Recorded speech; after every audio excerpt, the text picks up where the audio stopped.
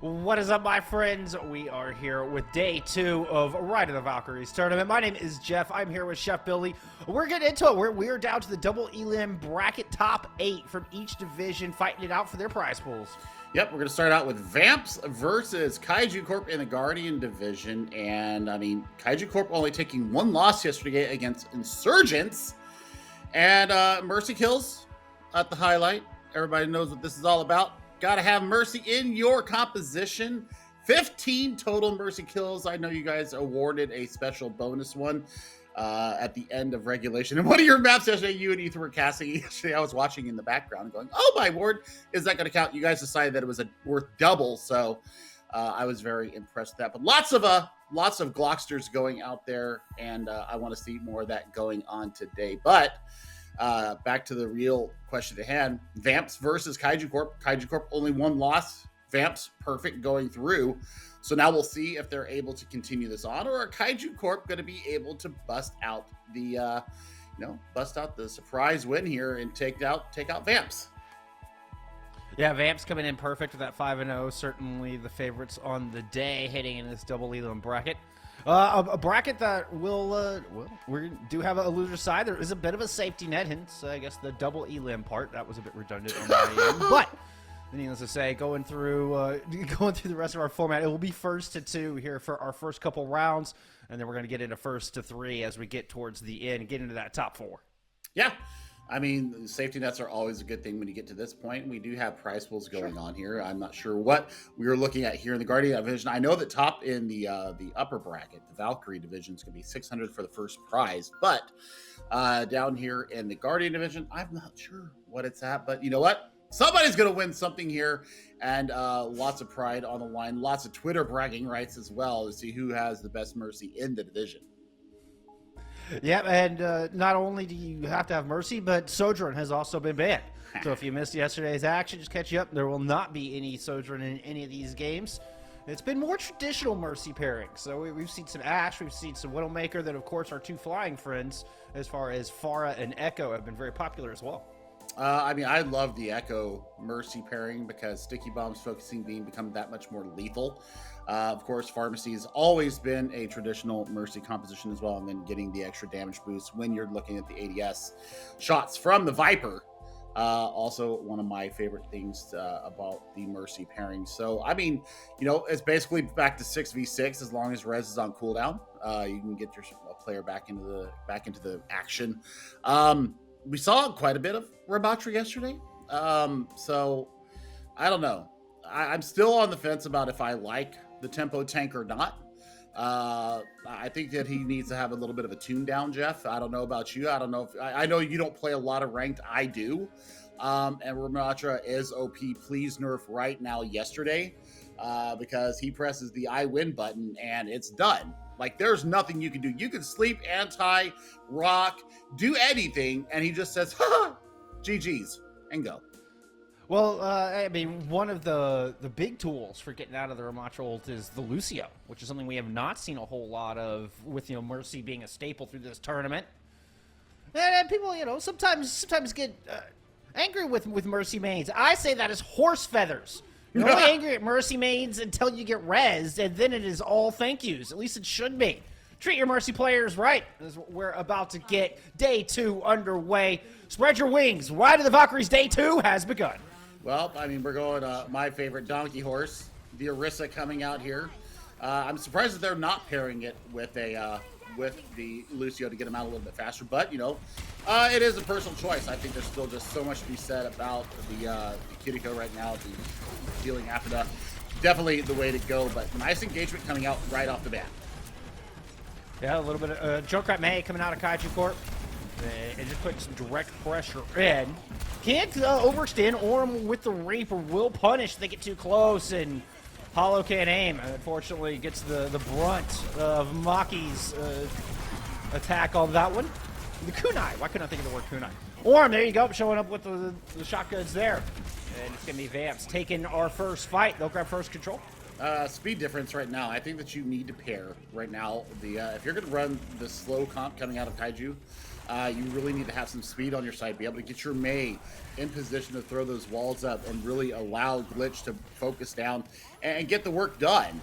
So they're going to be slow coming out here, and lots of work already coming out from Dexy on this Echo, 70% to duplicate. Yeah, ult charge is looking very good for Vamps across the board. Dexy getting her closer, landing some stickies. Trying to finish off J-Brox, but Asuzu's going to save them temporarily. Unfortunately, not enough to save the DPS, as both Elegant and Cannon will fall. Kaiju Corp got to back up and just give up on this one. Trying to not lose anybody on the way out. We do have the Nemesis form was looking to punish, but Kaiju Corp are able to stay at least with their supports and tank alive. All right, so I mean, we were looking at some of the balance changes coming through, and I mean, Roadhog did take a little bit of a nerf there. I think that you could actually work a lot better with him though, especially with the extended meter range. Here comes Terror Surge. Oh, that was a nice Maywall trying to prevent the escape. Damage done, but the follow-up is right there. The Blizzard might be the one to pull it through. Takes Dexy out of duplicate form. Or was in a bit of trouble, was able to reform out of there, back onto the objective. Looking to build it towards the rest of the Death Blossom. It has it online, ready to go.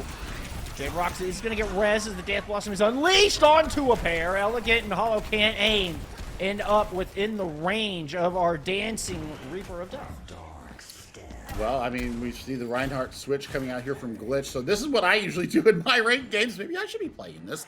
I mean, looking at how they're going to try and address this. They're going to try and pin out. They're going to try and swing through the Nemesis form while they've got, the block up. This is going to be just ouchies coming in here for them. The Annihilation's out to already fall. And the ult continues to go. The tether is on to J-Brox. J-Brox is able to swift step onto the objective, but then is met by Aurum. And it is going to be a clean 100-0 here from Vamps. Not a single team fight win for Kaiju Corp on our first sub-map. I mean, that's just compositionally diffed right there. I mean, the Echo and the Reaper just were not able to penetrate into the backline. Yoloman and Maki not really having any kind of an issue healing up their team, being able to float away from any kind of threat of danger coming in there. And Reiner Van Uwu on the Ramatra. Like I said, once you press Q, it's an I win button. It either is going to force you to kite out of the way, or you're going to die. I mean, there's only really two choices there. There's no taking them out.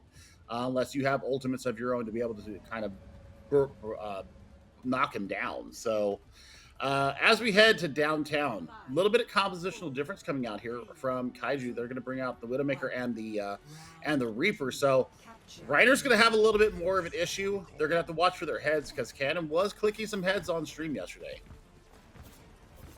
Kaiju Corp also bringing a lot more mobility this time around, which could help to escape that deadly ult from Reiner Fan. Cannon working along the outside. The rest of the team went to point, and Glitch just eats a face full of sticky bombs. That one hurt in the morning, and his Vamps are just going to press the issue, go all the way back up the street directly towards the spawn of Kaiju Corp. I mean, they played as one hive mind there and got everybody in the interim. So this is exactly what you want to see coming out from Vamps. Vamps not taking any pressure off the gas pedal here. And Kaiju Corp now, you need to think about how they're going to maneuver this. Bringing out the Ash here, you're going to have a little bit more utility. You're going to have a little bit more escapability with the coach gun as well. So you're seeing the adaptations coming through. Let's see if they can make this work. Kaiju Corp run Vamps off their high ground. Step one, Cannon rotating up into this room. Oh, Elegant Excalibur got caught in top of that middle platform. Just gets burned down. But with Yoloman out of the way, Kaiju Corp does have a slight advantage. Still have their Mercy, still have their wrist temporarily. Reiner Fan goes in and batters him down with that Nemesis form. And the supports are gone. Kaiju Corp have lost or sustained in this fight. I mean, the initial kill coming out on Yoloman from Cannon was absolutely perfect, but they're kind of disjointed in their approach to this point. Wait for that initial Mercy pick, then go in as a hive mind and see what you can get out of it. Because if Reiner Fan is allowed to be double pocketed, you're in absolute danger, Will Robinson. You need to get out. Duplicate and the Annihilation online here for Vamps. This should be an easy fight win for Vamps. 58%. They don't need much more to close out this map. Kaiju Corp did not a whole lot to attack this with. Bit of a two-prong approach for him now, but Annihilation is activated from Reinerfan, going up the middle of the street. Focusing Beam finds Elegant, and Reinerfan will clean up the rest. Vamps do indeed take that fight win flawlessly.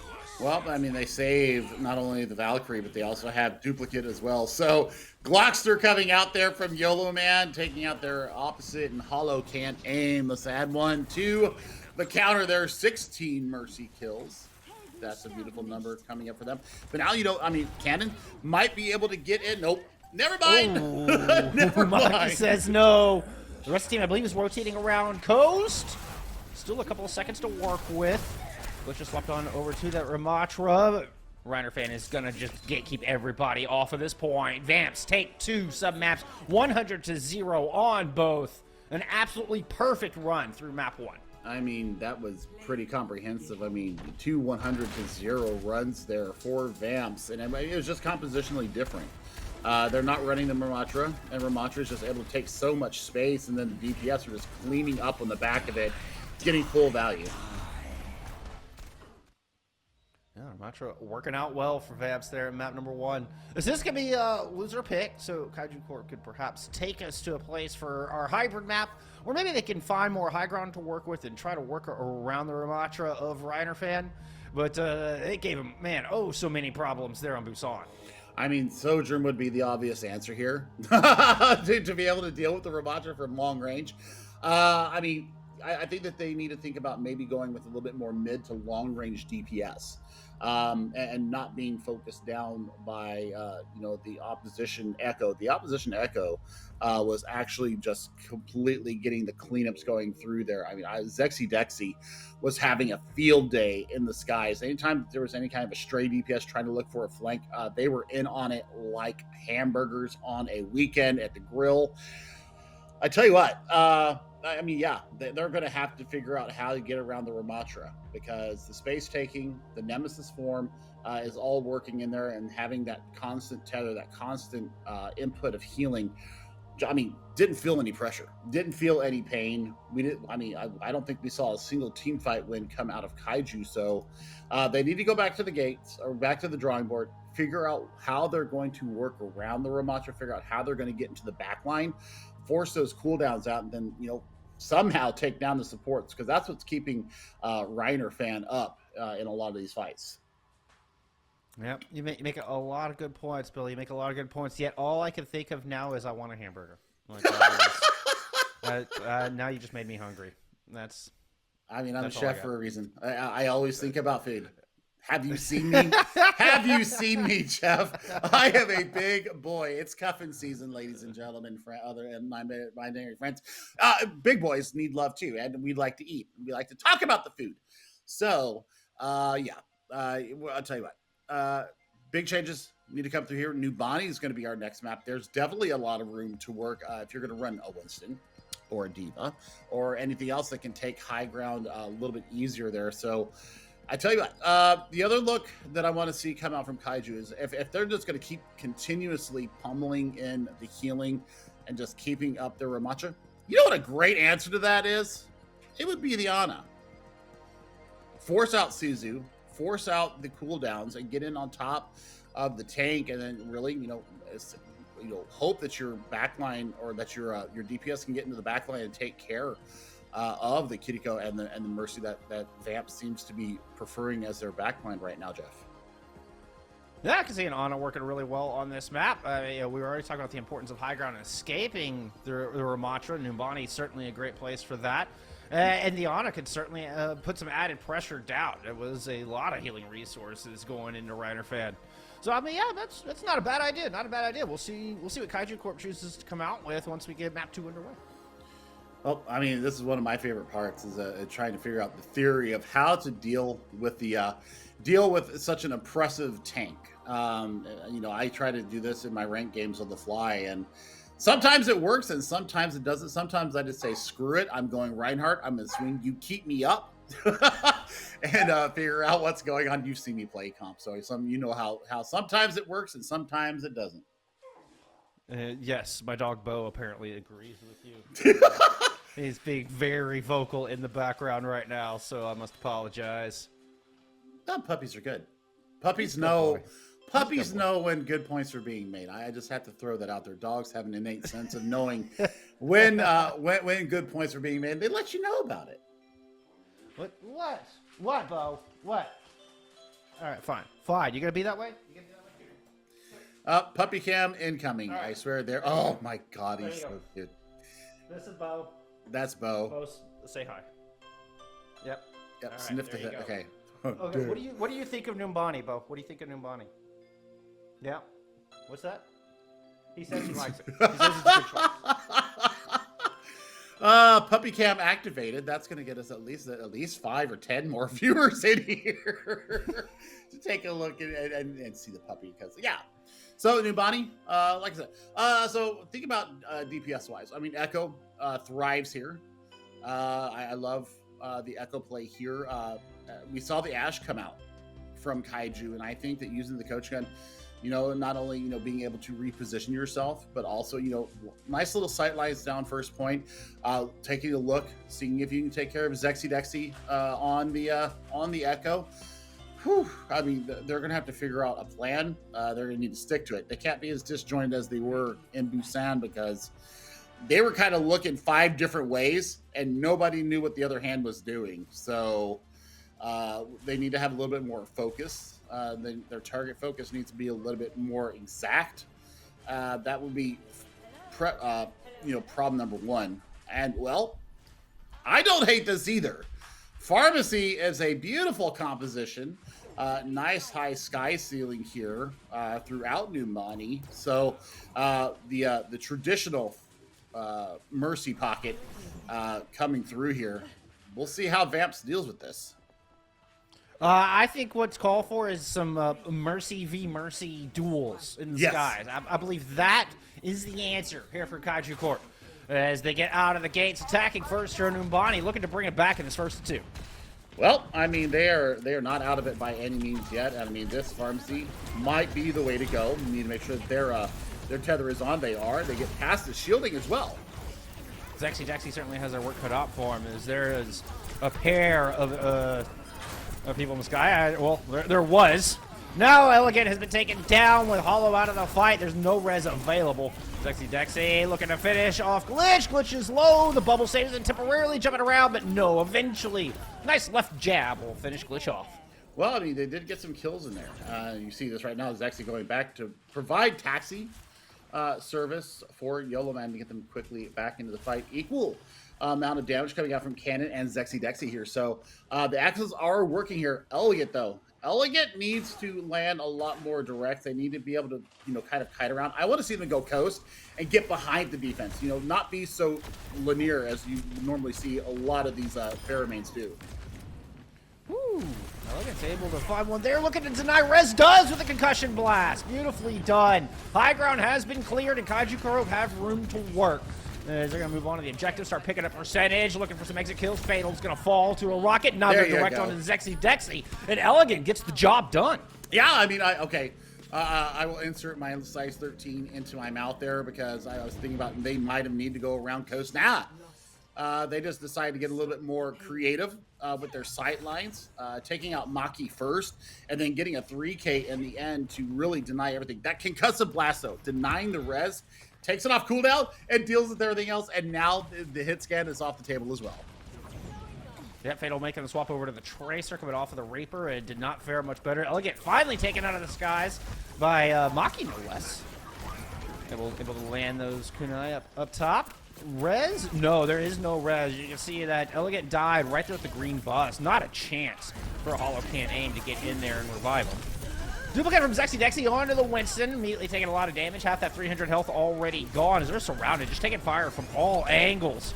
Glitch and Cannon showing up at the feet as Dexy just stand there and accept their fate. Ends up being a pause coming through from Dexy. Maybe he had a little bit of a lag issue there on that duplicate, but we will see when we return. I'm not sure.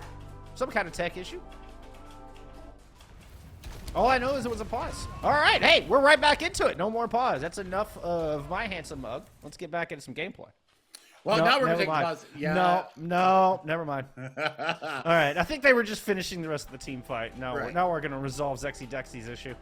Yeah, now we can work on it. Might have been a little bit of lag issue. Who knows what's going on? I mean, we all know tech issues can happen, hence why I have a picture of myself up here instead of me and my normally animated self having a little bit of internet issues here, so having to go with a little bit of a frozen picture here for me. But definitely turnaround here for Kaiju Corp. Maybe Control just isn't their map type. Maybe they just don't do well on that.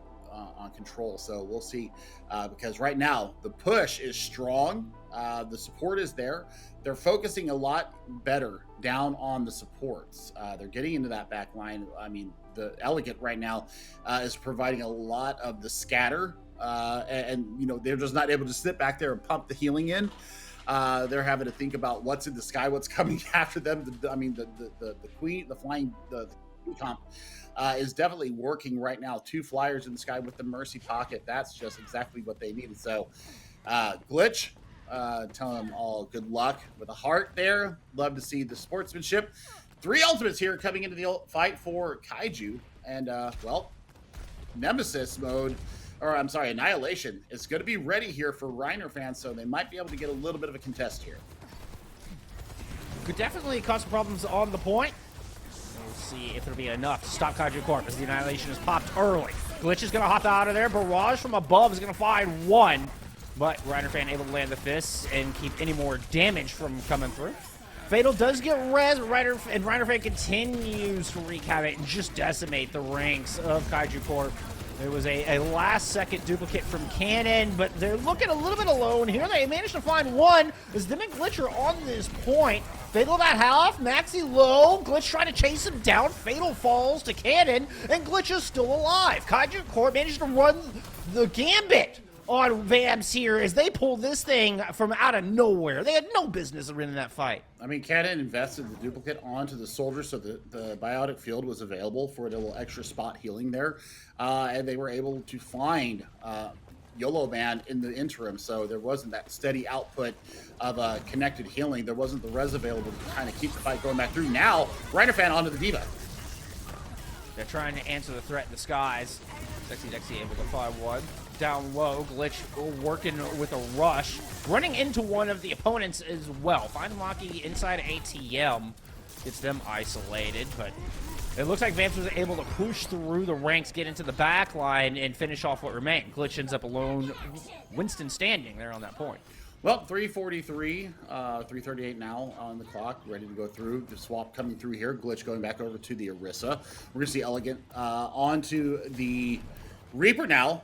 So they're going to be able to deal with the Sky. They're also going to be dealt with the, oh gosh, yep. Here comes the tank roulette as we see changes and counter picks coming through for both squads. So this is going to be a little bit more difficult. Elegant's going to have to try to figure out if they can teleport and maybe a swift step into the back line and start dealing damage on the healers.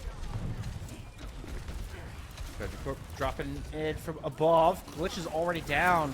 Elegant took a couple of rockets as they tried to emerge from that second level. Zexy with the tube onto the Orisa. Has Elegant inside of ATM, but Elegant's able to pick up the mini, get some shots down, and heal up in the meantime. Ray forms out.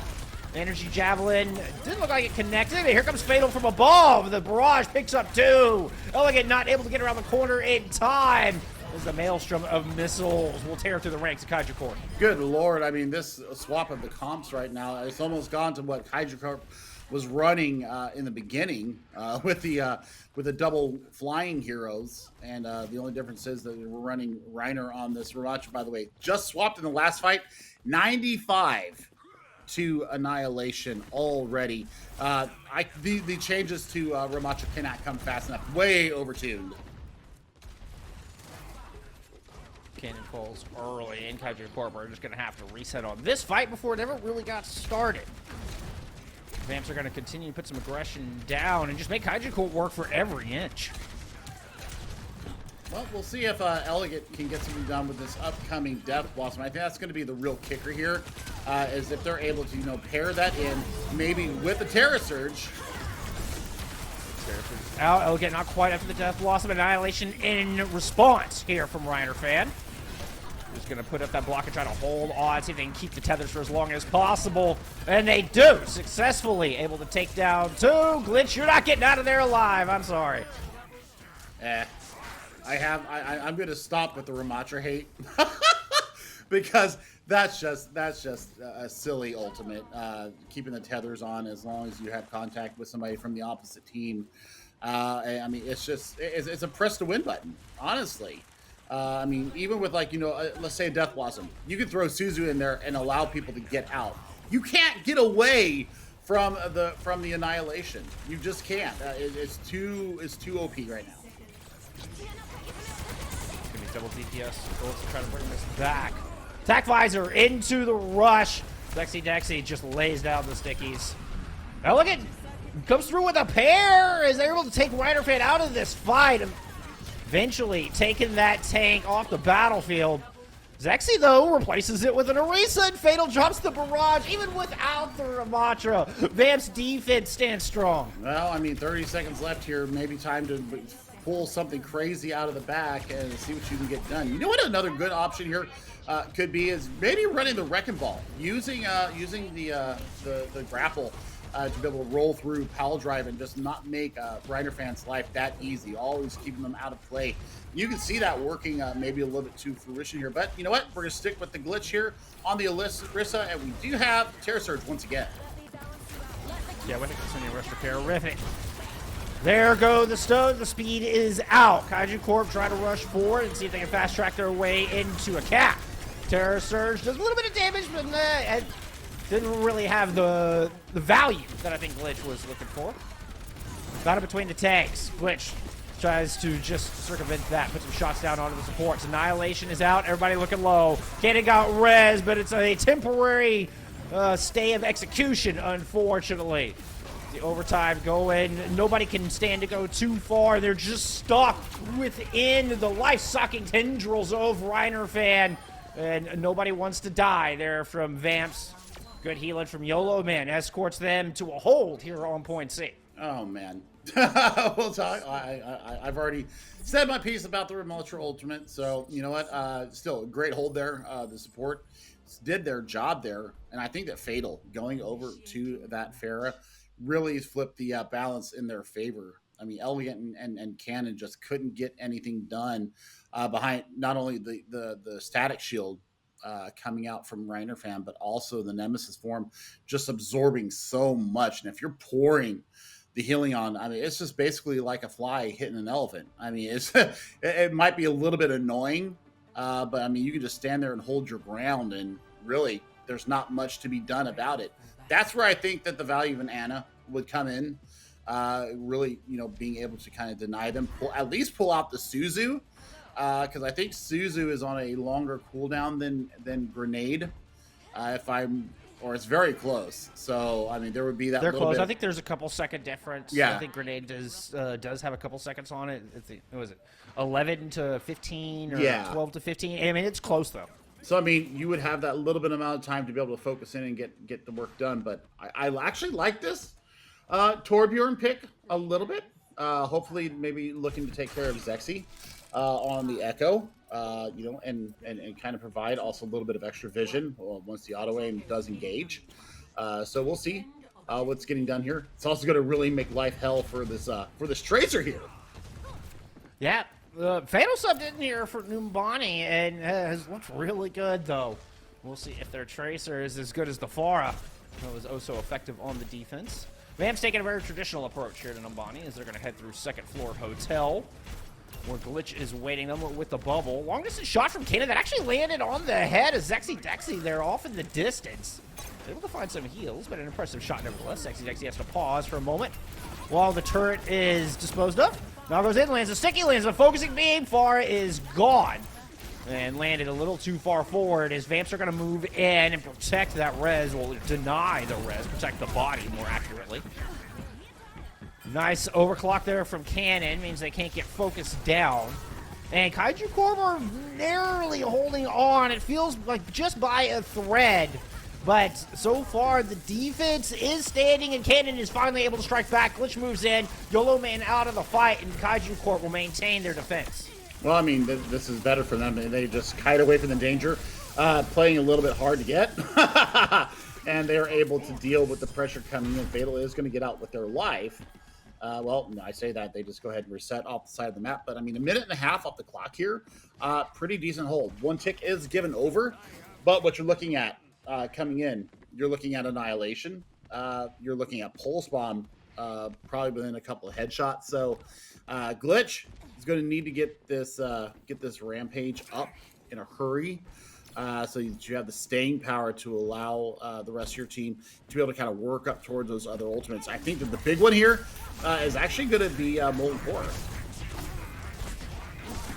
Glitch dropping into the back, pops the Primal, and Yoloman's off the side. Glitch finds both supports. The scientist perfectly calculating the way to attack and dismantle Vamps. Oh, brilliant move there from Glitch. Well, and now he's got to get out. 150 health in a dream. There's the swift step coming in from JB Rocks, getting that Winston healed all the way up nice and neat. Minute 35 here left on the clock. Molten Core and a Barrage coming up in the next fight. It's on Dexy. Dexy will not get the duplicate out, at least not right now. Glitch punches him out of the sky. Annihilation on the objective kind of forces Kaiju Corp back. But there it is, Hollow Kid aim punches a Tracer. Are you kidding me? When was the last time you saw a Mercy punch a Tracer? I am flabbergasted. Yeah, there's other stuff happening on your screen. I can't get past the fact that Hollow Aim just punched a Tracer into the ground. What on earth? Beautiful. Can we give extra points for the Rock'em Sock'em there? I mean, Rope-a-Dope on the side coming from Hollow can aim, and now, you've got some options here. You're gonna have Rush from both sides, but you're gonna have the Molten Core ready to go here for Kaiju Corp. That's gonna deny a lot of space. Runner swapping over to the Winston, see if they can control some high ground. We do have a Kitsune Rush down low here from the defense, but Dexy doing some work and able to find their third as they melt J-Brox forever. Still cannon up high with the Torbjorn. He's going to loop around. Still has Molten Core in the pocket. Never find a good time to use it. No, I love it. The discipline there is good, but they're going to have to wait their turn here and make their stand in the streets of Numbani. Still, 2:43 on the clock as we head to the streets. You're going to have both the Rampage and the Molten Core now. Maki, though, with the rush, should be able to take a lot of space. Yeah, especially with Fatal going over to a Reaper, just pairs with that Kitsune Rush so well. Dropping some shots in the Glitch right now. Glitch at 25 health. Nope, not escaping that one. You're done. Well, I mean, swap over here from Fatal in the last fight. They let loose with the Pulse Bomb, and then now, I mean, almost has a Death Blossom online. So I think this is where you need to take a look here, see how you're going to path this. Take a look and see how you're going to get into the back line and get beyond the Fatal Reaper right now. And I think it's all going to come down to Elegant on this Echo. A lot of bubble. Molten Core pops up high. Vamps are able to back out of there, though. Beautiful read as they back out of the roam, and nobody is caught by the lava. Cannon goes down for the trouble, as a matter of fact. Now Glitch is just leaping onto the point, somewhat solo. Maki's going to drop the Kitsune Rush in response, and that is Fatal putting a lot of damage down. We'll get the Primal Rage out of Glitch, trying to buy time for reinforcements to get back in this fight, but each one is met with a fatal end. I see what you did there. That'll be point 2 taken here, and now 2:48 on the clock. I mean, they just zipped through the streets of Numbani, point number 2, in a speed run. They have not dealt with Fatal, and I tell you what, they need to make their stand here. Cannon going over to a Reaper of their own, so we're looking at Death Blossom still, and Valkyrie coming out from Vamps. Kaiju going to a straight mirror for the first time today.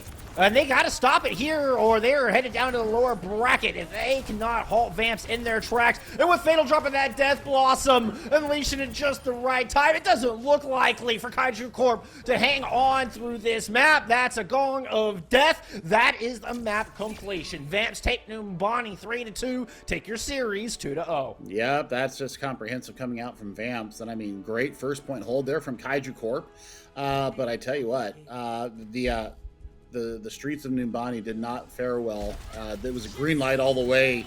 The defensive stand here that came out from Vamps in their defense, absolutely stellar, because Kaiju Corp had a ton of time coming into that last point, and they really dealt with it, made the swaps necessary. They mirrored what Kaiju was bringing in there and got the full value out of it. So adaptability on display here in our Guardian division, my friend. And man, Vamps look damn good. Yeah, and it didn't matter who they had in, whether it was Aurum or Fatal in the DPS role, both looking equally deadly.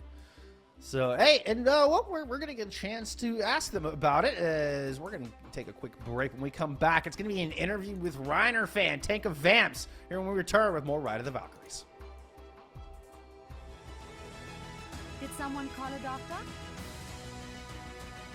Mercy on call. The fight has only just begun. Heroes never die. All right, so we had a bit of an audible. We got Fatal in here, DPS player from Vamps. Welcome, my friend. Thanks for joining us. Thank you. Yeah, pleasure to be here. Congrats on the victory, my friend. Thank you. It was hard fought, honestly. Very scary. Indeed. And I am even more impressed because you were telling us before we went back live that this is y'all's first tournament you've ever competed in? Yes, this is our first tournament. We've been playing for a while as friends, like just for the sillies and for the funs of it. But honestly, not playing as a tournament, I think that we're really peaking, like as a team. And honestly, I think we could take more. I mean, you came in first seed into double bracket Elim. Very clean first win here to start off the postseason, I suppose, of this tourney. 2 100-0s on Busan. Like what's some of the secret sauce? How is this synergy so good for never competing before? Well, I mean, I think a big part of it is just being friends for that long. I think getting to know them is also a really good key to it, and just being able to play with each other constantly. I think that helps a lot. I think it just plays a huge part in the team synergy, especially us, since we played for at least 2 years. I think our team synergy is an all-time high, and having that synergy is so good, especially in tournaments like this. You get to adapt to the environment and the meta and all that. So I think it helps a lot. It was impressive showing. Certainly worked out for you today. It did, and I'm glad it did. I mean, my team is just awesome. I think we really are good, and I think we could take this whole tournament. I mean, you guys are running the Ramatra a lot. Yes. I mean, press Q to win is definitely a theme going right now. I mean, have you guys has anybody figured out how to deal with the Ramatra in your own experience here in this division? I was theory crafting, maybe throw an Ana out there, try to pull out some of the resources. I mean, it doesn't seem like anybody knows what to do with a problem that is Ramatra. No, absolutely. We've had one encounter with a team who actually gave us the hardest time. They were running a Reinhardt, and I think Rein Shield blocks Ramatra ult. So it was a little hard to play into, especially because most of our team fights rely on the ult alone because of how busted it is right now. And I think that just a Ryan comp I think could work. And I feel like it was just the hardest we had. And honestly, I really appreciate that game because we learned to adapt to it, and we kind of learned to build around it just to avoid anything like that happening again, Let's talk about Numbani, because on your guys' defense, they came out, they showed a different look to you. Kind of bamboozled you and kind of skated through point A and point B, but then you made the swap. You personally went to the Farah, and we got the pharmacy going, and you came up with a 3K, 2K off of the barrage, and then a final kill blow on the end of it. Did you guys just decide in that moment, hey, let's mirror this, let's figure out how to deal, or let's give them a little bit of dose of their own medicine? No, absolutely. I think the mindset going into that was that we are just a better team, so I think we would just perform better. And I think that's kind of the mindset we had going into that mirror comp. And we forced them to swap, and that's kind of what we wanted, because then we could go back to our style, our original comp, or kind of, and build around it. I think it's just really good how we played that. Because I think getting them out of their comfort zone and getting us into ours is a huge part of it. It came full circle to where at the end they tried to mirror y'all's comp when they were forced to defend point C, and it didn't go well for them. No, absolutely. I think we were one of the earliest teams to adapt this comp, and I think that's what makes us stand out and be able to perform this well. So I think it's awesome, actually. Fantastic. A couple of quick questions, just kind of get to know you questions here, rapid fire before we let you get out of here. Favorite food? Favorite food? Tacos. Big favorite color? Color yellow. Yellow? Okay. Underrated color. Wait, Favorite Overwatch hero? Overwatch hero, big fan of Soldier. I really like Tracer a lot though. So. All right. Anybody you want to shout out before we let you get out of here?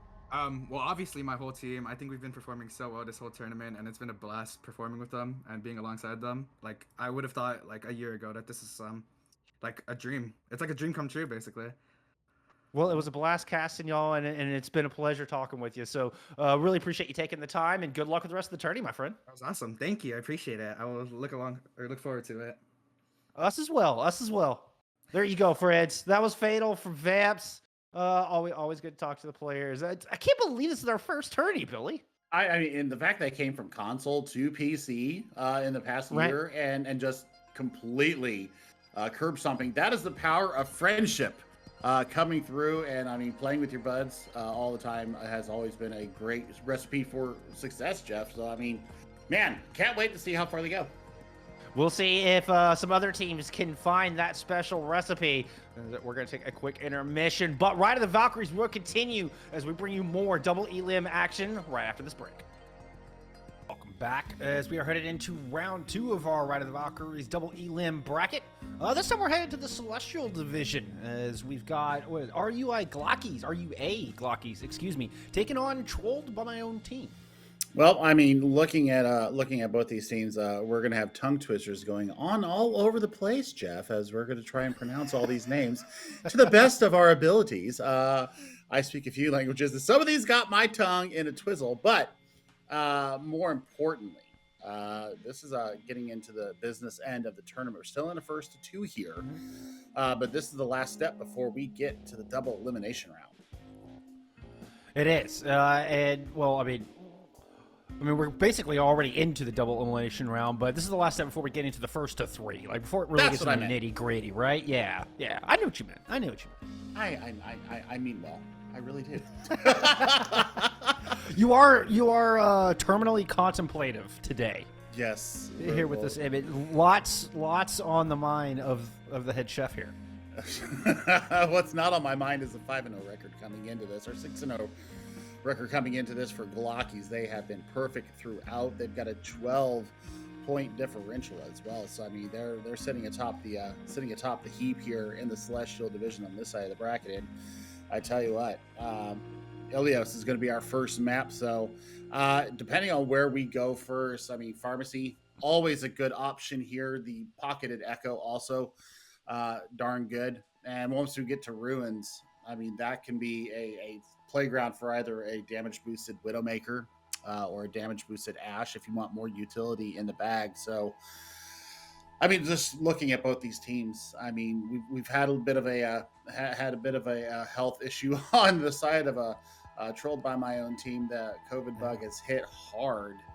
We've got some ringers coming in here, so we'll see who actually shows up here in our lobbies for Trolled by My Own Team. But Glockies, they're feeling healthy, they're feeling good, they're feeling on top of their game, and we see what Trolled by My Own Team 5-1 coming in here. So they've had a pretty good run as well. Are they going to be able to take down the Glockies though?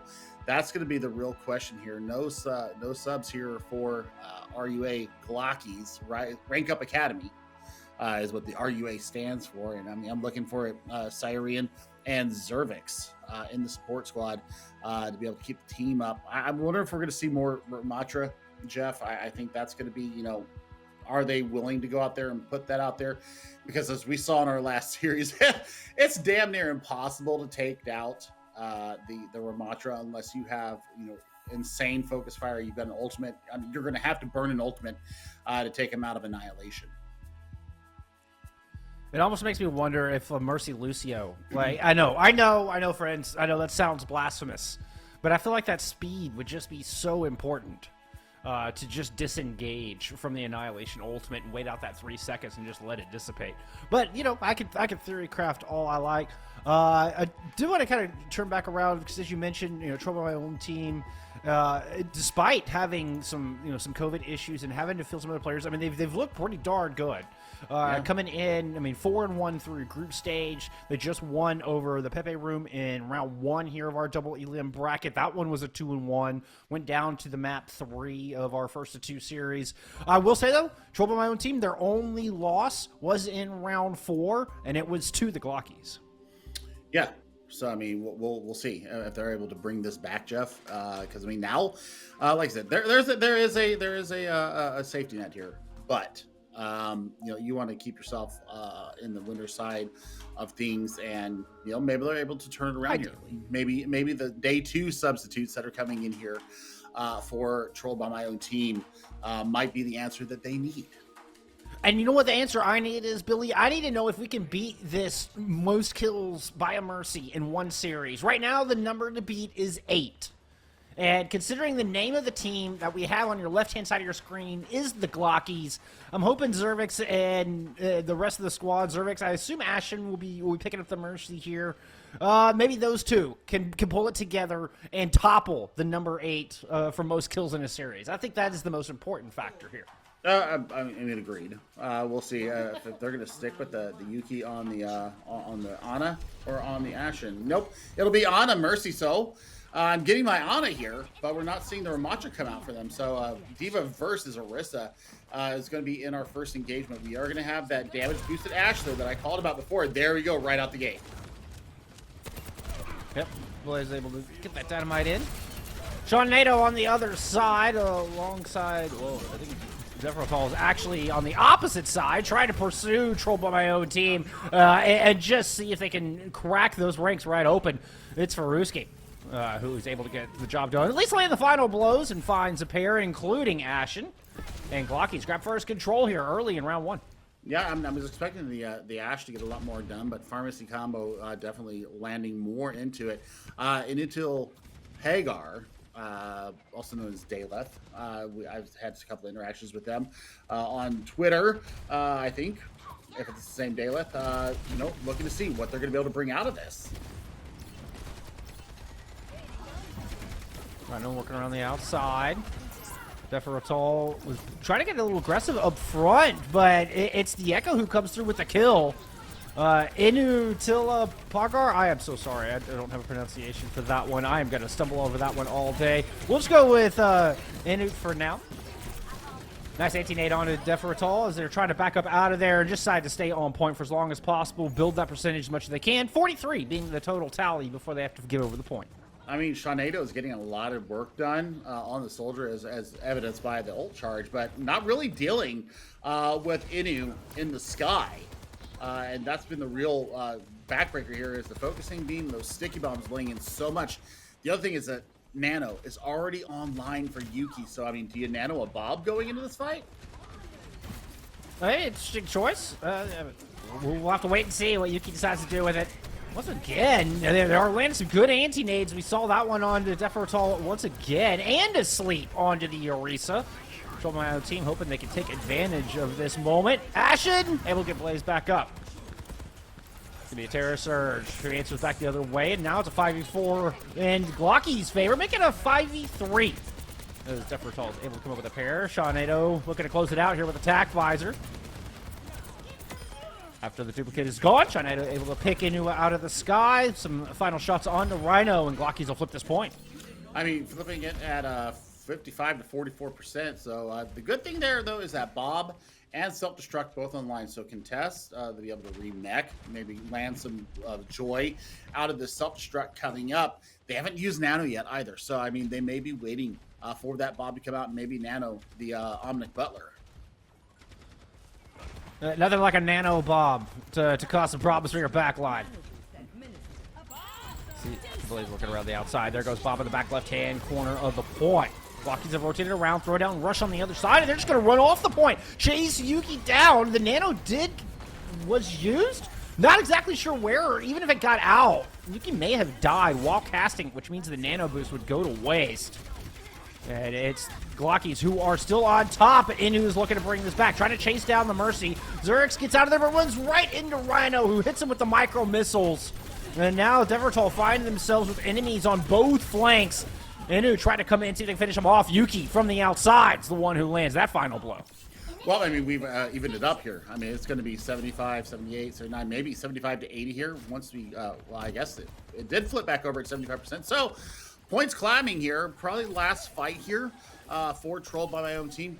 Barrage online. Looking to see if the damage boost will come out for that. Damage boost are currently connected to Blaz on the outside. Faruski throwing some rockets that direction. Wants to keep Blaz in check. Make sure they know exactly where the Ash is at all time. The two DPS trading it out. It's going to be a duplicate there from Inu on to the Soldier 76. Going to build up towards that attack visor. Almost has it on this high ground. Faruski with the barrage on the outside, though. Inu just take him down. The energy javelin almost pushed Inu off of the edge. Managed to keep toes on. Go back and duplicate forward fly up into the air. But Efrol's got the Terror Surge out. Ashen is taken down immediately. Inu is very low as we are close to final fight. Glockies are going to build. I mean, they almost have the 99 here. Trouble My Own Team needs to get the reinforcements back, or they don't stand a chance.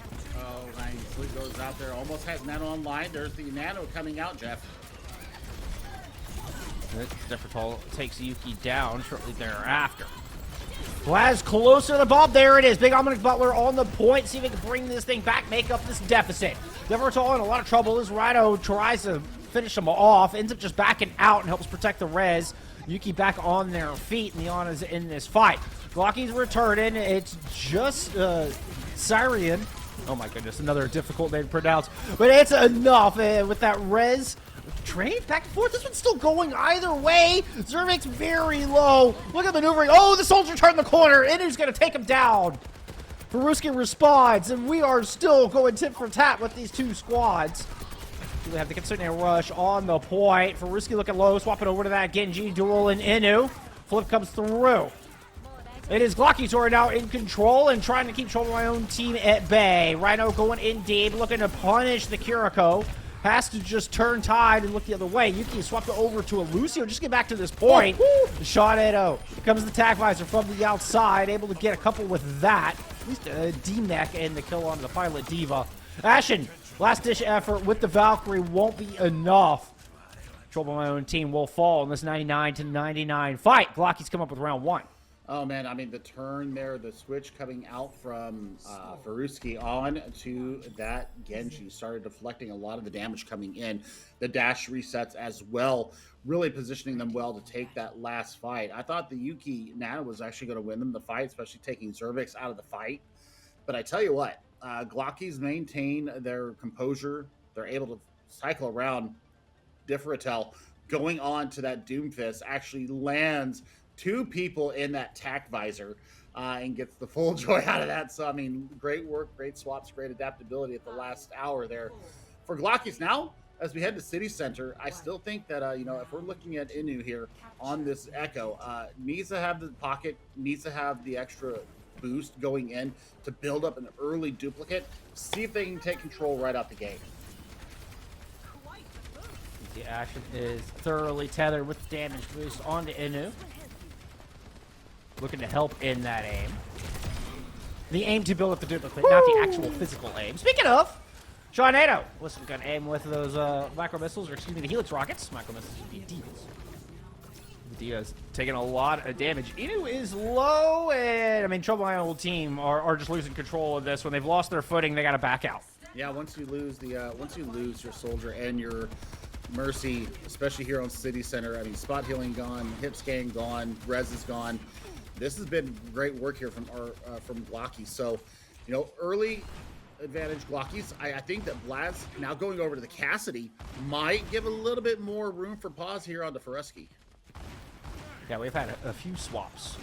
And then onto the Tracer, Rhino onto the Winston.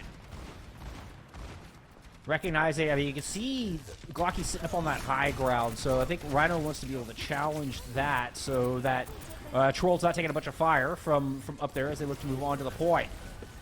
Rhino makes the leap. Bubble falls short. Flash from the outside. Has a Deadeye already. ZRVX goes down. What a quick Deadeye and a priority target to boot.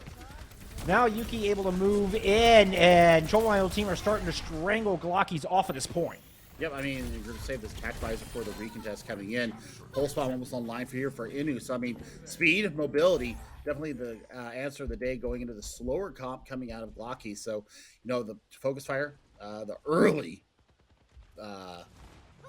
Deadeye coming out of Blaz. I mean, got that up in one fight. Great work out of them. Glockies not going to push back in with a plethora of ultimates to work with. Blade Rush could be an interesting combo. Terra Surge is going to be the first one to start it off alongside continuing rush of both support ults, as a matter of fact, coming out of Glockies.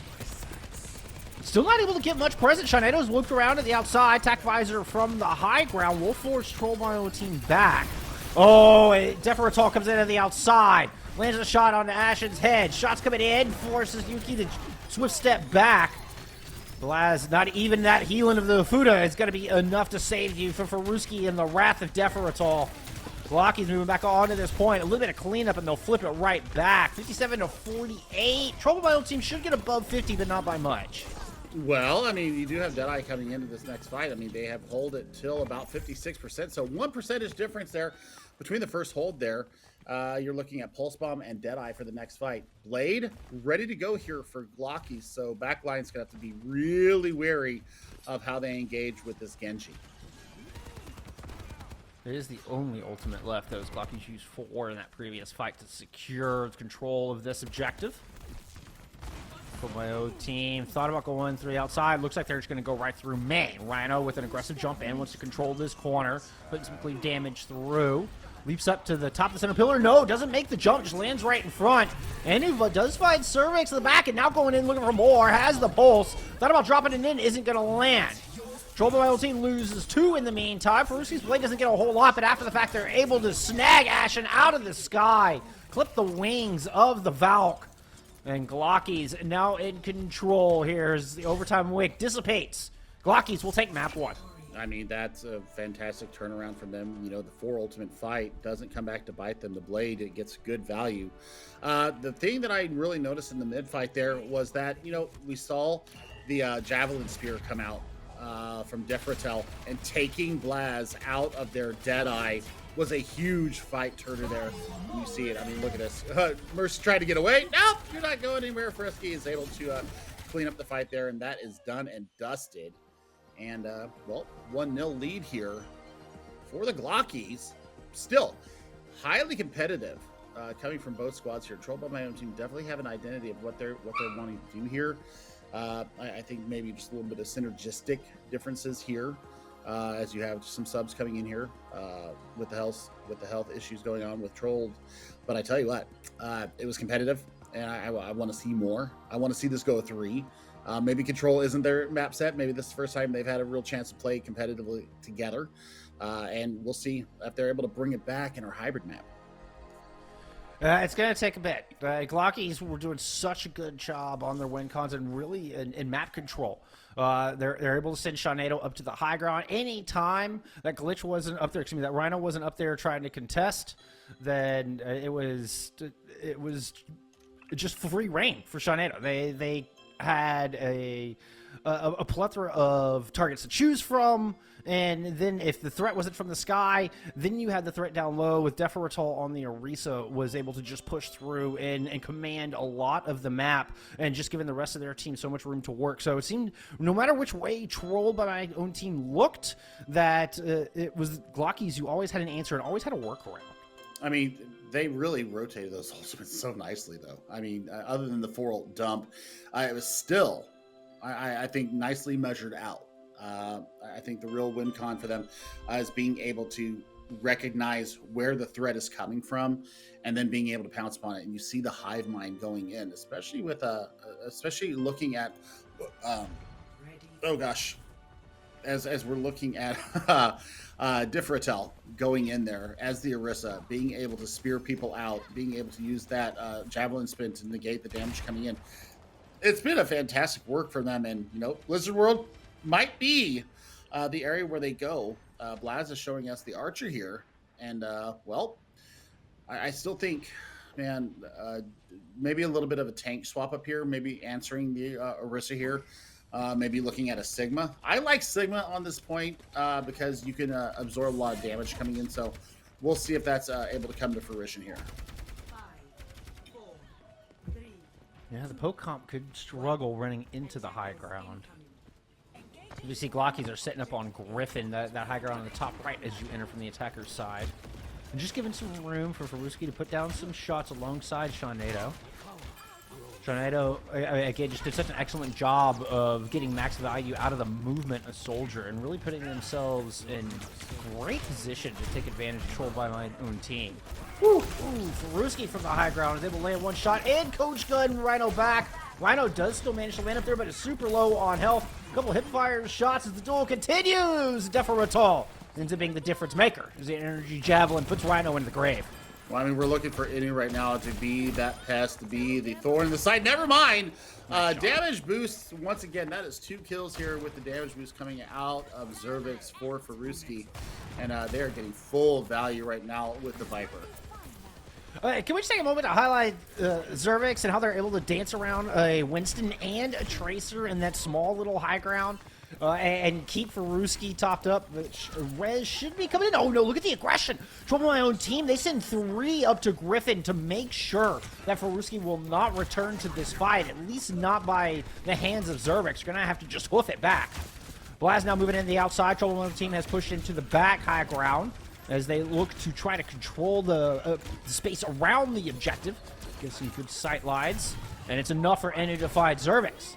Another good kill. It's going to allow Trouble My Own Team some room to work. Blaz taking full advantage. Headshot lands. That one was a body shot onto the Soldier. Looking for another one. The open palm isn't enough. Tornado eventually taken down. Yeah, I mean, that's great hive mind mentality right there. You know, they camp the res. You see the aggression coming in from Blaz, and then Rhino coming in to make sure that Tornado doesn't get the same value out of that biotic field, so no healing there available to the Soldier. Once again, goes down. Now Blaz with the Dragons online. Guess that is the Dragon Strike. I don't know why I always... Anyway. I wanted to say Dragon Strike, and I started second-guessing myself. That's, you know what I always say about second-guessing myself? Ooh! Cyroian just gets caught in a bad spot. Trying to get super aggressive. The sleep from Yuki. Plus the Biodam. I mean, that was just textbook. Don't mess with Grandma. As Yuki takes out the young blood. I mean, we're looking right now. Dragon's still online. A little trade there as they both take each other out. Rez will come out for Blaz. Not available for Tornado, though. There goes the Dragons coming right out. Tornado does get rezzed. They're back up. Dragons doesn't find a whole lot, but Blaz is able to put some storm arrows down. Takes Cyroian out of the fight. Glockies content to hold high ground aside from Deferatol, who's moved down low to challenge this corner. Try to look for somewhere to drop the Terror Surge. A good opportunity. Rhino on the Winston. Just gonna leap out of there. Let's say you're sticking your nose out pretty far. Speaking of, Tornado gets their nose just taken right off. Now the Terror Surge comes out from Deferatol alongside a Bob. It is enough to take Blaz out of the fight. Glockies are doing a good job of just turning and facing any threat. The VALK is used from Ashen. Blaz is back on their feet. The Hanzo up. A lot of frontline damage means Deferatol cannot stick around in the fight. The rush is out, but Glockies just have to disengage from it. They can't really get full value out of the Kitsune rush. Nice stick there from Inu as well. That's going to be point B taken here. For them. Ooh, I don't know about all that. Yeah, they should. I mean, if they're going to continue this high pressure forward positioning, they should be able to take it because they really don't have anybody that fast other than Sean. Well, I say that as Differatel swaps over to the Diva, so they're looking to eat damage coming in, reflect coming in from Frisky to swap back to the Genji as well.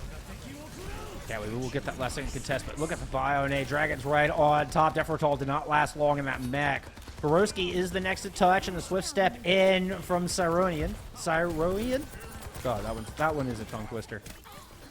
Control my own team, though, they are not twisted up. They are not tripped up as they one by one handle Glockies as they come in. No, they really did. And I mean, a great focus fire once again. They're taking no questions or comments here from Glockies. And yeah, really trying to pounce down. They recognize that they have this Genji online now, and really have been focusing down Faruski, not getting a lot done. No, not so far. You see Faruski in the back. He went up on the high ground momentarily, just drops back down. Now it's Rhino's turn to go up to the higher ground. Deferatol comes up to meet him. Rhino needs to back up. Gets a leading from Ashen, who does have the VALK ready to go. Defertol swings over and is able to finish off anyone that outside. What a heads-up play. Good call onto the Tracer. Ruski's fall, and it's a 4v4 here now with Rhino throwing down the Hamhawks. The angry Winston Fists looking to punish Saruian. They're able to Suzu and get the heck out of dodge. Defertol up to the high ground. Saving the self-destruct is just an extra pull of 650 health, and they're going to need it now. They go ahead and pop it right out of mech. Pilot D able to stay alive thanks to a Suzu. Damage comes through. Pulse Bomb is out. None of them can kill Defertol. They slip and slide out of the grasp of Troll My Own Team, and Faruski's able to strike back. Well, I mean, Faruski getting the work done. I mean, but now it's looking at Differential. Are they going to be able to stay up through the onslaught here? Brez comes through onto Faruski.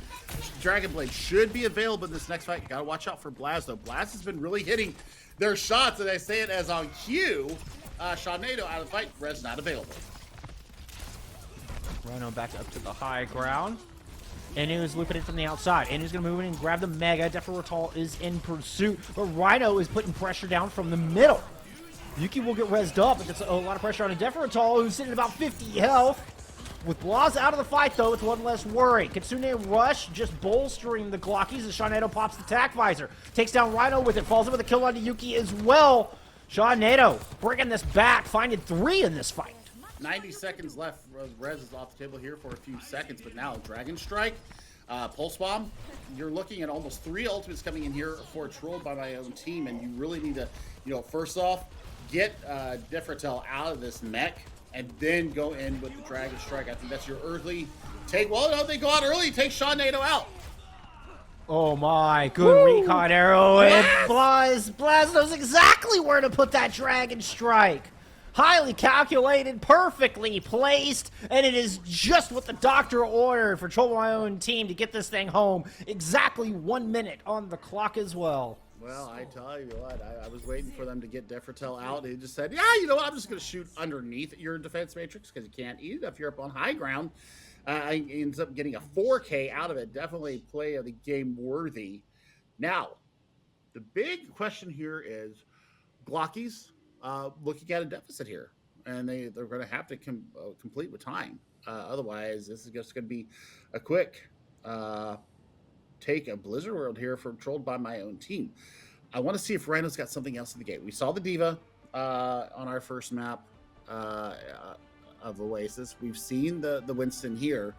Now defensively, yep, that's what I was waiting for. Hopefully they will stick with this because setting up shooting blind here for both of your snipers, both of your long range hit scan or your long range damage threats. This is what I want to see. Are you going to hold close, or are you going to set up in the back, allow both lanes of sight as they approach the point, and really, just negate any kind of damage coming in, especially with Faruski, how deadly they have been all day long. Looking forward to seeing how they're going to path this. Looks like they're going to hold up here by the statue and take this early high ground hold to be able to kite back to the point, should it be necessary. It's such a strong position for this poke composition. Long range all the way down main as we're catching beautifully by this camera angle, and Blaz has been absolutely hot with that bow. Does have that shield to sit behind it, as you were talking about. Woo! And is going to land one on the way in. ZRVX does not make the approach. Glockies, I think, the Glockies are just going to have to back out. I don't know if they can win this without their mercy. Oh, no, especially now with Blaz is still hitting shots. Watch out for the Javelin coming in.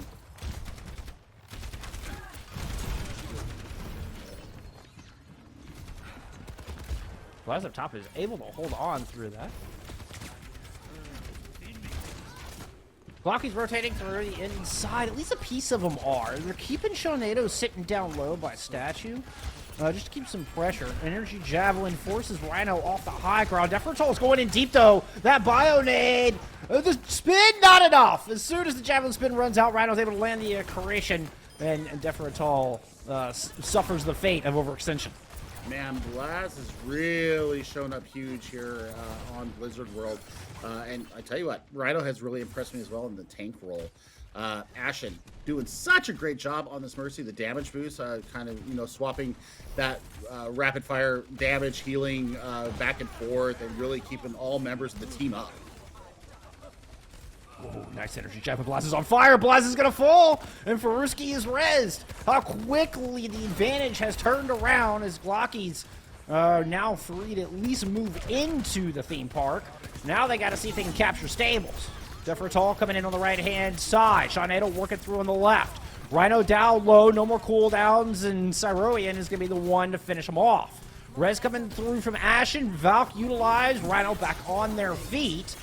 Able to use hands to keep it alive momentarily. Yuki took quite a bit of damage. Does get the nano out before falling to Faruski. Rhino, the recipient of that, has the Gravitic Flux ready to go, but I don't know if there's enough reinforcements to bother investing it. Accretion interrupted by the Energy Javelin, and Faruski and Deferatal combined for that kill. Oh man, I mean that's a great turnaround here for Glockies. I mean, you know, now 4 minutes on the clock as we head through point B. They've got vision, they've got the high ground kind of secured. Looking for ZRVX, just a great position there. Just can't get the angle on from Blaz, and now they're gonna be looking at Bob from both sides. Yeah, Defratal trying to work high ground. You've got Faruski, who was up on top of the gun. Glockies are doing a good job of just trying to approach Trouble team from all angles. Trouble team do take gun back, and they just stick everybody up there. Look at the dynamite! But Blaz on fire in more ways than one. Finds 2 back-to-back headshots with the bow. 4-pack of ultimates, though, coming into this fight, Jeff. So, I mean, real stopper here is going to be the Gravitic Flux. Especially if you get an anti in on top of it. That's going to be danger, danger, Will Robinson for Glockies. So accurate with those energy javelins. It's been absolutely nuts. There's another one! They just spear into it, right into a wall. It's gonna be the rush now out. Blaz is still a factor.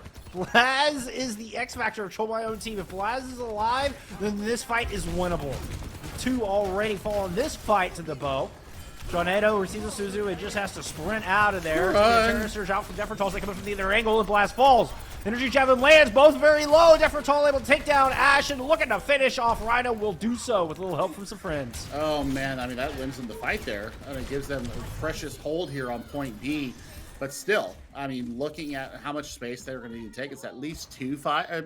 It's at least one good fight here for Troll by my own team to try and hold the pressure coming in. Inu swapping over to the Widowmaker. But you're looking at Bob. You're looking at Tac Visor and just a flimsy shield and a Gravitic grasp. So, yikes.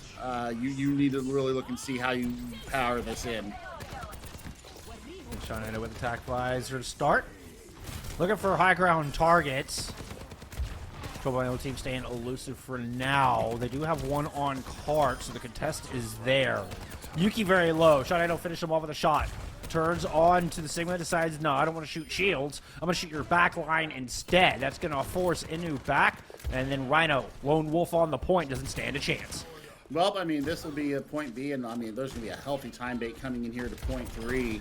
And I tell you what, I mean, they're looking for the kills. They're looking for the mercy. They get the mercy.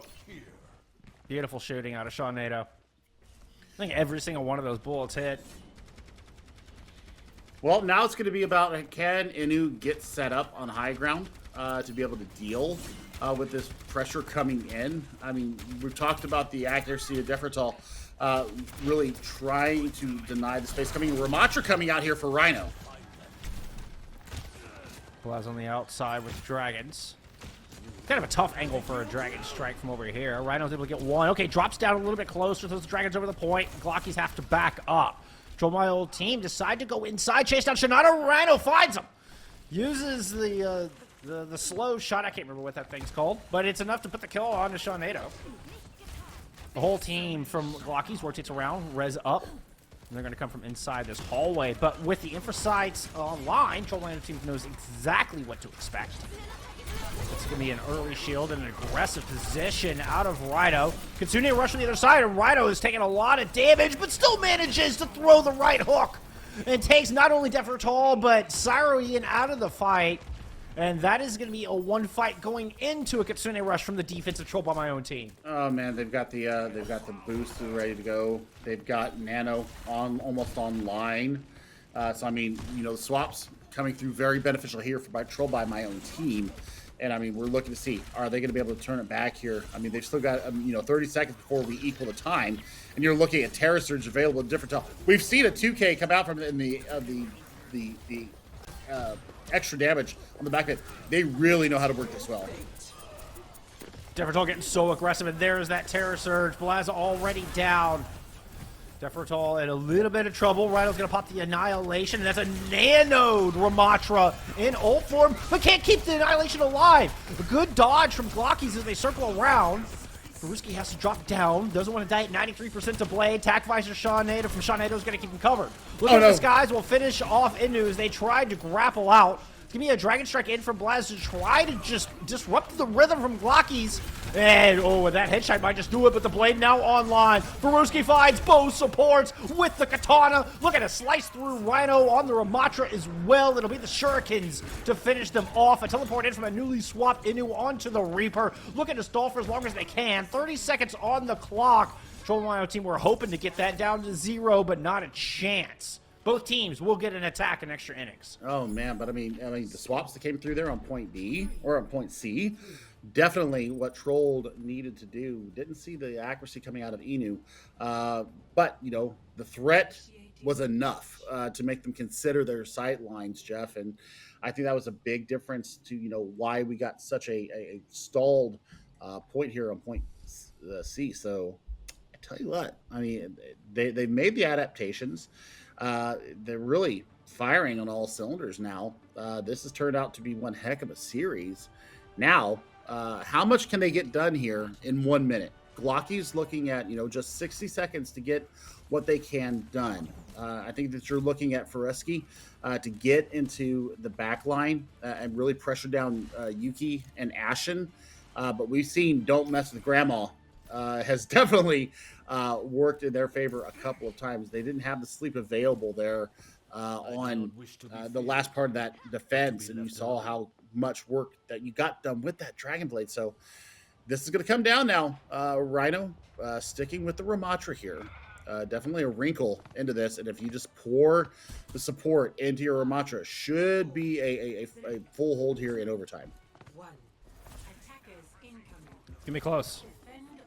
Really keep an eye on Sairoi and see if they can get that Kitsune rush up. I think that could be the tool to break it all open.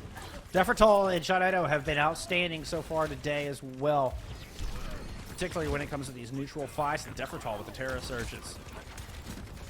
Now looping around through inside Griffin, and it's just going to force Blaz off that high ground. Rhino as well. Rhino's got to use Nemesis and block just to escape out of there alive. An opportunity for Glockies if they want to get aggressive. 30 seconds on the clock for him.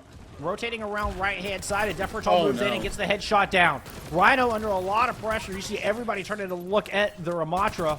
Shawnado puts some shots in the skies. Finds Ashen. Ashen is nowhere to tether to. Left alone. The Mercy had no salvation. And now Shawnado running supreme, running wild on this point. 3 kills for Shawnado in this point A cap. Everybody's looking at the Genji. Nah, it was the soldier that you needed to be worried about. I mean, ZRVX kind of flitting back and forth with the damage boost and, making sure that everybody stays nice and topped up.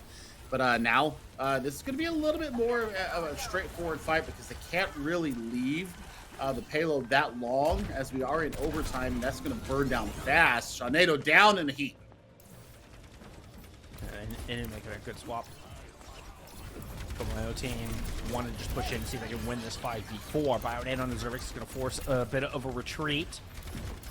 Sorry, and Defertal still staying on the point. As you mentioned, somebody's always got to be touching it. Yuki with some aggressive shots down. Then turns to keep healing the team. Ashen taking a lot of fire. 94% towards that Valkyrie is DPS trade. 4v4. Inu gets res. Ashen still alive. Nano out for the defense. And Rhino is so close to that Annihilation. Pushing forward. Terror Surge out from the other side. Nice duplicate from Inu. No! Well? Glockies! No! I mean, that was forced. I mean, there's no other way to put it. They were forced. They were looking at a nanode annihilation. Also, the Terrasur or the Orisa duplicate coming in from Inu, really putting paid to any kind of a push there. They got knocked off just because of the pure pressure that came in from Trolled by my own team. So let's see now how they deal with this. They've got, an extra 32 seconds, but they're going to have to capture the first point. They're going to have to make some progress into point B. Yeah, capturing point A is certainly the start of it. Just for my own team looking to do something they have yet to be able to do in this tournament. Take a map off of RUA Glockies. Pretty outstanding push from Glockies, for only having 60 seconds on the clock. Able to get the cap, get a little bit of breathing room into point B. And I'm not sure that their defensive stance is going to change. Now, Faruski is sticking with the Genji here as they head on the defense. Is it more the damage or is it more of the escapability for Syrian? That's, it's kind of what I've been seeing is that, we're using the Genji as a get out of jail card for this Kiriko. So we'll see. Inu bringing out their own Genji. So now, we're going to see the deflect be able to come through and really get in on top of this composition. And it really wants that high ground. We'll finally make it up there. Faruski's got to give it up. Defertall playing very safe on this back right-hand side. Shawnado on the top left, sitting on that little bit of high ground there where Blaz just puts the shot in. Shawnado knows it, has to just hightail it out of there. Barely able to escape alive. Some good healing from ZRVX. The only reason they're still standing, and the res has not been forced out yet. ZRVX is very low in their own right. Able to escape. The flight, the maneuverability of that Mercy, just too much for Trollbio team in that particular instance. But neither team have a casualty. As Trollbio team slowly move on to the point. Blaz takes two! Might as well take two. They're small, have a third. Why not? Can you get another one? Get a fourth. You landed one. There it is. Syrian goes down. The headshot is clean. Blaz robbed of an ace by Inu. I mean, once again, a 4K coming out from Blaz just to take matters into their own hands. They're going to actually have time that they can move forward. So for Faruski, you can see them up on top of Gun here. The team is going in, not taking any real slack here, trying to get through this. They've got a Dragon Strike available too. They're going to go ahead and eat it! It gets eaten. The Javelin spin, perfectly predicting it, but maybe it was just a happy accident. Either way, if you're a Glockies fan, you take that. Glockies must control this high ground. The only chance they've got, and who knows it, is just going to cut Shawnado down to size. Looks at Defertall. Defertall's got to fortify and drop down low. And this final fight will take place right on the box of victory. Rhino with an annihilation ready to go. And you can see the tethers sticking out and just sucking the life out of Defertall. Pushing forward, the Terror Surge, the last ditch effort. The Suzu is good! Troll my own team takes 0 damage. Defertall trying to push forward, force him off the point! No way! One good C9 deserves another. No freaking way. Was it the Terror Surge that pulled everybody off, and then the Javelin spin takes Rhino from the contest? I don't. Try to copy my look there. Okay. We had to be contemplative for the double C9. Whether it was forced or not, it was hard to tell in those waning moments. But Defertall definitely pushed a couple off with the Javelin spin. But it was hard to tell exactly what transpired on the objective itself. We do know for certain Glockies take the 2-0 and are going to go ahead and move forward into what I believe is our winners finals? Question mark? I don't know. I'll have to get you updated on that. Defertall, though, phenomenal showing on the Orisa. Was making great work of every single cooldown. The energy javelins were just outstanding. And then what a finish, Billy. I'm still just flabbergasted. What a crazy finish to that match. I'm reeling. I think that it was the javelin spin that took Rhino off, and it was the javelin. It was the spear that took Rhino off, and it was the spear spin that cleared the rest of it. So you pull him in with Terra Surge, you take Rhino off in the middle of Annihilation, mind you, and then spin to clear the rest of the point. I think that's what happened. I'm gonna have to go back and look at that. Somebody give me a code. Holy cow, because that is a wild ending. Well, you know what? We'll get to ask the winners themselves. We'll get to talk to somebody from Glockies, see if they know any better than we do. What exactly happened in those final moments? That coming up right after the break. And we are here with ZRVX main support from Glockies. Hey, thank you so much for coming to talk with us. Congrats on the victory. Thank you. So you were telling me a little bit beforehand that your team is all support mains? Yes. Tell me a little bit about that. How did y'all come together? How did a group of support mains come to be 7-0 in the Ride of the Valkyries tournament? Yeah. You know, I'm a one-trick Mercy. Most of it is really my whole team. Desperado's insane on Orisa and just tank in general. Faruski and Sean are just insane on DPS, and I'm just really happy for them. And Cyro, I mean, I can't get enough of Cyro because she's everywhere with Kiriko, and it's her main, and I don't know. Sorry. No, I think it's wonderful. How long y'all been playing together? Like, how did y'all meet? We met probably a month and a half, I guess. Oh wow, 6 weeks is not long. 6 weeks is not long, but we have been playing a lot together prior to the tournament, scrimming a lot with the other teams also in the tournament. But we've been put together as a team by Awkward to just get to know each other and see how to play as a team, I guess, more professionally. Right on, and hopefully have some fun along the way, right? Yeah, of course, that was the main goal. I know Billy's got a burning question. Like, we've got to talk about it. We've got to talk about it. We'll get to that in just a second. I want to You're making me wait, huh? You're making me wait. I'm gonna I'll make everybody wait. So I mean, looking at Oasis, you guys had a pretty set strategy. Faruski, swapping away from the Pharah and going over to the Genji. Was that a planned move? Yes. Because it was a planned move. Okay, Yes. Tell us why that came through. So there was no doubt that Ashen's team would definitely try and counter our Pharah. I mean, like, we ran Pharah pretty much every single fight with every team. And Ashen's team is, they're really good. We definitely felt that pressure from them when we played Pharah on the map, so we switched Genji. Just because there was a better chance of us actually making good plays with it rather than staying on Pharah. So we just kind of had to. That's a good read on your opponent. Yeah, it's a great read on your opponent. Now, Blizzard World, you guys both complete with time in the bank. You guys have 60 seconds. You guys take the first point, and then it's in overtime, and then the dreaded C9 happened. What happened there? You mean last point, right?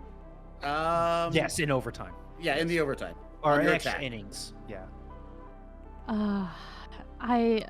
Cyro died, and it's really not her fault, right? I just couldn't move fast enough to actually get to the point, and that was it. And we just planned on keeping her on point, and yeah, things just fell apart quickly, I guess. You sound so sad about it. You did great. Don't sound sad. You did great. No, I'm okay. Like, I just felt so bad because I was like, I could have made it in time. Like, I swear I could have. But the story has a happy ending. Yes. Yes. So, I mean, they had 32 extra seconds, and you guys kind of got ran over by Blaz, who was cracked on the Hanzo.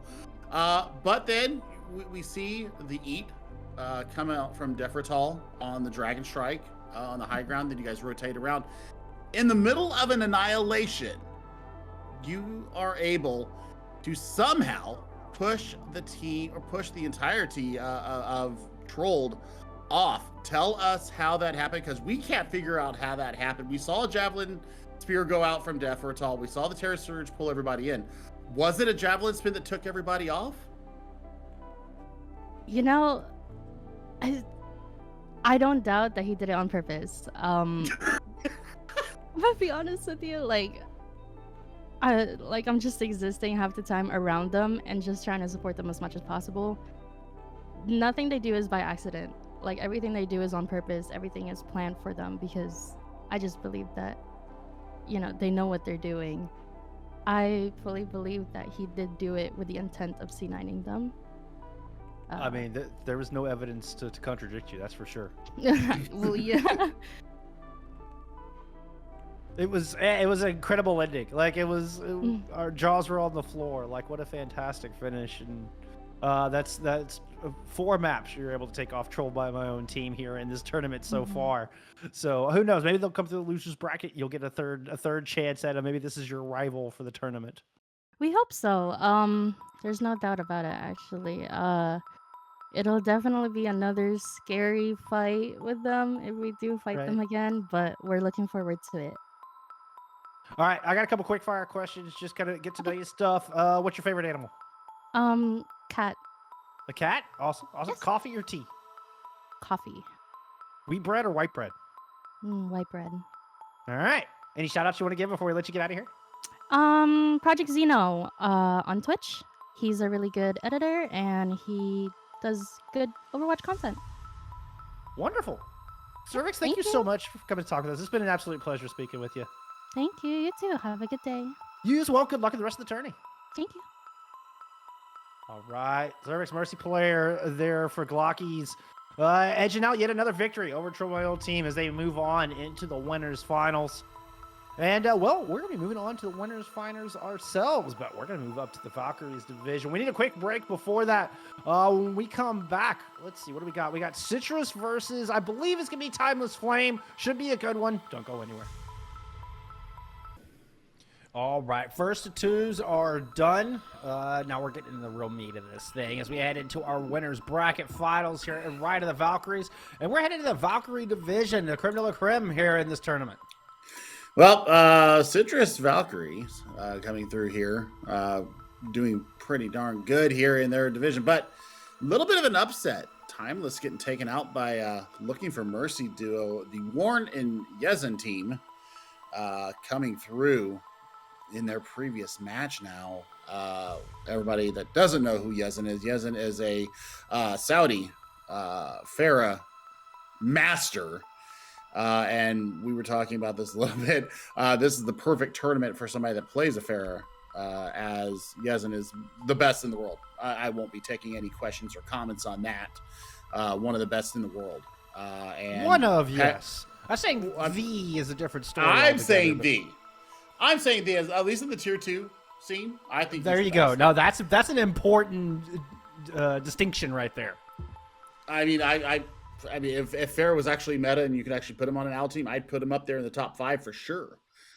So, but still, that aside, you've got Yeatle and Aspen, Remy and KG also on this Looking for Mercy duo team.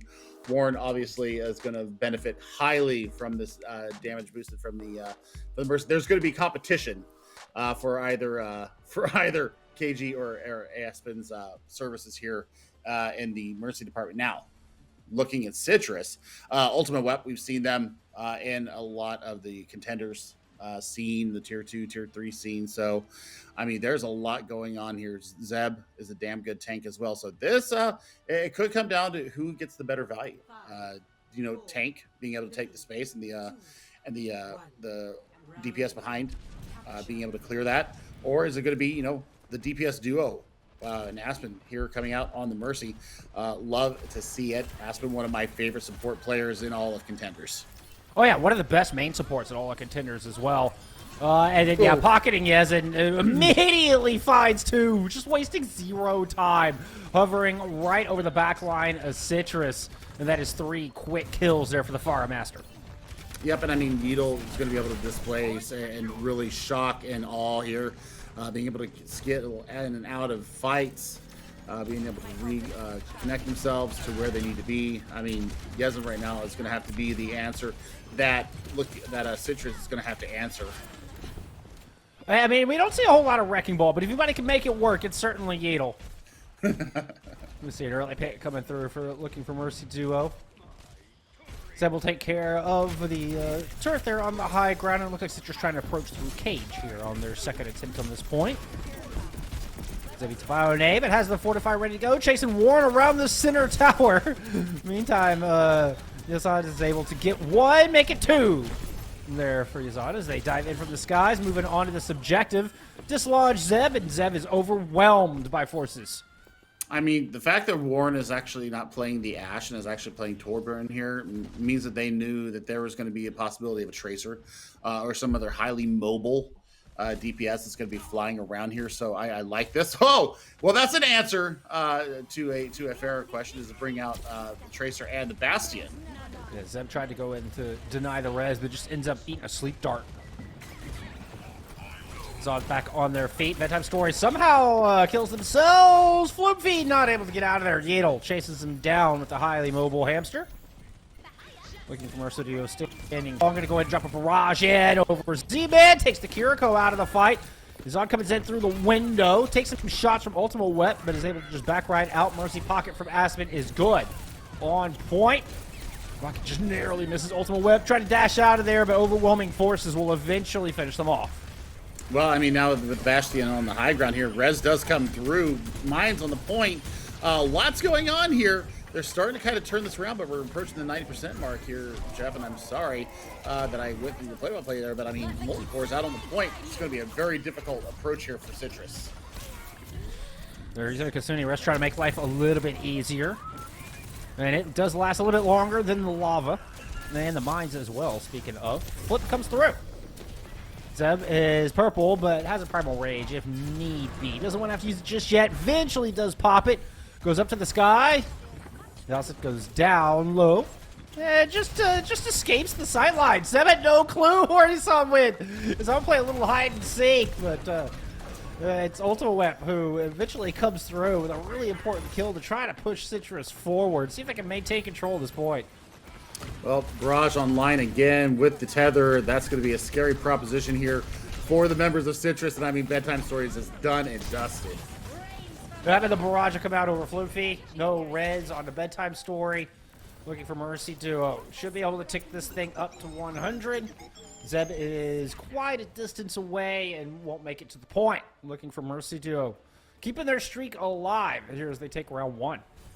I mean, that's just impressive. I mean, nobody was able to deal with Yezin and Aspen in the skies. We did see one kill come through, but it was easily rezzed up, and that was the only real danger that Yezin felt. So KG has been a little bit more vulnerable. You don't have the DPS pocket around you to be able to kind of keep the Ana safe. Grandma, having to be rezzed up a couple times there on Lighthouse. So, that's at least some positive traction for Citrus. Now, I would actually be going with the Diva here, and I would be honestly going with an Echo to get in the sky and deal with Yezin in the sky. So everybody from Looking for Mercy Duo, pretty recognizable names, fairly popular streamers. Oh, everybody except KG. I had to look up KG. KG from the old Clockwork Vendetta squad. A beloved name here by our friends and the community. And showing back up here in the Ryan the Valkyries tournament with Diana. Moving into Cage alongside the rest of the Looking for Mercy Duo squad. As they just push all the way towards Citrus's side. He doesn't work it around coast, and a bit of a duel. Bedtime Story will finish them off. He'll get involved in that action. KG does fall in the back, so it's just Mercy heals left. Aspen the only one standing. A little swift move into the pit to avoid some damage, and right back out again to get the res, and Warren is in this fight. He'll try to smash down, see if they can put some disruption into Ultimate Web and Zeb, but damage fallout not quite there. Citrus' support's doing a great job of keeping him topped off through this engagement thus far. The sleep from KG, though, saves Warren's life, and now Pulse Bomb coming up for Ultimate Web. That just barely made it inside that bubble in time. I mean, that was split-second timing. Unfortunately, nothing to save from the Pulse. Ultimate Web doesn't land that one, and Z-Man puts Warren back into spawn for the second time here in this team fight. I mean, different geometry here on Weld. Not the same amount of sight lines that you would want for Yazin here. So, I mean, Yazin is going to do what they need to do. It. I mean, gets a 2K out of it. Yeah, the barrage is good. Z-Man falls to Beetle as well, and despite that res coming through, looking for Mercy Duo, should be able to cap this thing over. Now, there's still a bit of cleanup to do. 3 left on point, and this Deadeye from Bedtime Story will keep Looking for Mercy Duo at bay, at least for the moment. Now in a little bit of trouble. Neelan is good. Oh! Yassin's able to take down Fluke Bedtime Stories eventually fall both at the hands of the Pharah. Now it's going to be a consuming rush thrown in from Citrus, but there's just not a whole lot of players left to take advantage of it. No, this is definitely in the wheelhouse now for lurking for Mercy Duo, and now you're going to be able to see Yezin and Warren be able to set up their sight lines with the turret, and then, you know, kind of playing around the top of Lighthouse here, around the windmill. I'm looking also towards White Room over here, seeing if they're going to be able to kind of use that as natural cover and then pop out, you know, kind of reserve that jet boost to get themselves higher in the sky.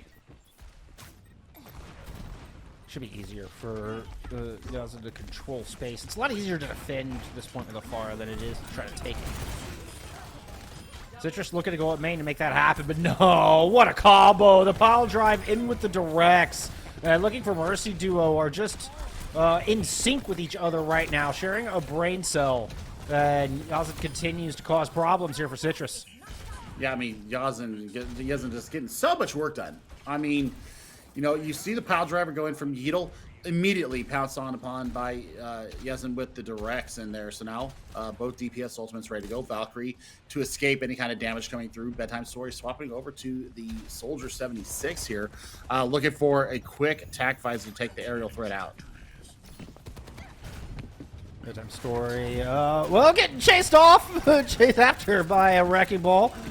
With an attack for the pile driver up on the high ground, trying to run to the Mega. Yasin will not let him escape.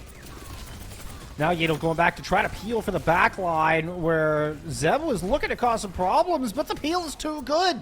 Looking for Mercy Duo, doing a fantastic job of protecting each other, and just wonderful teamwork. You'll love to see it, and it's going to result in a fight win here. One last chance for Citrus. I mean, they're going to be coming up very close on this on the Primal Rage, so we'll see if Rampage will actually come out here. Bedtime Story back over to the Bastion.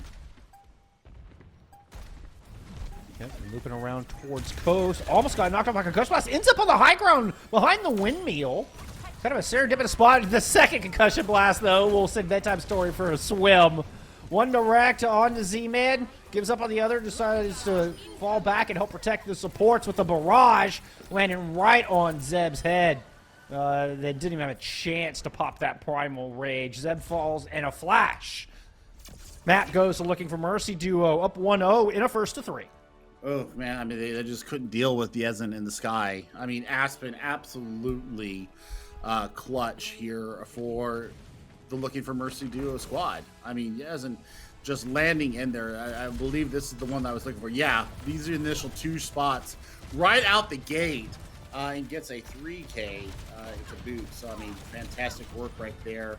You just see it time and time again. Aspen just completely on the back end, making sure that those shots are not only damage boost, but keeping the Pharah in the sky as well. So Yezin and company looking very strong here.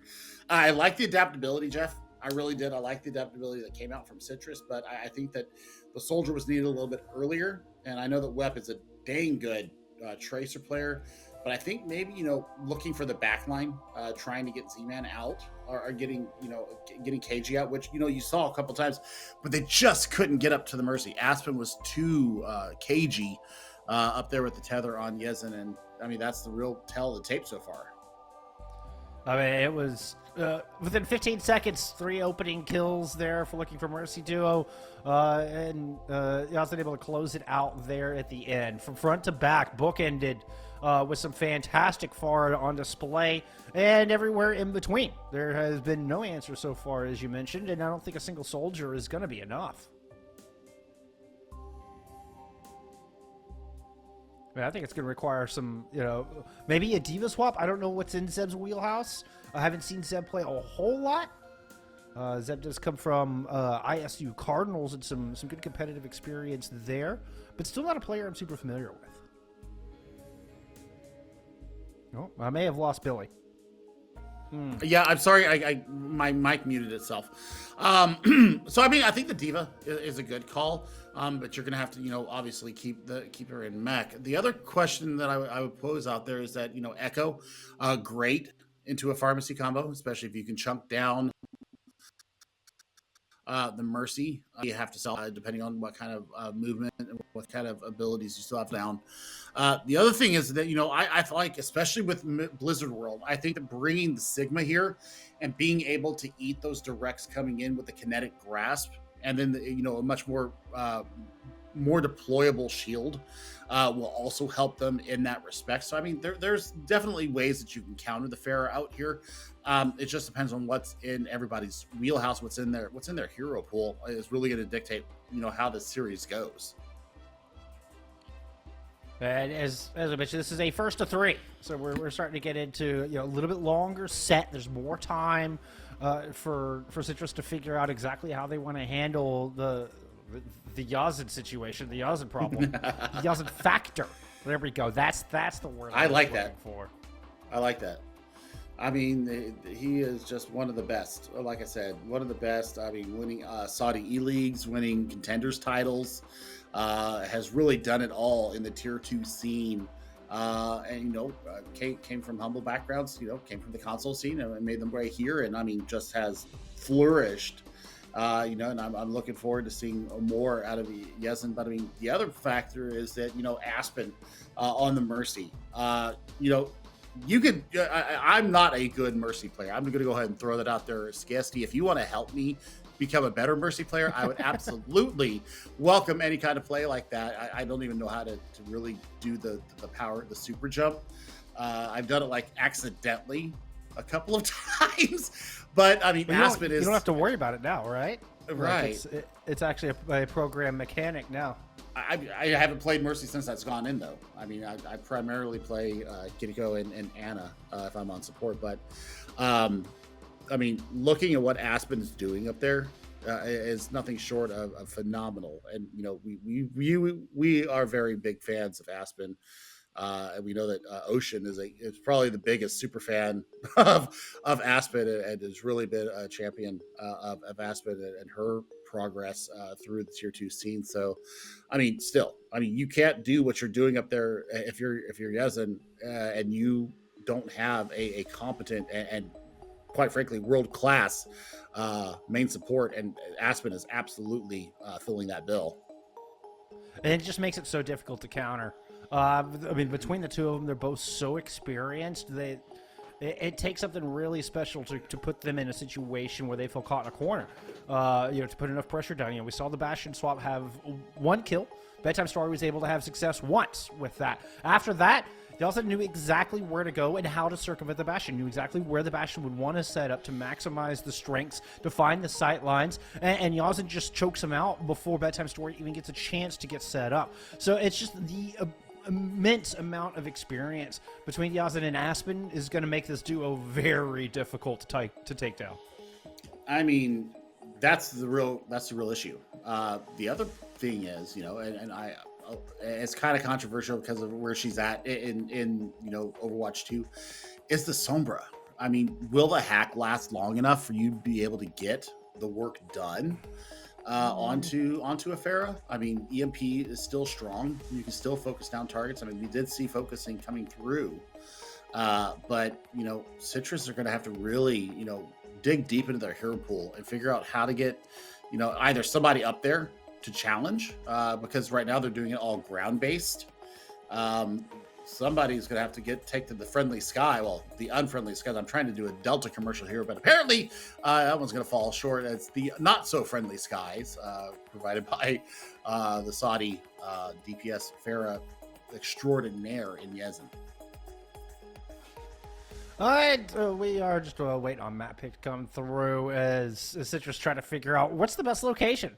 I believe we are headed to Hybrid next as they try to determine where would be the best spot to try to minimize the impact of looking for the Mercy duo. And I mean, it's not, we spent a lot of time talking about the Pharah Mercy combo, but also, I mean, Yeatle was doing fantastic work on the ball. Warren most likely will switch to an Ashe at some point. So I mean, there's a lot of depth here that we have to take into account, and it's stuff that you don't normally see. It's stuff you're not playing against in your ranked games. It's not in the meta whatsoever. So it becomes this very unique Rubik's Cube that Citrus have to figure out, and they need to figure it out fast. Well, I mean, Echo, like I said, is a great counter. I mean, I would not recommend going up with another Pharah because, I mean, I remember 2021 Yezen EU Grand Finals landed like 4 directs and took out half the team. Going on to Lighthouse, I remember that very vividly. It was one of my first times seeing Yezen play, and just the accuracy and the predictive shots that come through from Yezen is just absolutely disgusting. So Blizzard World is going to be our map here. I'm looking to see if we're going to have Sigma come out here. Once again, I really do favor the Sigma here, at least on point A, as you're able to set up a shooting blind and try and deal with the aerial threat. You're going to have to be able to deploy and kind of take back that experimental barrier. And having kinetic grasp available, especially when a barrage comes through. It's almost like running into a bastion at that point with the amount of damage coming out, especially with the damage boost that's been coming through from Aspen. So we're going to see Citrus out here on the defense. We're running with the Orisa. We got Bedtime Story out on the Ashe. So there is going to be at least a little bit of a counter going in for Yezen on the Pharah. I mean, damage boosted headshot with ADS is still 195 DPS, so that will definitely chunk down a Pharah quickly, and we'll see if Web is able to clean up on the back of it. Yeah, Ultimate Whip sticking with the Tracer here as Citrus head to the defense. This is an interesting choice to try to counter what looking for Mercy Duo are bringing to the table. Although we are seeing a little bit of swaps. Yeetle not going with the Wrecking Ball here. Straying from the hero that they are famed for playing, and instead pulling out our newest hero in Overwatch 2. The Ramatra emerges from the spawn. Looking for Mercy Duo. Rotate up to Griffin. Are you going to come out to the high ground? You can try to poke out from high ground or just circle all the way back behind. It looks like they're going to try to go behind. Oh, Ultimate Whip has got it scouted out, though. Z-Man moves in, and Warren's already down. I mean, I'm not sure with the Symmetra pick here. I mean, I would be switching right about now. Well, there's the res, so that's not going to happen. So looking to, maybe get in behind with the teleporter and see if you can get on top of the high ground. Oh, immediately takes an energy javelin and is knocked off the high ground. Bedtime Story comes up with both DPS. Now the back will finish off Aspen with some help from Zeb. Yeah, that's just a compositional diff right there. There goes Warren over to the signature Ashe now. So 0% done. Aspen says she's scared. I would be scared too. And now we've seen Yeetle go back over to the Wrecking Ball. So we're gonna see more of a standard composition for them come out, and Yeetle's gonna look to displace. Pathing's so important here. Dawson just goes right up the gut. Over stables. I mean, directly up the middle. Comes blasted to the back. Trying to find Bedtime Story, but took a javelin. Knocked him down. Bedtime Story with the finish. Gets one on a KG as well. Bedtime Story continues to just tear through looking for Mercy Duo. Excellent shooting coming out of the Ashe. Well, I mean, that's what you get for trying to kind of meme a little bit. Coming right out the gate with the Ramatra and with the Symmetra. You're going to be so far behind in ult charge. I mean, look at this. Both DPS ultimates ready to go. Yezen has gotten 0 done on the Pharah right now. Well, Bedtime takes a direct there, but healed immediately back up. I mean, and this is just a smart map pick. Yezen doesn't have much cover in the air. It's so open that it makes for a very long, easy sight lines for Bedtime Story. I mean, that's easy by their standards, not by mine. Make no mistake, shooting Yezen is never easy. The movement's so good. As we see Yezen emerge out of the back, it's going to be a long rotation here from looking for Mercy Duo. Ultimate Whip's trying to go meet him back there, see if they can drop the bomb, but nope, Warren won't give him a chance. Warren finds first blood on this attack. Citrus still waiting on this point. They've kind of swapped places a little bit. He's going in. Bedtime Story.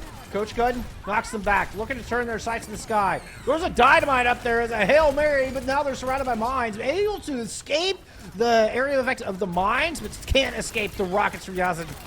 Now Yeetle free to turn their attention to the rest of the squad. Move on, looking for Mercy Duo. I've really opened this thing up. There's still a little bit of work left to do, but they have the advantage. I mean, Bob does come out from Warren, so I mean, there's going to be presence on the point. I mean, and then the Terror Surge does take down Aspen, so you don't have that tether in the sky. Oh, he hasn't got away with, what, 15 health? Oh my goodness, each one of those little tick boxes is 25, and he hasn't had about half of one tick box left. So low, and still manages to get that kill. Impressive. I mean, compelling right now for me is Warren versus Bedtime Story. Bedtime Story has actually gotten the better of the engagement so far. Healing really going in on top of Citrus's Ashe player. Now, you're looking at Nano versus Rush. Rush should win the fight for them, but Yazin, damage boosted barrage or a Nano barrage could be the end of Citrus here. Yeah, I would anticipate the Nano boost on Yoloman. There it is. Conquest over the top. Trying to find Bedtime Story in the back and will. Knowing that they have truly been hot and just need to get the Ashe out of there. Floofy thought about a res. Ooh. Second attempt results in, well, it ends up being a fatal mistake as Yazin continues to cause problems moving into point B. Ooh, nice call into Aspen. Stick. Whoa. Ultima Whip. Ultima Whip might have just saved Citrus on this point. They absolutely did. I mean, all the work that was done by looking for Mercy Duo is completely negated by Ultima Web just pulling out the I'm going to take you in a duel here and I'm going to win this and I don't care what you got going on. One clips the Mercy and turns around and pulse bomb on Yeatle. Fantastic stuff. More now up a gun. Shots down onto Floofy. We'll be able to do a nice little duck and dodge there, targeting between two different heroes to stay mobile. Warren can't lock him down. Aspen VALKs. A lot of low health targets. Aspen is keeping that main beam on Yazin, and it's really not resulting in much. It feels like Lurking for Mercy is searching for targets. Finally, Edel goes in and settles on Bedtime Story, and it's a good bet. Pile drive up, followed by the shot. Bedtime Story's out of there. Yazin takes down the Mercy as well. Looking for Mercy Duo. Their patience pays off as they find the right targets, and, well, they make good on it. I mean, Zeb's going to be able to get out, but I mean, it shouldn't be long for this world. Zeb's being closed down. Oh, my word. And the ultimate gone. Oh, that's a disastrous start. Ultimate Weapon's already brought one back here. See if they can do it again. Floomfy runs into a mine. No, I didn't see it either, Floomfy. I did not see that mine either. Cleverly hidden by Yeatle. Oh, man, and that is basically worth a double kill as it denied the res. And Citrus trying to make a tough decision here on when to come back and contest. Oh, man, I mean, pile driver in, looking for any kind of work there. There's the Suzu out, Jeff. This is going to be available for the barrage. They do get spiked out of it, though. But the rockets already did so much damage. Citrus were just huddling behind the wall, desperately hoping it would keep them safe. But no, there's no hiding from Yazin. Still, Yazin and company only have a minute 36 to navigate the interior of Blizzard World here. And, I mean, the work's getting done. Yeatle clearing out the Ashe Pharmacy, or the Ashe Mercy Duo. So now it's real time to get the work done. Yazin, long range shot takes him out. Follows it up with another. Hit one direct onto Zeb. Has to use the spinning javelin to stay alive. Yeatle continues to put pressure down. Suzu is out. It looks like every cooldown in the book was just thrown in to keep Zeb standing. Will eventually work, but Citrus can't even get out of their own spawn doors right now. They're being held back by rockets and pile drives. So much available here for Looking for Mercy. Ultima Web tries to emerge out, and the results are disastrous. Immediately taken down by Yazin. Zeb looking to move forward and lands that energy javelin. Yazin right on the Mega, right back into this fight. Into the corner to help Yeatle take Bedtime Story down. Floofly got stuck on the wall, narrowly avoids disaster. No, Yeatle right on the job. Just chases them through and yet another barrage. How many is that? I don't know, but that was disgusting. The pile drive in from Yeatle sets it up. The long-range work getting done by Yeatle is just absolutely disgusting. Bedtime Story going to come back out. Yeah, there's a pulse bomb in the back, but no joy there. If Citrus can stall for 14 more seconds to at least get this into OT, and they've got a lot of people here, and unfortunately, they're missing their tank. But there's some good presence. Bedtime Story gets caught in the corner. Everybody from Looking for Mercy Duel went into the back. Now they're flying back to the middle. Floopy had to pull out the Glock just to get rid of one of the Sin turrets, but Warm will melt him out of the sky. Microwave into oblivion. Zeb suffers a similar fate. Only good news here for Citrus, they were able to get that clock down to 0. 3 points on the board for Looking for Mercy duo, but it took them until overtime to make it happen. Yeah, I mean, that was a better area for Symmetra to work in as well. I mean, Warren got a lot of work there, being able to flip back and forth between the two teleporters. They really dodged a lot of damage there, and, you know, the turret placement that came through, absolutely massive. So, you know what? I mean, now for Citrus, they've got some hope. That's the big thing, is that they've got hope. You know, as long as they finish the map, they'll at least get 60 seconds to try and do what they can on their attack. But right now, I mean, if I'm Yeatle, I'm in the back line the whole time. I'm getting those pile drivers. I'm coordinating with Yezin, as we've seen so many times so far. I'm going in. I'm pile driving. I'm getting those adaptive shields up whenever they're on cooldown. And I'm just creating havoc for Z-Man and Flumphy.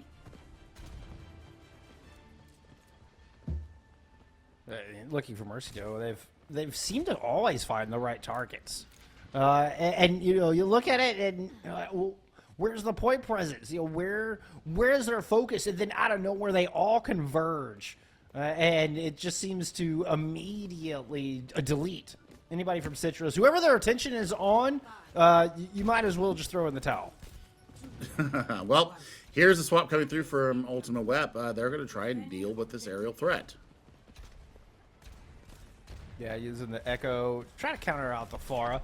Typically better in the 1v1 in the sky. You can get close, hit some stickies, and then use the focusing beam to finish it off. And it's enough to burn through a Mercy pocket if it's all done quickly enough. But that also depends on your cooldown here. Using the flight to get up there and get the job done in those limited few seconds that you have that flight online. Dive in the back from Zebs. It looks to take some high ground. Ultimate Web trades for Warren. Yezin just doing a little bubble dance. Here was Zeb. Zeb opts out of that one, but stuck around long enough for the res to come through. Nice play from Citrus to get Ultimate Web back into this fight and put the player advantage back in Citrus's favor. Force is looking for Mercy doing a fall back, and Zeb is going to find some kills on the exit. Ultimate Web looking to chase down Yezin. Nah, we'll save that duel for another time. Well, I mean, just the swaps that have come through, and I mean, Bedtime Story finding the range once again with the Viper, getting the work done. Now, I mean, it's all about a second point hold here. Lots more room for the Pharah to work here. However, Ultimate Web getting out of the sky and going back to the ground with the Tracer. Yeah, and Yeatle put on his serious cap and pulls out the Orisa here to hold point B. Just under 5 minutes on the clock. Bedtime Story invests the Bob very close by the objective just to escort Citrus through the choke. Allow them to move down through this first part of Streets phase. Yeatle is there to grade him. Zeb is just going to jump right up and look at some squishies. It's Warren and KG up there. KG does have the ult. Zeb decides they don't want to take that duel. Needs to put some pressure on Yazin before Yazin just kills everybody. Yaz in sight, trained on Z-Man at the moment. Still getting chased down. Takes a lot of damage with the healing. It's just so good. But look at Zeb go! Back on the other side, Zeb is able to pretty much kill everybody. There it is. 3 with the Primal Rage. Well, I mean, they finally dealt with Yeatle, and that's why you see the Orisa switch come out here. There wasn't enough damage mitigation coming with the hamster. Citrus are on top of this, and Yeatle is going to be working into the sky. Doesn't has a nano boost. Citrus has the concerning rush. Doesn't able to pick up one fight to take point B and have a huge time bank. Looking for Mercy duo, though not looking to let that happen. As the barrage combined with a couple of swift shots means Yazin gets a 3K, and this cart will not cross the threshold. Oh boy, we got the celebratory assertion of dominance here from Yezin on top of Ultima's corpse there. Ultima's really looking for the work on the back line. Needs to get in on top of KG. I think that's where this pulse bomb needs to go, but nothing really online other than, well, I say that Bob's almost online with a couple of directs from Bedtime Story. Hold down the point here, and here comes that Bob. Bob is way the heck back there. Oh my goodness. Ooh, but the stick lands! Oh, okay, sure. The Warren went down. That was an interesting interaction. I've seen it before, not exactly what it means, but I believe the damage from the pulse bomb did go through. Warren's back on their feet, has the molten core, so it's all negated in the end anyway by a great res from Aspen. Now Citrus have backed up inside of the arcade, trying to figure out how to approach. Except for Zeb. Zeb is way over there, having themselves an adventure. Saw something shiny near the spawn doors and went looking for it. Yidol, on the other hand, is doing something similar in the opposite back line. And is able to pick up one. With Ultimate Web going down as well. Yeah, Zeb is going to try to sneak one in, but no such doing. I mean, they're 1.7 meters away, and they made their stand here. They did have to invest the nano in that last fight, so that utility kind of got off the table. It does get Yezin about 70% towards the next barrage. We've seen some phenomenal barrages already today. We also saw a phenomenal Primal Rage out of Zep earlier that picked up 3. 5% from another one could be the ticket to unlock point C. On the high ground now, tracking Yazin, just decides to opt out of that one. Still, see, keeping the pressure down, and it keeps Yazin from attacking anybody else, but the Primal Rage pop goes into the back, trying to avoid the sleep, I believe does. Bionate there just knocks Kaji into the bomb. What a smart play coming out from Zeb. They didn't end up in the kill feed at all, but that was a very smart play that initialized everything. Yes, running for their life as they don't have Aspen there to save them. And now, I mean, you're looking at 2:38 on the clock. Barrage and Valkyrie ready to go. Rush is going to be the next one up, back in the skies with the Echo. Its mechanics are so good. The rocket jump off of the Mega Pack to get that extra boost and get back to safety, just incredible. Fantastic mechanics. And then there's a barrage. We're looking for it over the middle. It's going to be a Kitsune Rush, but that's just predictable. That is just a street lining out, telling Yazin exactly where you want to go. And Yazin's positioned perfectly to deny you any value. I mean, it was a good idea. I mean, trying to, focus down, just chunk through. But I mean, once again, Warren bringing out the Torbjorn already has the Molten Core ready to go. Throw it on top of the mini there. Nano Yazin up, barrage is out. It doesn't get a whole lot with it. Yidol's able to finish off Luffy. Warren in the back is just holding down the point and is just going to make sure that the woodwork is all in good shape. Fix the masonry after getting that kill. Is that what that was? Okay. Yes, repairing the masonry. Bob a duplicate coming in this next fight. I want to see where Wep goes with this. Do you go with a little bit more healing, or do you pull out another DPS hero? Top thrown in early. Yidol and Zeb locked in Mortal Kombat. The Suzu there to save Zeb momentarily, but this Terror Surge is going to be big! That is both supports who just get speared into oblivion by Yidol. Well, I say, what kind of work was going to get done with the duplicate? Well, no work was done because Warren and Yezin completely devalue it. Now we're sub 60 seconds. They do have a little bit of a chance here, but Wep going over to the Cassidy. And Yezin, 50% to Barrage. I mean, double hit scans going into this fair might be the way to go. It just shows the respect and even the fear of Yazid from Citrus, pulling out that double hit scan. In such a close quarters and a point where, it's not a lot of long sight lines. Hence the Cassidy over something like a Widowmaker. It's a little bit better than mid-range. Oh, one health. Weapons one! Literal one! Needle's gonna go down low, misses the energy out of Bad Time Story, finds Zep up in their face. Realizes their bio, throws some shots there. Fortify is up. Nano boost thrown out to Yazin, but Zeb is able to take it down with the Terror Surge. Combined hero with the Kitsune Rush. Citrus have find themselves a little breathing room, but they have quite a few meters. They still have about 25 meters to cover and no time to do it in. The big problem is that Bob is online for Bedtime Story. Looking for Mercy Duo is probably going to go into overtime with this. They just send it out. Yep, there we go. Looking for Mercy Duo could put themselves a match point if they can stop this cart. Otherwise, we're headed to extra innings. Yidol moving on to the point. 85% towards a Terror Surge. Javelin spin, use, and getting right in Zeb's face. Photon Barrier comes out from Warren. Looking for Mercy Duo, happy to hide behind it. Y'all's dancing around, throwing some rockets into the back. Ultimate Web is going to fall from the microwave beam. That time Sori responds. Warren gets another one. Zeb is by themselves. Not a whole lot of healing left, and the hopes that Citrus taking this map have fallen.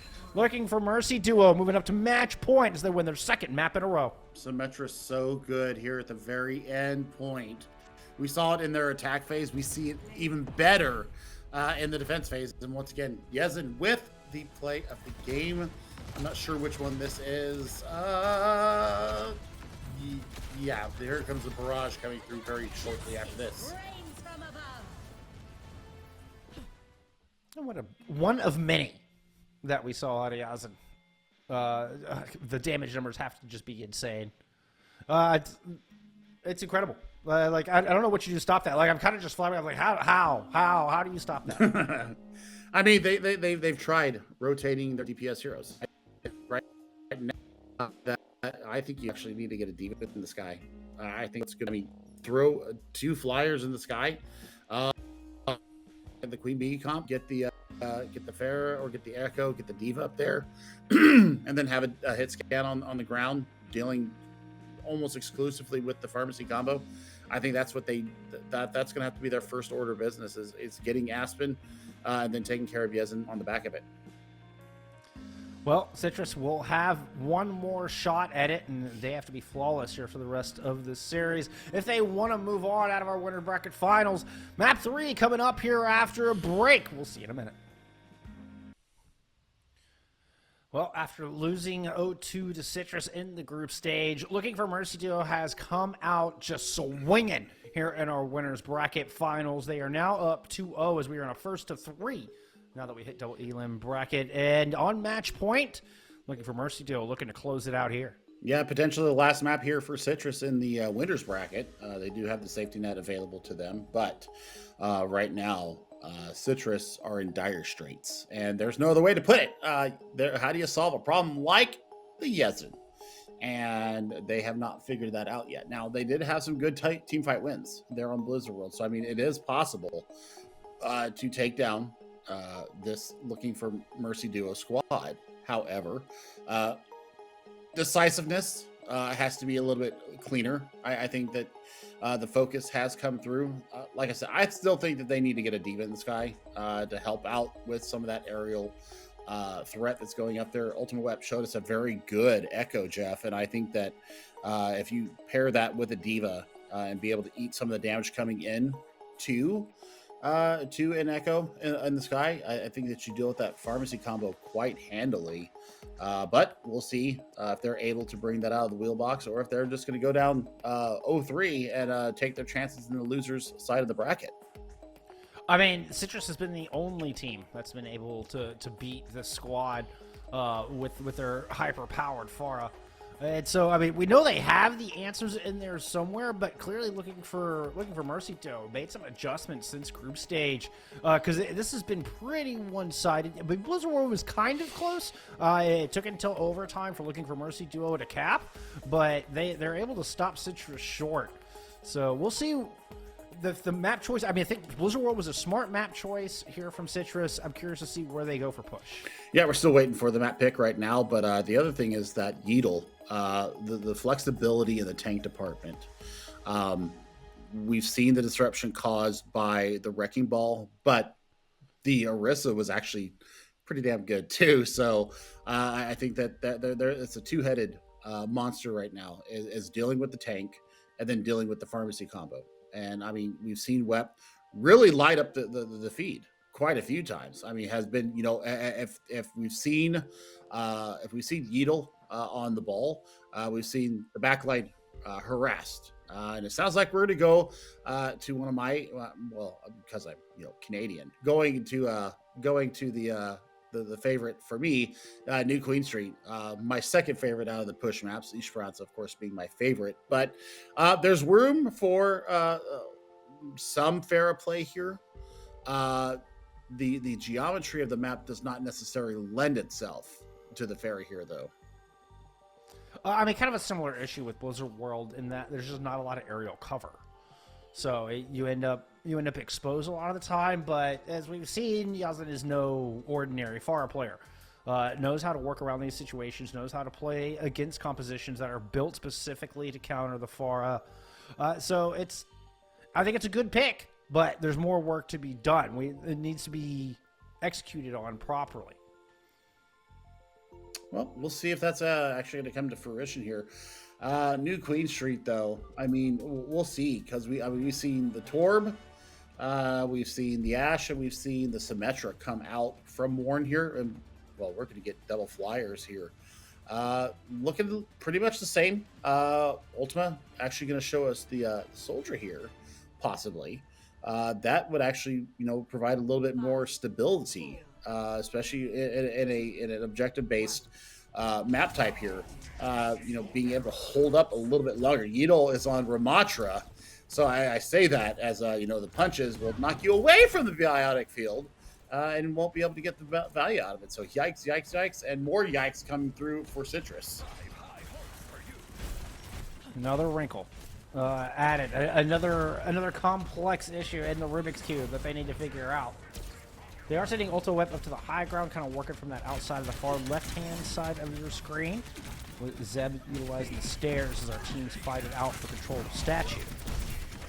Zeb playing around the shield, throwing some shots in. Whoa, Warren's able to get the long-distance Cheeto onto Ultimate Whip. Oh, man, what a horrible time to lose your Soldier. Zeb really needed that to help win the fight up top. Now they just need to abandon it. Z-Man's able to bring it back a little bit. Good shots on Yadel is super low. Back down. Managed to get healing with only 1 health. Z-Man is rezzed. And Citrus here have a slight advantage. They look to take the fight directly on this point. All guns pointed at Yadel at the moment. Zeb finds Warren on the outside. Yadel works themselves into a corner and somehow is still alive. A healing outstanding. Looking for Mercy though as the VALK is already online. The Nano Boost not far behind it. The Valkyrie from Aspen has kept Yadel going. The Nano Boost is out. This one on to Yadel as well. Looking for Mercy are dumping everything they've got. All resources going to keep Yadel alive. Now the Annihilation is ready to go. Warren out of this fight for the second time, but Yadel has moved up and traded DPS. He's going to circle around. We'll take a second fight by the checkpoint. Well, I tell you what, just because of those sight lines and how linear the point is and how you have to contest it, that's why Yezin isn't getting so much work done. Warren is actually ahead. Oh my goodness, but Yezin takes Floofy out. Rez and the damage boost offline. Where did that rocket even come from? I think it was from downtown, and another one. Yezin finds Ultimate Whip on the back of it. This one in that center tunnel. Up on the catwalk and looking for Mercy Duo. Take an excellent fight. A quicker fight than I thought they were going to be able to take. And they prevent a lot of additional progress from being made. Now they've got control of TS1. Oh, what a spear! Hello, Zeb, and they've got the Terra Surge online, so Yezin cannot go in close on this because you can get sucked out of the sky with it. Yeah, actually does eat an energy javelin, but not before finishing off Bedtime Story. Josh heading down into Floofy, trying to deny Rez, not quite able to do it. Yadel will find the kill, but Bedtime Story is back up. They've got another chance here to see if they can turn the tide. Ultimate Wave jumping out the window, using the attack fires to try to do it. Gets 1, looking for another one, will find 2. Has a 3rd on their side, so that's 3 for Ultimate Whip. Bingo, bango, there's the game-o. And they get it done. On the back of Tech Visor and some really smart play and positioning from Zeb. Now Yadel swapping over to their own Orisa. So Terra Surge is definitely in favor of Citrus here. They're going to be able to take some space here. Warren over to the Ashe as well. So now we're looking at a hit scan and a projectile coming through. This map has been very back and forth for opening 3+ minutes. Bedtime Story with an early pick and the Bob thrown out to boot. Yadel just has to fortify and respect the big Omnic Butler. Citrus are giving chase. Ultimate Whip just dodges that energy javelin with a quick jump the other direction. Good movement. The rest of Citrus are trying to back up because there's a threat behind them. Guess who it is? It's Yeltsin in the sky. A Terror Surge will handle that. Oh my, but unfortunately Zeb ends up punished for their efforts. Warren will take down that final blow. Aspen pulls out the Glock. Come on, get him. Get him, Aspen. There it is. There you go. Aspen, that's double points for taking down another Mercy. All right, here we go. Let's go. Let's go. Yes, Mercy. The Dr. Glockster comes out, and I love to see that Terror Surge almost online for Yeatle here. They should be able to almost even this up here. Big Spear in once again from Zeb takes the positioning away from Yeatle. Yeatle hasn't gone too far, though. Wants to hold this corner. Provide some time, provide some rope. Yazin put some rocket hits from directly above, and it looks like focuses on the bedtime story once again. Yeatle finish him off. A lot of damage during that Terror Surge, and Yeatle can't survive. Rez comes, and, well, Floomfy has gotten Citrus back up to full strength. With that, Tim Smith the first in control of Citrus here. Yazin's still around putting some rockets down, though. Yeah, I mean, got to build up for that next barrage. I mean, KG is 80%, 85 now to Nano, so I mean, you're looking for a Nano barrage in the next fight. Yeah, very close indeed. Oh. Oh, Warren's in a bad spot, and they're going to fall. Ultimate Web drops back down to the center. Yeatle making the swap over to Ball. Just gets one pile drive in before they got to roll out of there. After shield's used as well. Yeatle all out of cooldowns, is looking for the Mega. Oh, KG, guess what? There's Ultimate Web on your flank. Aspen feels the brunt of it too. And that is going to be butt scratch. Tim Smith, take a break. Checkpoints open, new spawns unlocked. Oh man, I mean, Barrage was out there as well and completely got negated once again by a energy spear coming out from Zeb. Yeah, Zeb has been quite accurate with those javelins. Speaking of accurate, Yazin's able to finish off bedtime story. That's twice in this fight. Terror Surge unleashed from Zeb. And that one's going to find Warren. Yasin up in the sky, putting rockets down onto a fortified Zeb, who's returning in kind with that slow-moving projectile fire.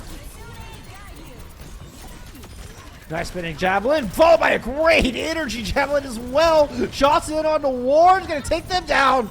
Zeb with an incredible series here. Unfortunately, I think the reinforcements have fallen behind them, and Citrus aren't going to have the staying power to stick around in this one. Ultimate Web over onto the, in the previous fight, onto the Tracer, trying to deal once again with Yazin in the sky. Also looking for Warren and KG in the back line. This is turning from bad to worse right now.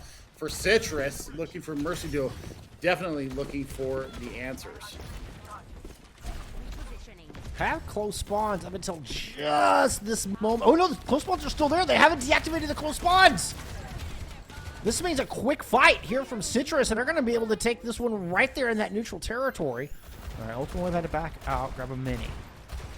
Pulse Bomb online. VALK has been activated, and Citrus are going to want to get aggressive. Looks like they're going through the gym now. They're going to go and go all the way around. Nano boost on to Yazin. Yazin finds bedtime store from above. Barrage unleashed. This one again interrupted by the energy javelin. Zeb has been absolutely incredible with those javelins, especially in devaluing Yazin. Yazin doesn't want to bother with the tank for the moment. Drove off the supports. Now seeing if they can finish off Zeb. Zeb looking for some room to use this Terror Surge. Charges forward. Bio-nade onto him. Not dissuaded. Still throws down the Terror Surge. Still finds Yazin with it. Now putting pressure down onto KG as the two supports are trying to heal each other. You'll still roll it around in the back line, but looking for Mercy or trying to see if they can back up, perhaps get a kill on the way out. But here comes Bob in pursuit. The big Omnic Butler just bowls over Warren. Well, I mean, this is going to be a real head scratcher here for looking for Mercy Duo. I mean, I think Warren needs to give us a little something different here. Maybe a Junkrat to deal with Ultimate Web. Maybe something to deal with Ultimate Web on the flanks, because that's where the damage is coming in, and Zeb is finishing up on the back of it. Zeb has really turned it around this map. Has been absolutely outstanding. The Javelin spin there doesn't allow Yeatle pile drive where they want to. And then turns around and takes Yazin out of the sky. Here comes Ultimate Web on that flank into the back line. KG doesn't have their preferred target for the Nano.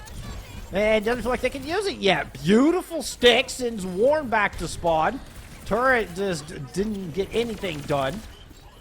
Now attention focused on Yeatle as you hear that oh so satisfying shot of a damage boosted Tracer. I love that noise. It's scary. It's scary, and here we go in. Rushes out. As is the Nano boost onto Yazin. Overhead, trying to get that last direct needed. Can't quite put it in. Citrus stay elusive. Bedtime Story back on the fight. Bedtime Story kills Yazin with a coach gun. Aspen will get the res on that. Mine's thrown out from Yedo before they go down. But nobody from Citrus is giving them any free kills. They all scatter, spread out, and devalue the mines entirely just by from smart positioning. Yeah, but I mean, you see Yedo going back over to the Orisa here. So, I mean, I think that a shield tank is more required here from all the spam damage coming in. Doesn't around the outside. Has Barrage. Really one last defensive opportunity here for looking for Marcelo. One throws out the Molten Core. Ultimate Web finds themselves caught in it. Doesn't. Still up above, looking for that Barrage. Has the pocket at the moment, and things kind of got turned around. Zeb ended up on the wrong side of the bot, and under the focus fire from the entirety of Looking for Mercy duo. Bedtime Story with a little bit of a going away present. Oh, what was that boop? Oh, somehow Floofy tried to fly out of there, but gets booped back. I don't know if it was Yeedle or a conch blast from Yazin. Either way, smart play to get the confirmed kill on a Floofy. I mean, you got the Barrage once again. Valkyrie online. Bedtime Story 25%-ish away from the Bob. I mean, Kaiju is going to have a huge nano here. God, KG's building these nanos so quickly. I feel like every fight KG's got a nano. They just used this thing. Dawson is yet to use this Barrage. Has a second nano boost. Finishes off Bedtime Story once again. The continued plan. Then gets this Barrage down onto Zeb. Not javelined out of it this time. 2 quick kills. Denies the res with the conch blast. Floofy, even in VALK, can't get that resurrection off. And it is retreat time here for Citrus. I mean, they still got a threat in the back line here with the damage boost. Oh, that's a huge kill for Yazin. Yeah, Floofy goes down real quick. Ooh, Ultimate Web with, I mean, narrowly 80 health. Finds the kill on Yazin with some Helix rockets. This bot is still inching towards this checkpoint. Okay, no, the checkpoint's been unlocked, so there are close spawns here for Looking for Mercy duo. But in overtime, that wick just vanishes instantly. Citrus, they're able to pull one back. No clean sweeps here today.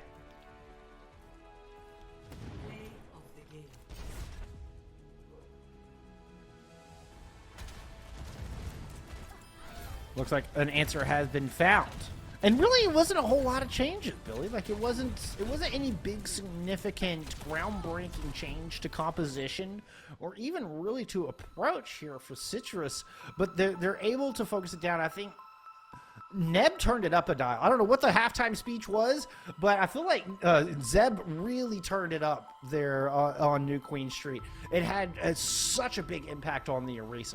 I mean, I think the energy spears alone, taking Yazin out of at least 3 that I could count there just on New Queen Street, taking them out of the barrage is what kept them in this match. And you couldn't have the same sneak around, use the map geometry in your favor and get a barrage off. No, not here. You have to play on the point. It's so linear, like I said, and it just completely devalues the pharmacy there. So I mean, good map choice. Dorado up next. This is going to be a fairer playground. A little bit. I can understand. I mean, yeah. No, Looking for Mercy are just trying to pick the best place they can for Farah. Citrus will have some high ground to work with. They can kind of close that gap a little bit, but this is going to be tough. And not only do they have to win on Dorado, but if they win this, they'll have to win on another map pick coming out of Looking for Mercy duo. So good start there on New Queen Street. Still need to do it 2 more times. I mean, it starts with giving yourself the belief that you can take the combo down, and they proved that they could do it there. And it was really, Ultimate Web, the soldier picks really good. Zeb with denying the barrages, Jeff. That's that gives them the belief. It gives them the hope. It gives them the reason to keep pushing on. Now they're only just down a map. Yes, you're going into looking LFT duos, Mercy duos map choice, but there's still ways that you can win here. And I want to see more. Because they really stepped it up there. And Flimfy, oh my goodness, got the better of Aspen there. Had the better reses, had the better escapability. We only saw one kind of botched escape. I think it was a spear or a spin that knocked him away from being able to escape that one fight. Other than that, Flumphy really showing up huge. These two Mercies right now are putting on a clinic, and I'm loving it. Oh, it's been an absolute joy to watch. It's been a lot of fun. I will say, I mean, you know, these teams are playing some atypical compositions. I mean, this whole tournament is pretty atypical compositions, but especially when we start, you know, pulling out wrecking balls and you know, a lot of Pharah, like perma Pharah. Like we are straying way far away from your conventional meta, and it's been a blast. Like it's been truly enjoyable to see this game play. I'm having such a good time with this tournament. I mean, got a big thanks out to Skiesti for putting this on. I mean, fantastic tournament. I never would have thought that a Mercy only tournament would be viable, but I mean, it shows you how much, you know, the game really does lean into Mercy players. And I mean, I'm always grateful when I have a Mercy on my team and I'm playing tank. If I decide to you know, YOLO myself into a fight, if the res is there, I'm always very thankful for it. So I mean, just seeing this high caliber play coming out from these Mercies right now, absolutely encouraging, absolutely loving it.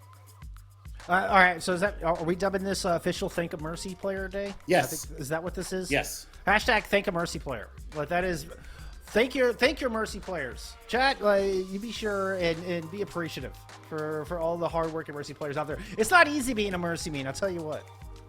I mean, I mean, we play with Paddington a lot. That has a phenomenal Mercy. Has saved my bacon on numerous occasions. Got to throw out to one of my favorite Mercy players out there. And I tell you what, I mean, a good Mercy player that knows the tech, that knows the movement, that has the escapability and the caginess is an invaluable member of your team. And I absolutely love this tournament. Seeing Symmetra playing in this has made me happy because I love playing Symmetra myself. But now we're going to head into the streets of Mexico here. And, well, Citrus on the defense. They've chosen to defend here. So they may feel like they've cracked the code. And Flumphy and company here are going to have their work kind of out for them. Let's see what Yazin does here. I think Yazin is going to put out an arrow just to see where people are lined up at, and then go back over to the winged Canadian. Yeah, most likely just for scouting before going over to the Pharah. Zeb set up on the high ground. Who we got in the middle there? Who's that? Just oh, that's the Tracer, of course. I recognize that. That's sitting position. Ultimate Web working on that center rooftop. Everybody from Citrus playing up high, and just to kind of close the gap. Warren knows it. Teleport right up to the top. Yato and company are moving in on this precious high ground. Gonna cross the bridge here. Look to maybe throw up some turrets. Oh, but Ultimate Web has snuck in behind the team down on the cart.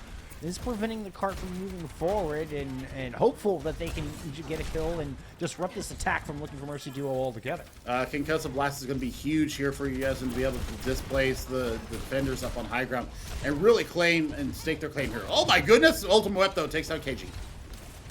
That is exactly what they were looking for on the point. Teleporter's down, Yeatle very low, Warren's gonna fall, and this is a good first fight here from the defense of Citrus.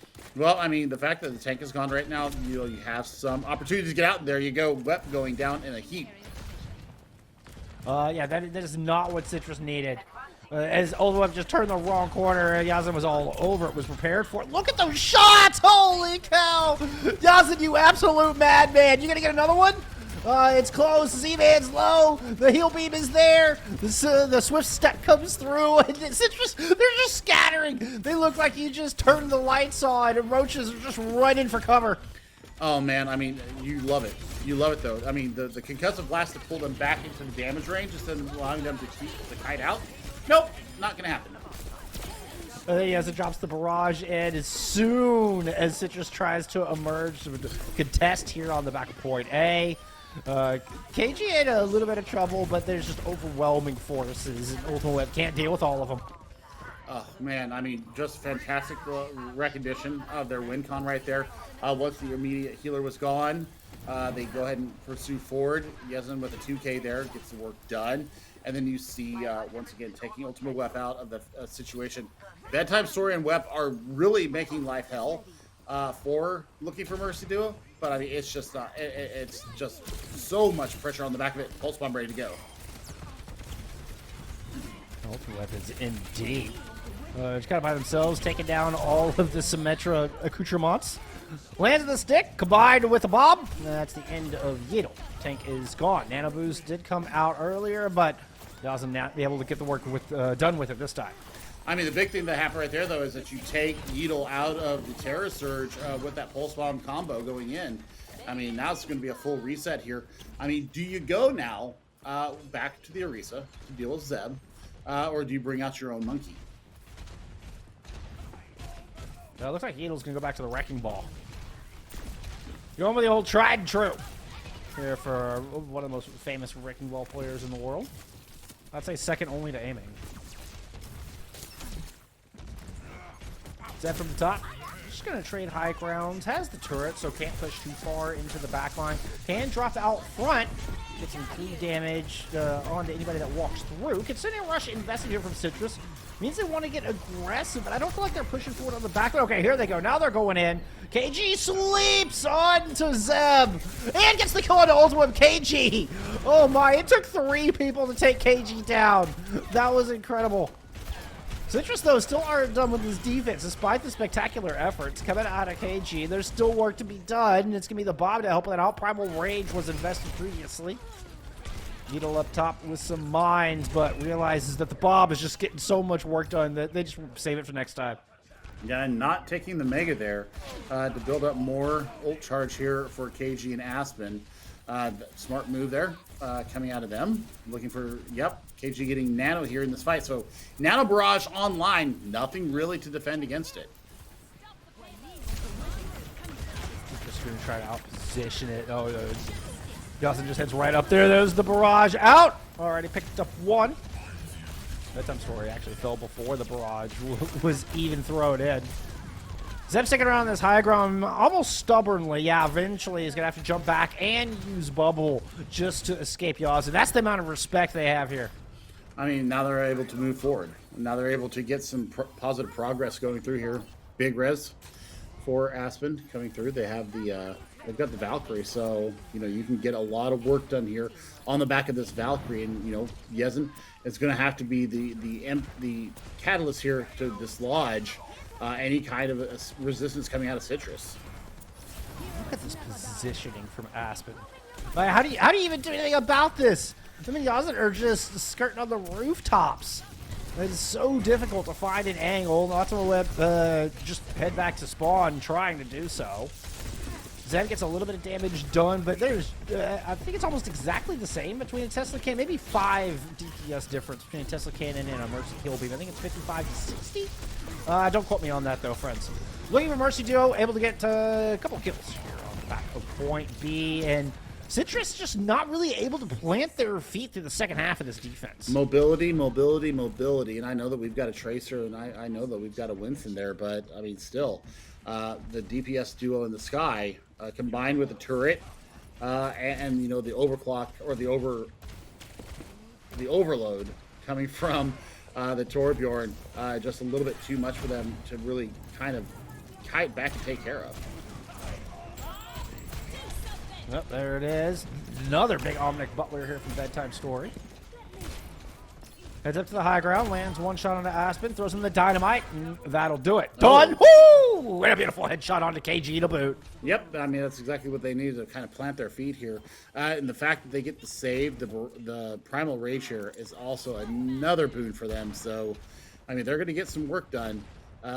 You know, almost a 5-pack of ultimates going in here for looking for Mercy Duo, though, Jeff. This is going to be, I think, the fight where, you know, they're looking to stake their space. If they can partition these out and not take, you know, a 4 ultimate fight directly. Oh my God! He just blasted himself into oblivion. That was just a funny moment. The moment they conk blast and turn the corner, and headshot comes through, and it's just a ragdoll flying across the screen. Well, now it's about what Yidel wants to do here. Let loose with the mines, and I mean, everybody just kited away from them. So sub 60 seconds here, you're going to get probably both of your DPS ultimates up here in this next fight, Yeetle back over to the Orisa, so you've got some mitigation that's going to be able to come through. Beetle heading up through that right entrance. Just pushes Zeb back. Zeb does have a primal rage, which means they can be a little bit more bold than they might normally be. Ultimate Whip, though, did not have the escape. Cannot recall while you're stunned from that energy javelin. And the damage promptly follows through, resulting in a kill. Beetle picks up a second here, running all the way to the spawn. Zeb decides to go ahead and pop that primal, going into the sky. See if they can negate some of the barrage coming out from Yazin. Oh, got a little bit done. The sleep lands, but somebody woke Zeb up. Zeb coming out of the corner after grabbing the mini and is able to survive the onslaught. Meanwhile, looking for Mercy Duo are continuing to take control of the map. They're continuing to push through and trying to force Citrus to put their backs up against the wall. Molten Core is available here, and that can really stop the aggression coming in. Big bomb coming out, though. Yep, Pulse Bomb combined with it. And the 2 DPS ult will be enough to stop looking for Mercy Duo in their tracks. To make it about 2/3 of the way through the power plant. That's all looking for Mercy Duo will find. Now heading on to the defense in hopes that it's enough to send them to the grand finals. Well, I mean, you know, the swaps came through. The positioning was good. You know, I really liked the high ground possession that we saw come out of Citrus at times. He hasn't really using the geometry of the map to full effect, just kind of skidding along the tops of the roofs. You can't shoot that if you can't see them. And yeah, I mean, right now, I think that Warren needs to come out with something that's going to be able to deal with Ultimate Web, because Ultimate Web is almost running unchecked at times, and it's just building up pulse bombs so quickly. We'll see how they decide to deal with this. Warren's going to stick with the Torbjorn here and see what they can get done with it on their defense. Pretty much the same composition, only Yeetle going to start out here on the Wrecking Ball. You know, nano use wasn't as good as I thought it could be. That we've seen, you know, in the previous 3 maps. The nanos were a lot more concise, a lot more measured. Here, we didn't see the value out of the nanos. So I think you might want to think about using it more in a saving capacity than trying to, you know, get, you know, an ultimate combo online. Keep yourself in a fight a little bit longer. That's what I think KG should do here at Ultimate Web. Showing us the echo here. We'll see if it works out. Citrus coming out of the gates. That would be the really only change, instead of sticking with the Oasis here. Early kill from Kaiju will help build up towards that first nano with a quickness. Bedtime Story is in the feed 3 times in a row. 2 for a death, 1 for a res. Result, they're going to have to wait 10 seconds to get back into this fight. Ooh, nice shot from KG. We'll send Floomfy there to join him. Okay. KG is disgusting on the Ana. We already knew this. But, I mean, now it's on full display here in 4K for everybody to see. I mean, it's all about how are you going to take space here now? Because Yeetle can get themselves in and out of these fights, especially on the back of Yazin just pumping the damage in. You're going to have a barrage very soon. Yeah, especially if Citrus continues to stay huddled up. It will make for some easy ult charge, some easy ult farming. Ooh, heal. That is a nice focus beam. Bedtime Story able to keep that. Just the majority of the focus beam was just planted right on Yeetle's shell there, mech. Tank gone. Citrus pushing up on the back of it as they make their way into the courtyard. Still no ults online for the attacking team. KG falling late, though. This could put a stop to any thoughts of a recontest. I mean, it really should. I mean, and with the Bob almost online for Bedtime Story, this should be point A easily taken. It's just a question of, do Bedtime Story want to invest it? The answer is immediately answered. Big Omnic Butler thrown towards the door to try to prevent said recontest. Yeetle is back here, but I'm not sure KG's made it back into the fight. Adaptive shielding used, trying to buy some more time. Bob not able to get much done other than take out a turret. He also does return. Bedtime Story goes down. Then looking for Mercy Duo, trying to hold off Zeb and company. Zeb's able to get 1. There goes the turret, and it's both support ults that finally get invested in from Citrus to cap this point. Well, I mean, now the work's got to get done through the streets phase. You're looking at Molten Core and the barrage coming through. Yes, I agree, Toby. That's a huge ultimate combo coming through. Mine's almost online for Yeetle as well. So, I mean, they've got tools to repel looking for Mercy duo. But, I mean, Warren has swapped themselves over to the Ash. So now the aerial threat that is Ultimate Web is going to be answered. That's at least what Warren's hoping for. Bedtime story. That was really cool. Coach going up in the air, able to land a couple of shots. Aspen, you know, Johnny on the spot with the healing. Also, Web does have a duplicate. It is waiting up high here. Ooh, Yezid spots him out. Has to use the duplicate early onto the Wrecking Ball just to avoid that second direct. That was inevitable.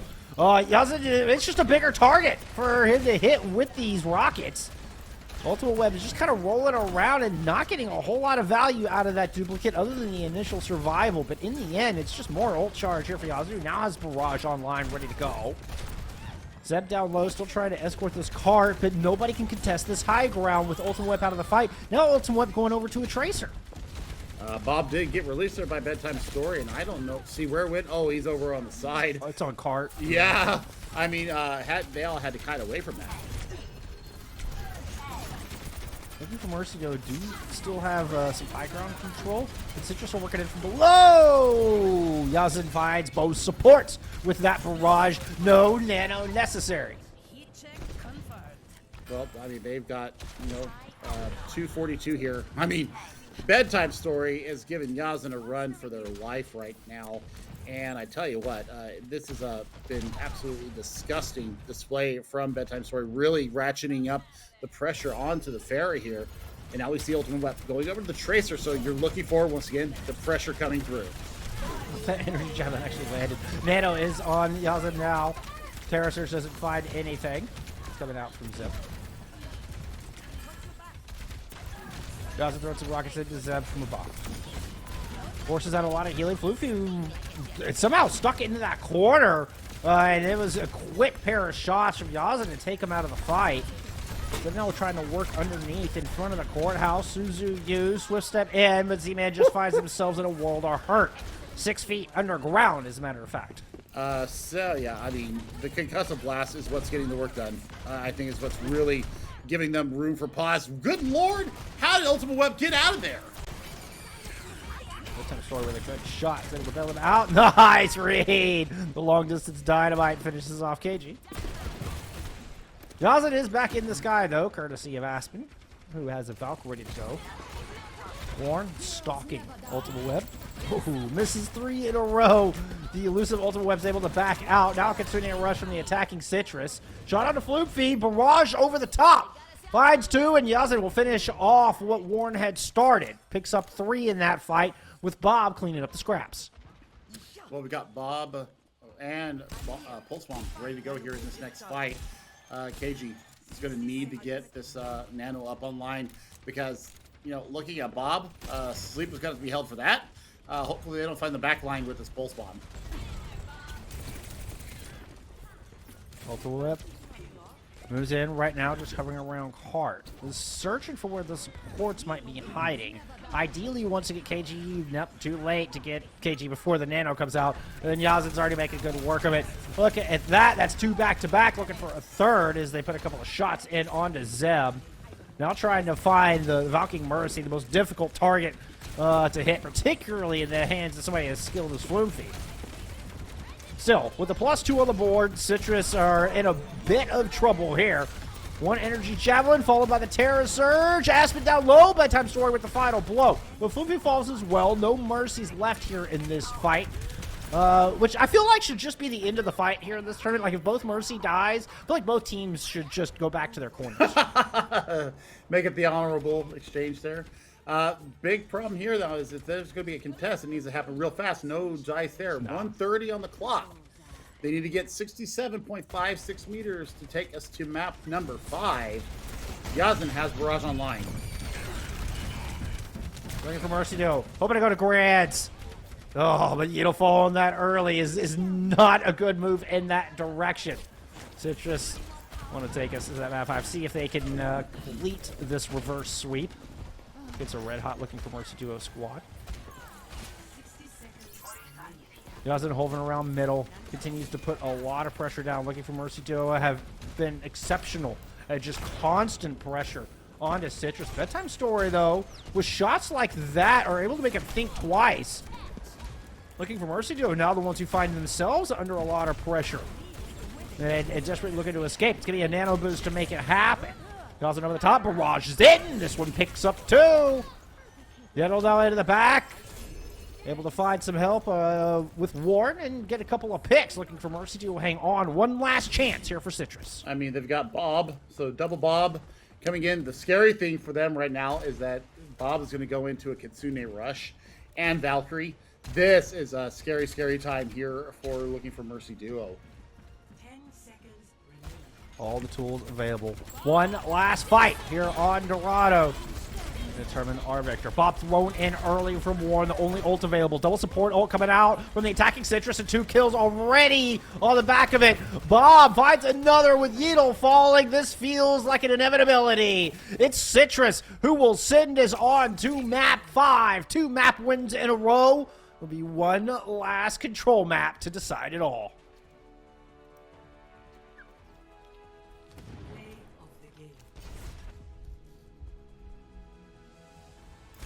As strong as Yazan has been throughout this entire series, it was not enough. We've seen gorgeous plays like this all day long, and yet somehow, some way, Citrus are able to get the job done. A lot of it on the back of Bedtime Story, and some wonderful accuracy out of the Ashe.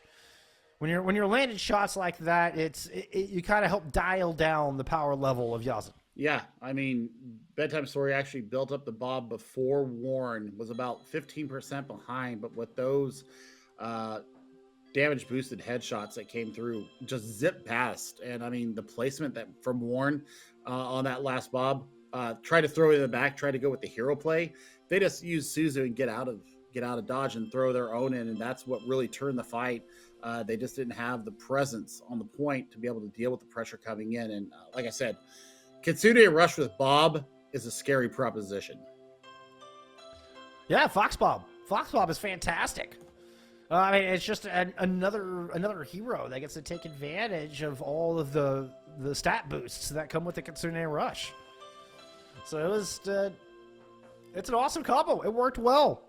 Yeah, we haven't seen a Kiriko from looking for Mercy 2 all day long. They've been sticking with that Ana. They don't have that rush at their side. It's been a fantastic match. It's come down to one last control map. That control map coming up after a break. Oh my goodness, friends. I am on the edge of my seat. What a phenomenal winners bracket final we have had so far here in our Valkyries division. It's down to one last map between Citrus and Looking for Mercy duo. The stage for this map, Lijiang Tower. Well, I mean, we've seen both of our DPS duos get the work done. We've seen it time and time again. We started the reverse sweep here.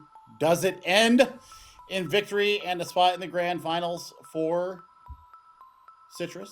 Or does it mean that Looking for Mercy duo brings it back at the 11th hour? Warren, I think, is going to have to be the answer here. Yazan has been putting up the numbers all day long. Warren has been very flexible as far as the DPS that they have shown. So, I mean, is he going to be able to bring out, the symmetry here? Especially Night Market works very good there. Night Market, I mean, Control Center is the one I'm going to be looking at. If we go there first, that's going to be the one that I'm looking at the most. Are they going to be able to out damage what we've seen coming out from Citrus all day long? Because they've turned it up. And I think on the back of it, Zeb, if there's going to be an MVP of this match, I have to throw it the tank's way. Got absolutely bulldozed the first 2 maps, has completely turned it around, Jeff. This has been a phenomenal performance out of their tank player. I mean, I respect it, but I have to disagree. I think it's either between Aspen or Flume-Fee. It's a Mercy tournament, and they have been phenomenal. So my nod would have to go to one of those two. But, if Dorado was a challenge, Lijiang Tower is going to be an absolute monumental feat to try to beat Looking for Mercy duo here. They're showing us a little divey. Yeah, okay, that's what I thought. That's what I thought. Get back on what you're actually playing because we're on night market, and I mean this is as far as playground. Yep, and I mean if they can get on the point first and get the turrets set up before we see Citrus get there, yeah, they should be able to get it done. Nice slow coming out from Yeatle. Yeah, quick teleport in. Oh, We're sticking with the Symmetra.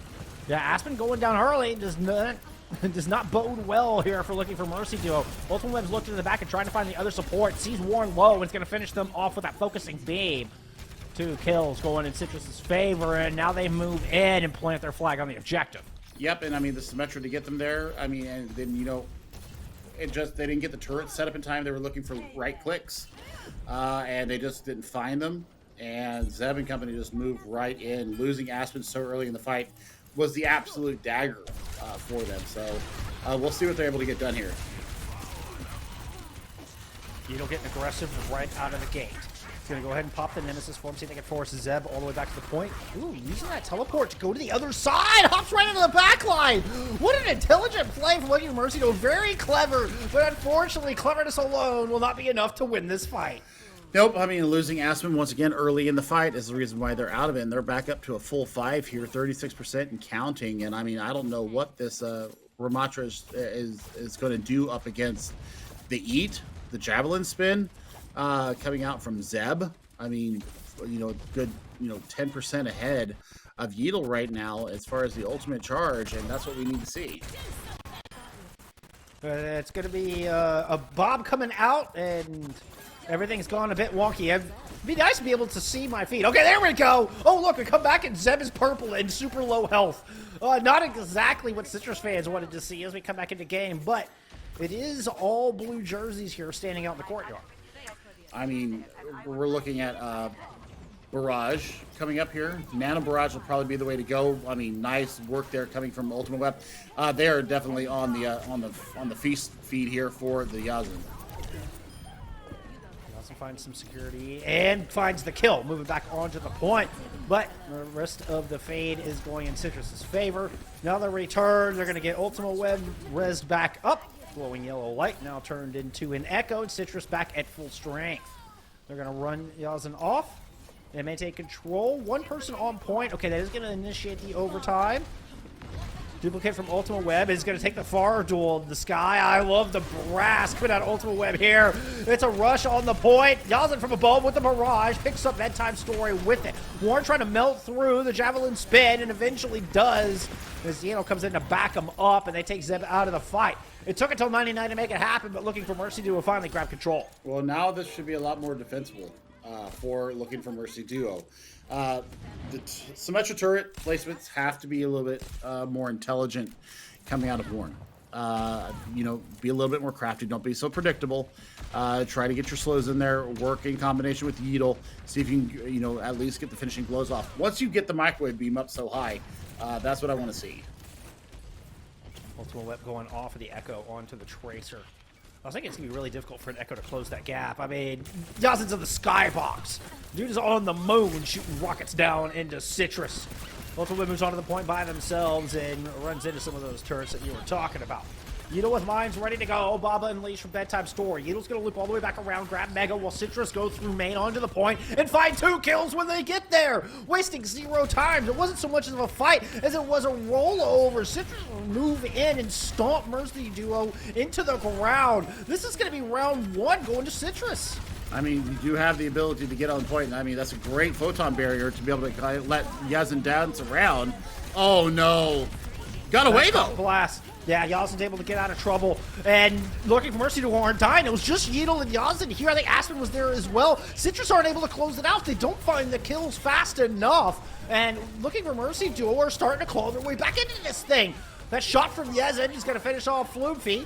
Z-Man in the back has Kitsune Rush ready to go. Zeb is backing up to try to rejoin him. But I think they're just going to relinquish control. It looked like half of Citrus is backing up. Ultimate Web is sticking around to try to stall for as long as possible. Eventually Looking for Mercy Duo do flip it back. Citrus aren't going to waste any time coming back in on an attack though, Billy.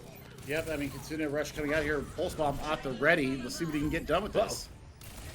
Has to waste recall because he misses the blink. There's that Kitsune rush. Zeb taking full advantage. Finds 2 kills right out of the gate. Running out into the courtyard, trying to chase down Yeto. Will do so. Nice cornering move from Ultimate Web and Zeb combined to find that kill. I think it was a little bit closer than Citrus would have liked. And Yazan is still here. Zeb is at about half health. A little bit of armor. Nope, that's now gone. Zeb's health bar still ticking away as Warren is going to melt him down. Ultimate Web misses the pulse bomb. Warren finds another. You wanted Warren to step up, and they have laid that microwave beam down on everybody in their wake. Love to see it. Love to see it. And now we're at 70% and climbing. So, you know, we're rapidly approaching once again a final fight here for Looking for Mercy duo. Nice placements there. Gonna stop Zeb on their way in. Terra Surge at the ready. Warren needs to get this photon barrier up on in 2 speeds. Slow approaches from Citrus. This is a final fight here for this map. Bedtime Story. Try to find an angle. Yeetle wants to set him down, so Yazan has free room to work, but takes a volley of sticky bombs. Bedtime Story with the finishing kill. Zeb moved on to the point. Terra Surge pulls in 2! Finds both of them as Warren is going to get finished off by Ultimate Web. Javelin up top. Doesn't matter if it missed because Yazan still falls lifeless to the ground. Citrus emerged victorious. I mean, that was a lot closer than I expected, to be honest. I mean, you know, the flip, the contests, reminds me of a couple of games that we did way back in the day, Jeff, when we were in CGL, if you remember that. Day DeFito, long time marathon stall. I mean, we kind of saw that kind of approaching that territory there.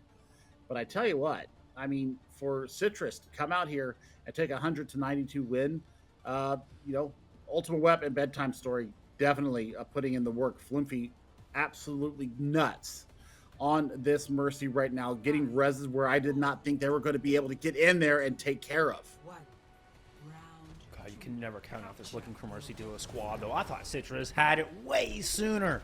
I had called it. There was 2 people left, but those 2 wouldn't die. Those 2, of course, were Yeetle and Yazan, who are on the Orisa and, of course, the Far, respectively, as we head into Gardens. First 2 maps, sub-maps going for Looking for Mercy duo's way, I'd say. Control Center not as easy to run the Far on. Looking for Mercy duo have to win one here. If they want to sit as Control Center, they're going to have to win that one too if they want to go on to the Grand Finals. Yeetle rezzed after an early death. Citrus have a lot of people around this objective, and it's forcing Looking for Mercy duo to search for openings to get on this point.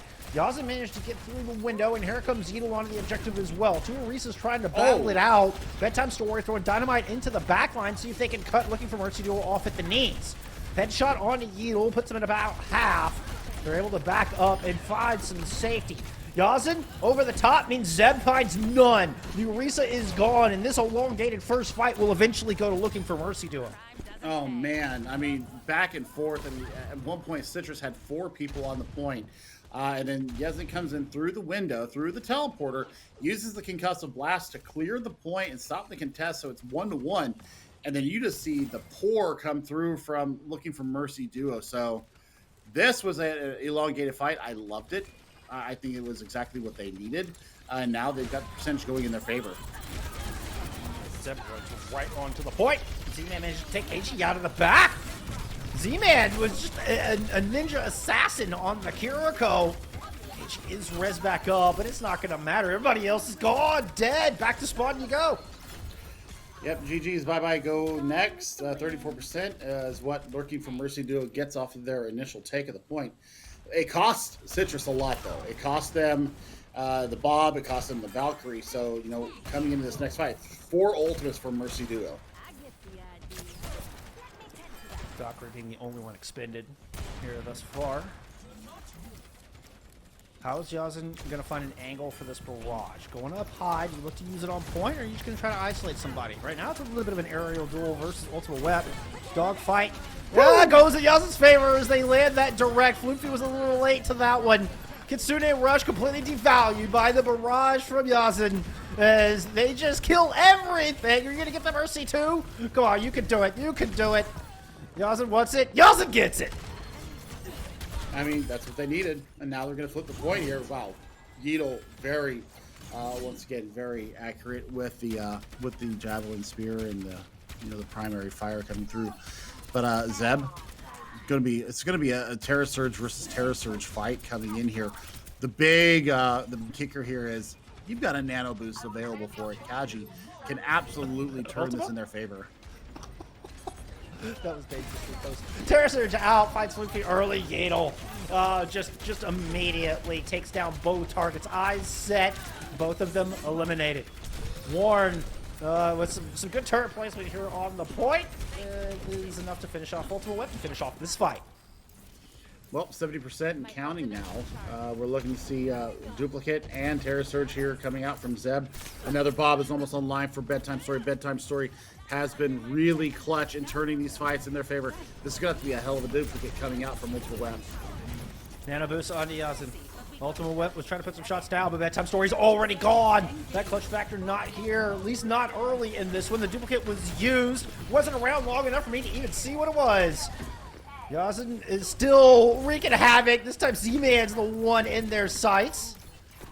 Yeah, Zeb is looking to bring this in. It's Zeb racing Yazin to see who can kill the enemy team faster. Woo! That flurry of stickies. That was nasty from Ultimate Women. It might just be enough to get the job done. Yidel finds Bedtime Story. One-on-one on the point. The sticky bombs. Oh, saved by the Suzu. KG gets there just in the nick of time. Yidel is still alive. Yidel is getting healings left and right. How are you still up? 99% here for looking for Mercy Duo, and they don't want to give up on this fight. The photon barrier has been invested. Everybody is coming back. Reinforcements showing up in droves here for looking for Mercy Duo. Warren, sight set, Ultimate Web falls. I think they were even looking for Yidel on that one as they continue to chase the Orisa around with the charged up microwave beam. Now spinning around looking for anybody that they can shoot. Zeb comes back on at Winston, finishes him off, catches Warren blindsided there with the swap over to the Scientist.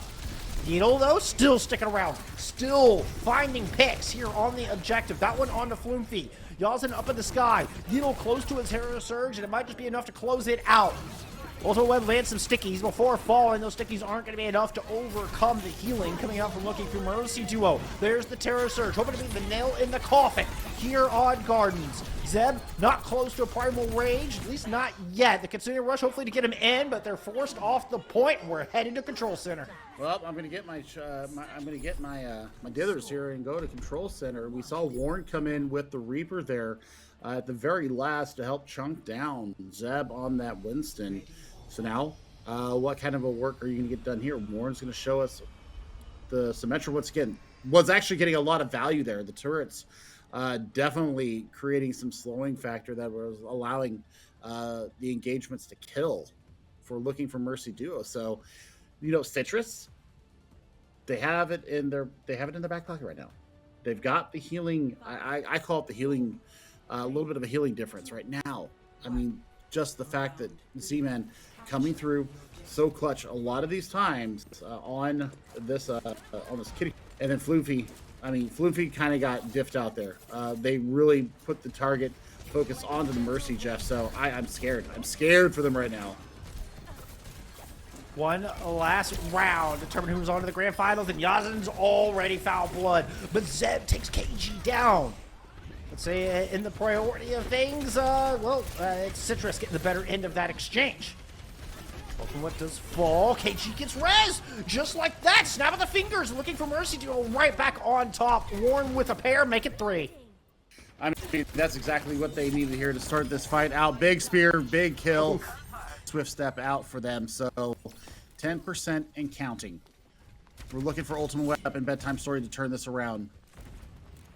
The two Mercies right now have to be so cagey, especially with a Mercy, with a Tracer and a Fair in the sky.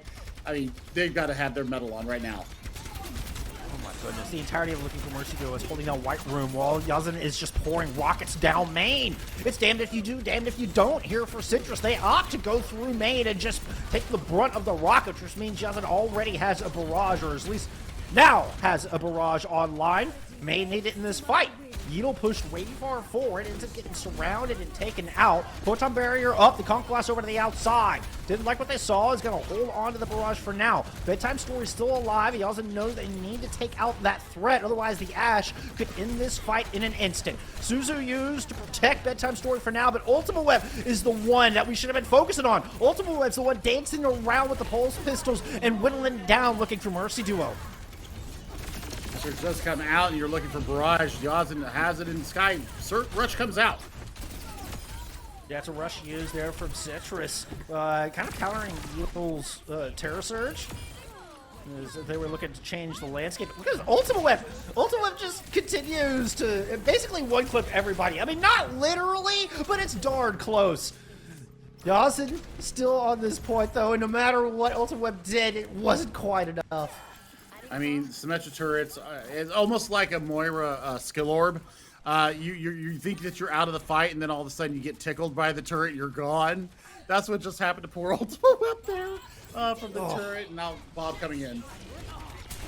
Barrage over the top, 2 quick kills. Ultimate Web with the Pulse Bomb, leading the charge here for Citrus. And they need it. They need to be flawless for the rest of this sub-map. Should be enough to win this fight, but I've thought that before about this squad. But this time, they confirmed the kills quick enough to flip the point. I like confirming my quills, too, when I'm trying to write a paper. Yeah, you have to confirm your quills, man. Ward coming up with another photon barrier here is going to allow them to have a little bit more stability on the point. That was expensive for both teams, though, Jeff. And I mean, what we're looking for right now, KG with the Ana once again looking for these anti-nades. Was way back there. That was just like looking at that, going, "What is going on?" Citrus are defending this point. What is Ultimate Web doing up here? Waiting for the Mega currently. We'll loop back around. Try to dance around this photon barrier. Get into the back line. See if I can finish off KG. Get slept. Have to recall up. Gonna take a break. Let some of those dashes come back online. Back on the point. It's Zeb and Yeatle fighting for control. Energy Javelin trying to set something up for Ultimate Web. They can't quite get the finaling blow. Foomfi is the one who falls. As Yazin always the threat from above. Pulse Bomb doesn't quite land on a Warren. Does some damage, but it's not enough for the kill. Yazin from above. 85% of the barrage. He's taken down by Bedtime Story. Big on the Butler on the point. Kitsune rush to escort them there. Dynamite lands and Yeatle will fall after a good bit of damage done. 80 to 99. We're going to final fight. We're going all the way. I mean, it's going to be a Terror Surge available for Zeb as well, so Yazin's got to be very careful when they make this approach. Ultimate Web and Bedtime Story nowhere near Ultimate, so I mean, this is going to come down to Yezin versus the Terror Surge. Give me a Nano Yezin to see if they close it out. Sin looking for Mercy Duo into the grills. 2, 3 directs land on the Zeb, who pops a Terror Surge. Zeb takes Aspen out of the fight, but Yazin's Barrage picks up a pair as well. It's a +1. No, it's even. Wait, what? It's 2v2 on this point. In desperate control in a 99 situation to see who moves on. Wrecking Ball in. Yeatle is back. Flummy is down. Yeatle finds 2. Looking for Mercy Duo. Wow. Done it at the last second. They hang on. They will send Citrus to the lower bracket. Oh, it was close. Citrus was one team fight away from the reverse sweep. Yeatle would not let him have it. I am absolutely flooded at what we just witnessed there. I don't even care about the play of the game here.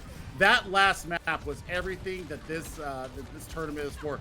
The Mercy, absolute stones on them to go in for reds, keep the damage that's going on, even through a Bob. Come on. And it turns out that KG, I know this is a Mercy tournament, but the Nano Barrage is what seals the deal in the end, and the tenacity to keep your Wrecking Ball alive. Oh my word, this was everything that I wanted in this last map.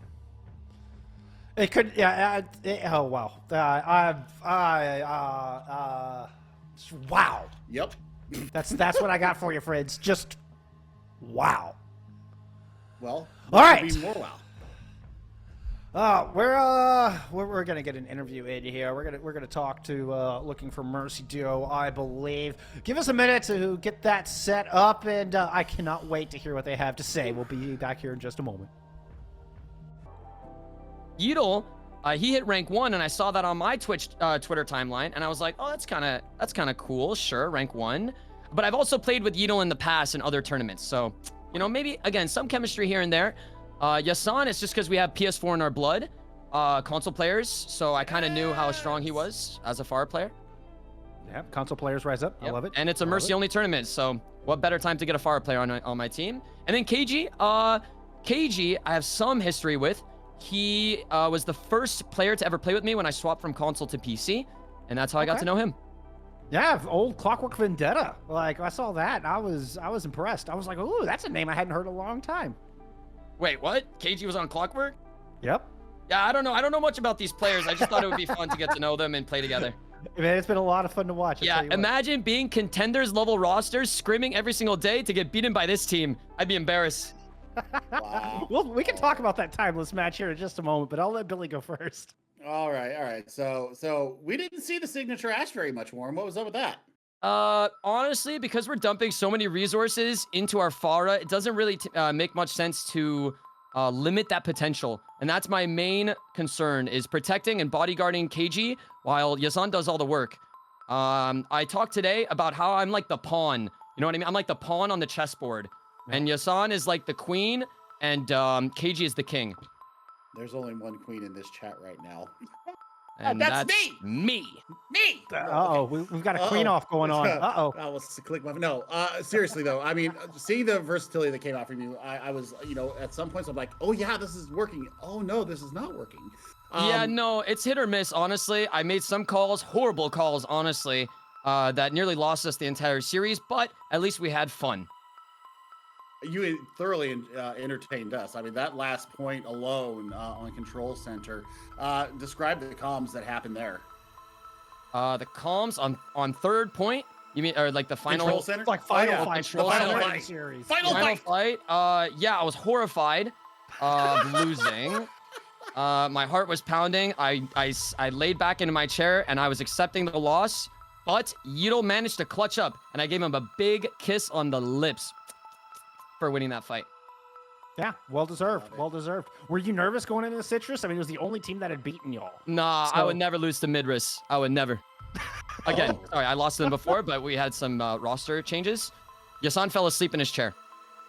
That'll do it every time. That'll do it every time. We literally, Yasan fell asleep in his chair, and then we had to bring in our ringer, and Yito was on DPS, and God save anybody who has Yito on DPS. Wait, for real? Like, you're not messing with me here? Like, that actually happened? Yeah, that's exactly what happened. Oh my god. Oh Lord. I mean, time zone skill diff. That's it. It was just a time zone skill. He was up for 24 hours, Yasan, so he had to go to bed eventually. It just so happened to be right before the round started.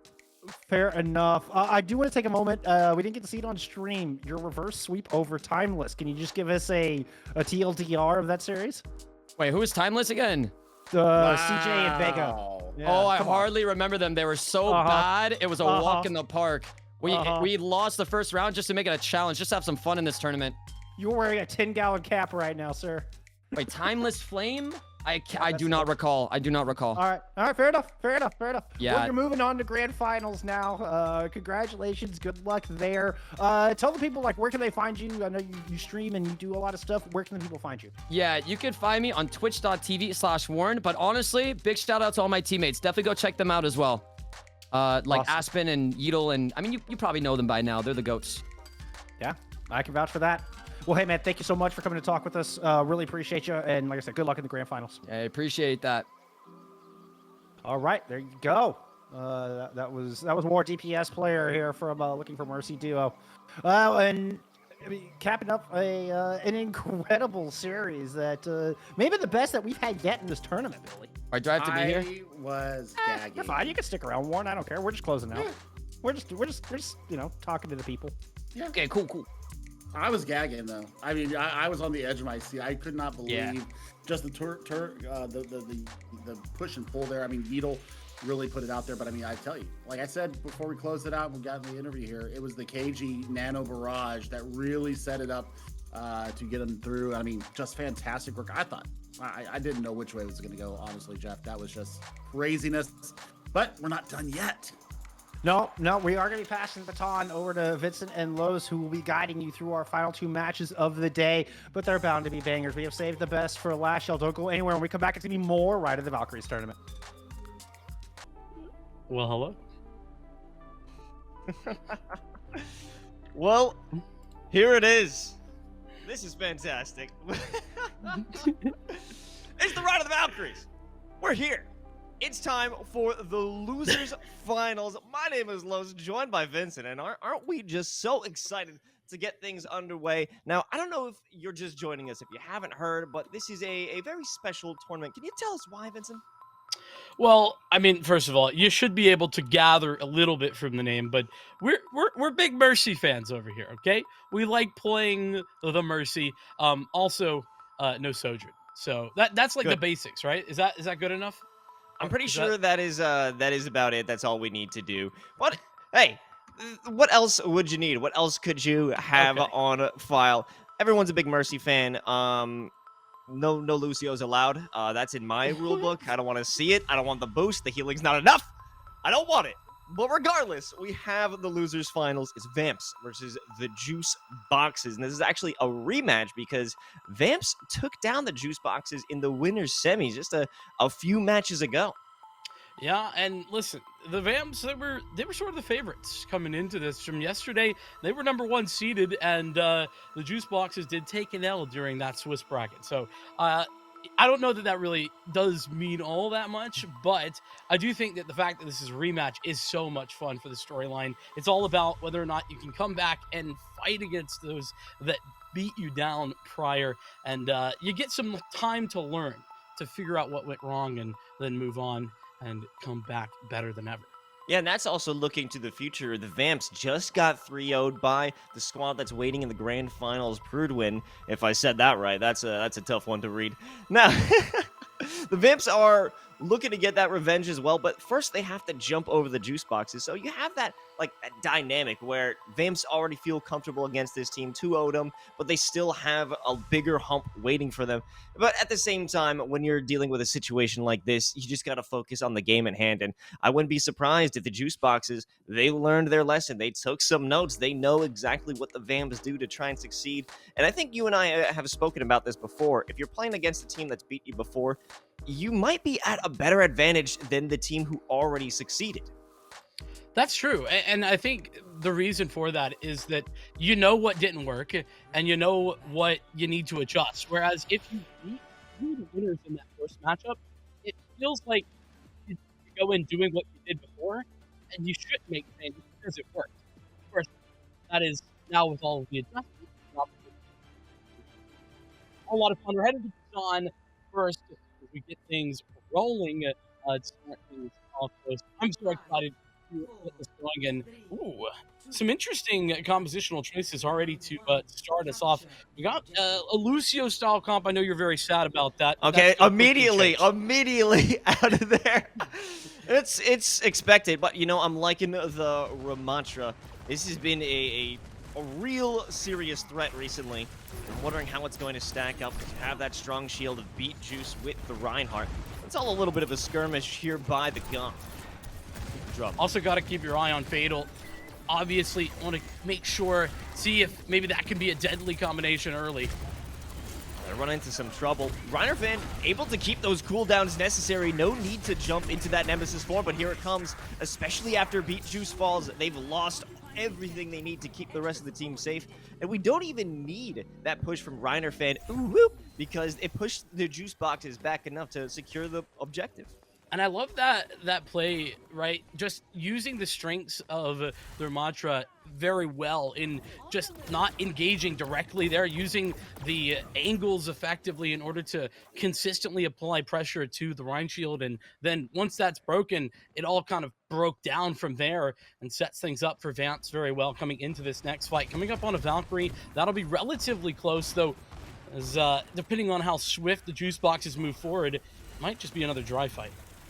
Yeah, this may be a little bit of a hurt because Apple Juice is severely injured. No, they moved off to the side, and I'm not exactly sure what the plan is here because they've isolated themselves. They don't have too many options, especially now Beat Juice has no help. Mercy coming in, force him out, but it's going to be Fatal with the beam to take them down. It's no problem, and with that immediate pick, that's going to signal the end of the fight.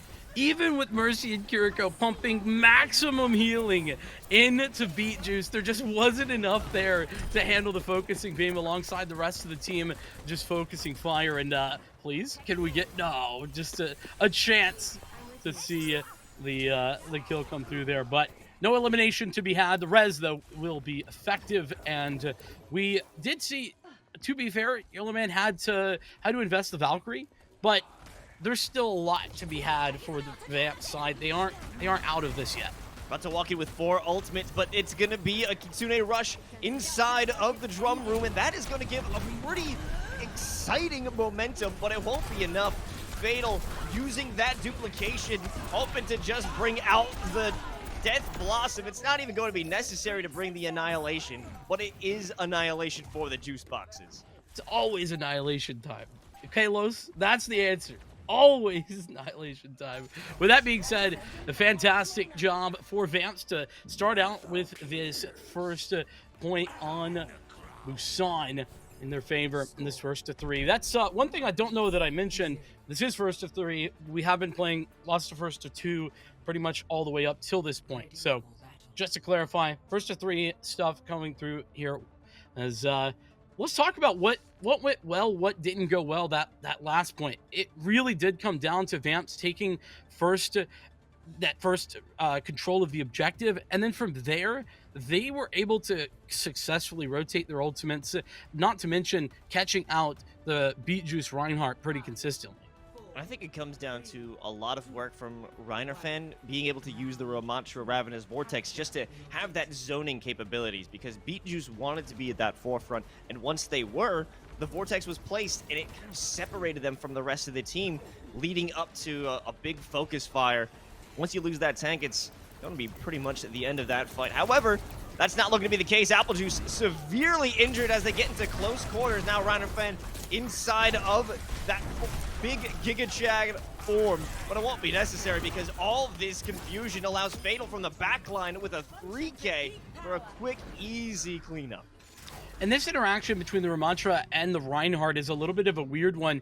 You know, you have the advantage of the damage longer range, but once you get up there close and personal, that shield, especially once you go into pummel, the Nemesis form is so powerful dealing with the Reinhardt. So you got to be cognizant of that fact if you're Beet Juice, that hey, once that Nemesis form comes out, like, your shield's almost useless because it goes straight through.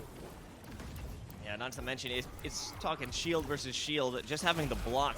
Essentially, no damage is going through. You're wasting your time putting the fire on. What? Talk about Fatal. Fatal is having such a day. There's 0 problems for this Echo, and they're going to continue that onslaught. Might be able to see that use of the Glock. Unfortunately, it's just too quick of a death, or Brandon Knob was able to escape. No, he wasn't. No escape. And none needed, really. This is looking near flawless for Vamps. They are just kind of walking through what is a very good Juice Boxes team. And we're going to get a swamp over as well. The initial look wasn't working, and so we're on to an Orisa. This does make a little bit more sense, I think. With that being said, very early to use that Fortify, trying to take space, but really not a ton of space gained because of it. Major pick onto Arum, though. Unfortunately, Yoloman brings them right back into the fray, so it doesn't even matter. Wouldn't be surprised if we see an Annihilation soon, but I mean, nobody from the Juice Boxes is willing to make that quick push. In fact, it's going to be the Vamps taking the initiative. They're pushing the Juice Boxes all the way back to their spawn, but there's no hope until we have Brandino B pull out that wonderful Bastion, but it doesn't last too long.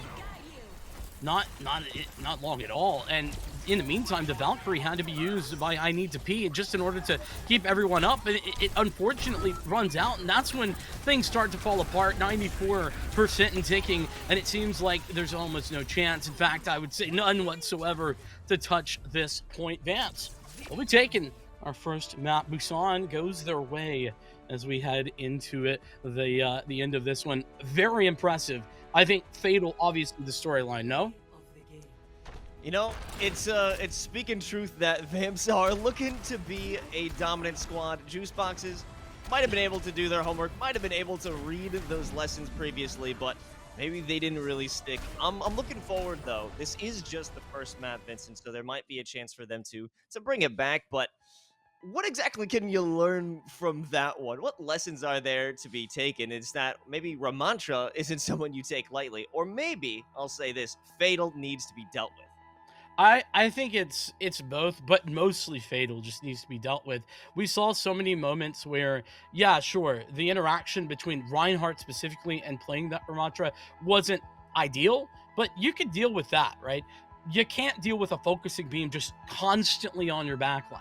That's not something that's going to be good for your health in the long term. I'm no doctor, but I'm just saying you should get that checked out. Oh boy, yeah. Does this is this just a mole? No, it's a sticky bomb courtesy of Fatal. It's gonna be a I don't want to say this is gonna be a quick series, but if things continue that way, the Vamps are gonna have their way, and it shouldn't be no problem for them. Now, I'm wondering what the next map is going to be, but I'm hearing it in my ear. We're headed over to Blizzard World. It's the choice of the juice boxes. Maybe they've got something up their sleeve here in the most wonderful place on Earth. I do think that Blizzard World's going to allow for them to have a couple more options compositionally. Now, I do get to the point where I'm like, you know, we're in Guardian Division. Like, at this point, playing a comp well is more important than what you're playing. But if, you know, what we saw wasn't working all that well, maybe we can see something different. For example, dive. I mean, that's super effective oftentimes on Blizzard World. I don't know that that's going to be what we see, but I would like to see some sort of adjustment in that way. I don't think we're going to be able to see the Reinhardt continue to be utilized. And, you know, the worst case as well for the juice boxes is they didn't even get a chance to play the point on Busan where the Reinhardt's actually really good. And I think that's tragic. I think if we would have saw that a possibility, maybe we're talking something a bit different. That's a 2-1 instead of a 2-0. You know, I guess that would have been just a nice consolation prize, right? But it's not about how many rounds he could take. If it's under 2, it doesn't matter. Now we're headed over to Blizzard World, and are we seeing any adjustment of the composition? Not quite. Not going to have that big jump that a Winston would provide, or maybe even a Wrecking Ball could allow you to have that entry into sight. Beatrice is going to hold on to that Orisa, which isn't a bad pick by any means, but we're kind of looking for something different here. One thing that has been a little bit interesting to me, I feel like Brandino, it's been sort of hit or miss with regard to the Bastion. I think that this is a map where the Bastion can have a lot of success, especially depending on the pathing that you're going to take moving into this one. So that might be something to keep our eyes on. The other thing to note is that we are seeing a May. So Apple Juice coming out on that, gonna maybe just give a little bit more staying power to the juice boxes. They just get some additional space and time. And what an early ability coming through, just stalling out. Every second matters. I love that mindset. That's so annoying, isn't it? Reiner fan, is doing everything they can just to have those cooldowns, find the most effective abilities as they can. But I'm not so sure how this is going to work out if Fatal keeps up and doesn't have Yoloman giving the pocket. Might be a bit of an issue, but the double-pronged poke composition that we're seeing is going to have some big effects on the juice boxes, especially if Brandino B is the first one to fall, which they are. A little bit of a javelin to keep away Ramatra, but it won't be enough to save them. Yeah, I mean, Ryder fan taking a sleep there for just a moment, but there was the rest of the team ready and prepared to deal with that issue, and not even able to get away is Beat Juice. So much of this composition that the juice boxes are working with is dependent on being able to cover distance and then set up correctly. But that, of course, not going to be as simple when you're seeing the Vamps play so far up and so consistent as well. Just this long-range beatdown. We're talking Fatal.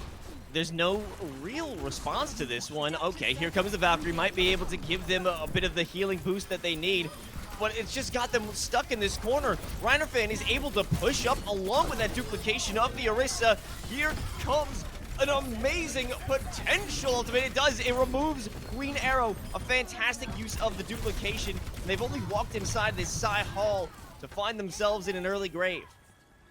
I mean, the tragedy of that whole endeavor is that we saw the best that we've seen from Orisa, and it was not from the Orisa. It was from Fatal, just duplicating the Orisa. Obviously, you know, you get a free ultimate.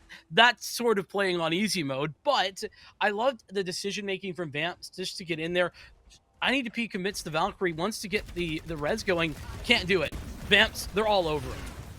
That seismic surge in a small corner is going to be critical, but so is that javelin toss. Fatal's out I don't know if Yoloman is willing to make that resurrection. They do, but will it cost them their life? Actually, being able to play around these sight lines works in their favor. We have this freeze from May, but what is Apple Juice able to convert on that one? It's a nice kill onto Yoloman, but that's the only consolation prize.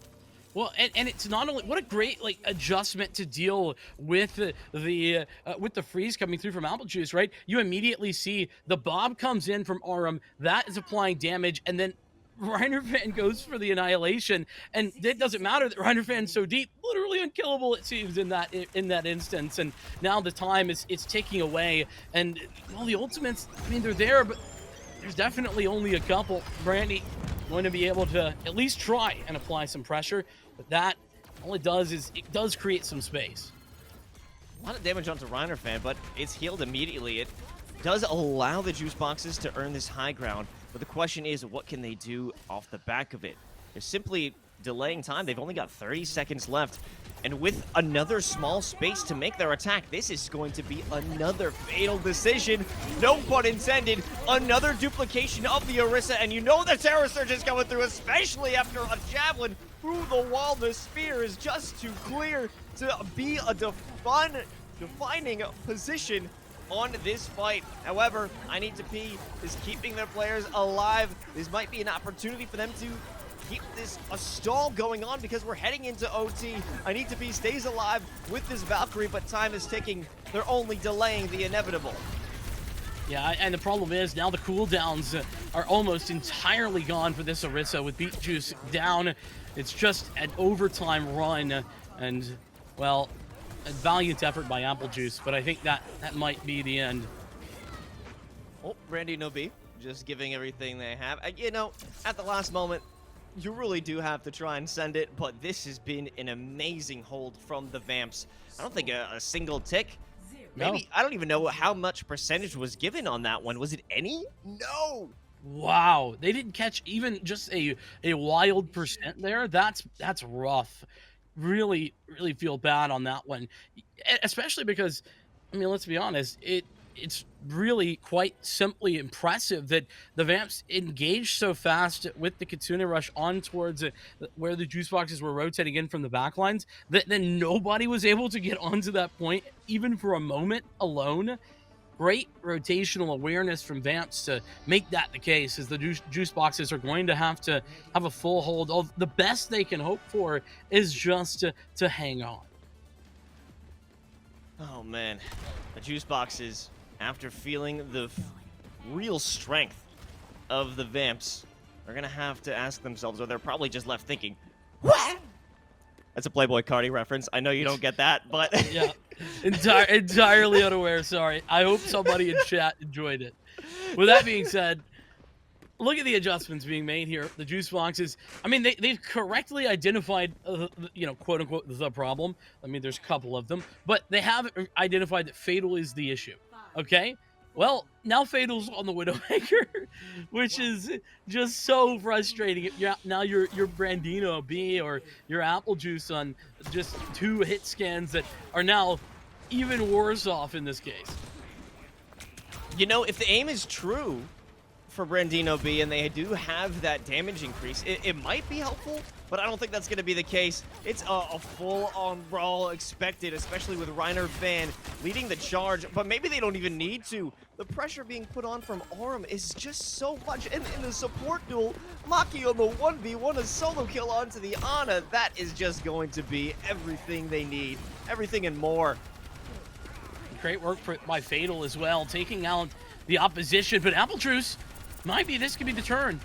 I mean, they're showing no signs of stopping. A third for Apple Juice. This is so critical, especially with Beet Juice. The juice is loose. They're ready. They're not giving this one up yet. It was a bit of a scary look at the beginning, but they're not done. Critical from the Cassidy, cracking skulls all over the place as the juice boxes find new life. But remember, this is all that's needed. Just one tick for Vamps. Now it's still good though with the switch onto the Echo. Apple Juice is going to be the biggest threat, already displaying that fact Might be a great maneuver. Yes, with the grenade. Now they have the option to bring in the high noon. Unfortunately, it is actually Yoloman who gets hit with it. There's the Mercy. They have Maki at least for a little bit, but I don't think that's going to be necessary because I Need to Be is here. Attempted resurrection. It is successful. The fight will go in the favor of the Juice. That was such a critical moment for the Juice Boxes. And, you know, this is where it gets a little bit tough with this Ramada, right? Like, you come in, you try and close that distance. Well, it's difficult to do that, especially as now we've seen both Halo and RM swap back to more of their traditional picks, what we've seen from them all series long. Now comes with the Valkyrie, the Annihilation. It's just time to hit up those ultimates. Yeah, that's going to be the case. Terror Surge. That'll be a nice attempt, but when everyone on your team is dead, it's not going to matter too much. And unfortunately, that's the way it goes. The Juice Boxes needed to win every single fight that map or this round. Vamps only needed one. I have some critical input here I need to share with you, Los. They all pressed Q and then won the game. That's pretty much what happened. That's all I have to add. The age-old saying, press Q, and that's all you gotta do. Well, that's definitely the case here.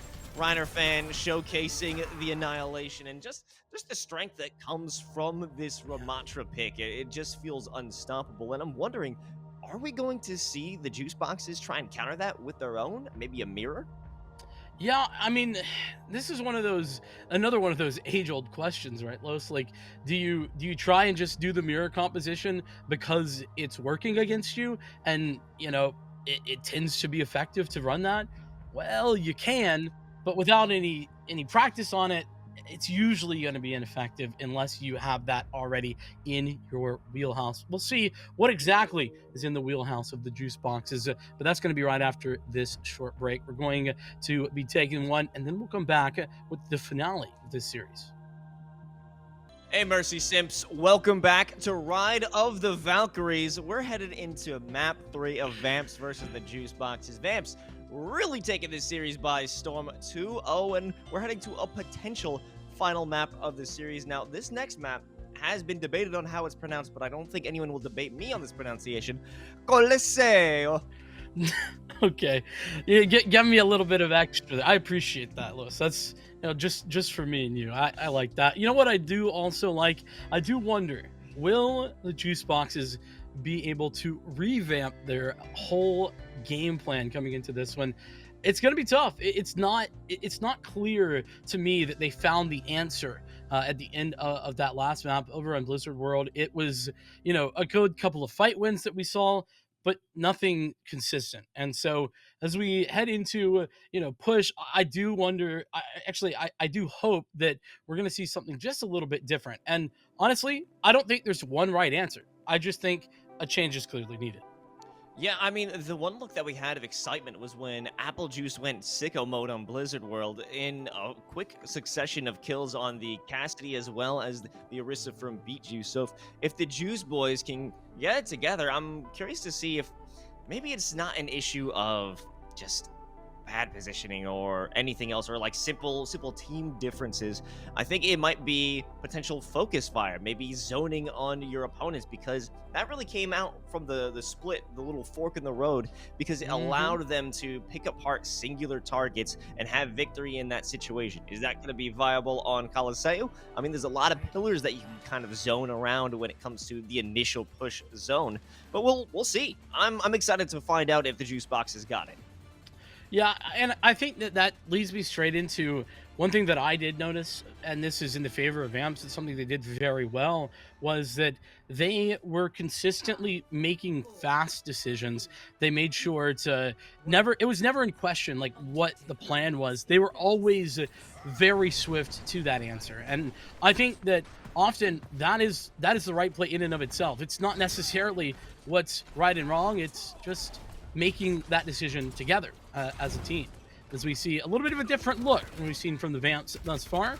This is taking us back just a little bit. We got a Genji out on the field with the Blade opportunity alongside the Nano Boost, so excited to see what that has to offer. Also a swap. Sexy Dexy is now in instead of Fatal on the Sombra. So I'm excited to see what that could provide. It's just going to be so annoying because the juice boxes, it feels that they're always playing on the back foot. And if you've got a Sombra in your back line, that's going to make things so much more annoying. We might have an actual fight. Or rather, I was expecting an actual fight. This is going to be a consistent poke until we do have Arm in the back line. Followed up with a hack onto Queen Arrow. That could be a dangerous look. And instead, it's actually an overstep and Arm is done. It all looked so good there initially, didn't it? Great decision making on who to target with the hack, and then Arm tries to take advantage. Unfortunately, that, like you said, doesn't work so well. Resurrection to get Brandino back into this fight, and it's still going. And this sleep, well, if Maki had been able to get away, might have given Vamps the opportunity to reset. No longer the case. Sexy Dexy out and gone for good now that they won't have that hack, but it isn't a major damage inducer. You just don't have to worry about your backline, so they can focus and continue to push Vamps in this unfavorable corner. The issue is, they don't really have the damage or the force to back it up, because even though you lose the Sombra, you still have a Genji in your backline. Yeah, and I mean, Maki got immediately res there as well, and now Valkyrie out for both sides.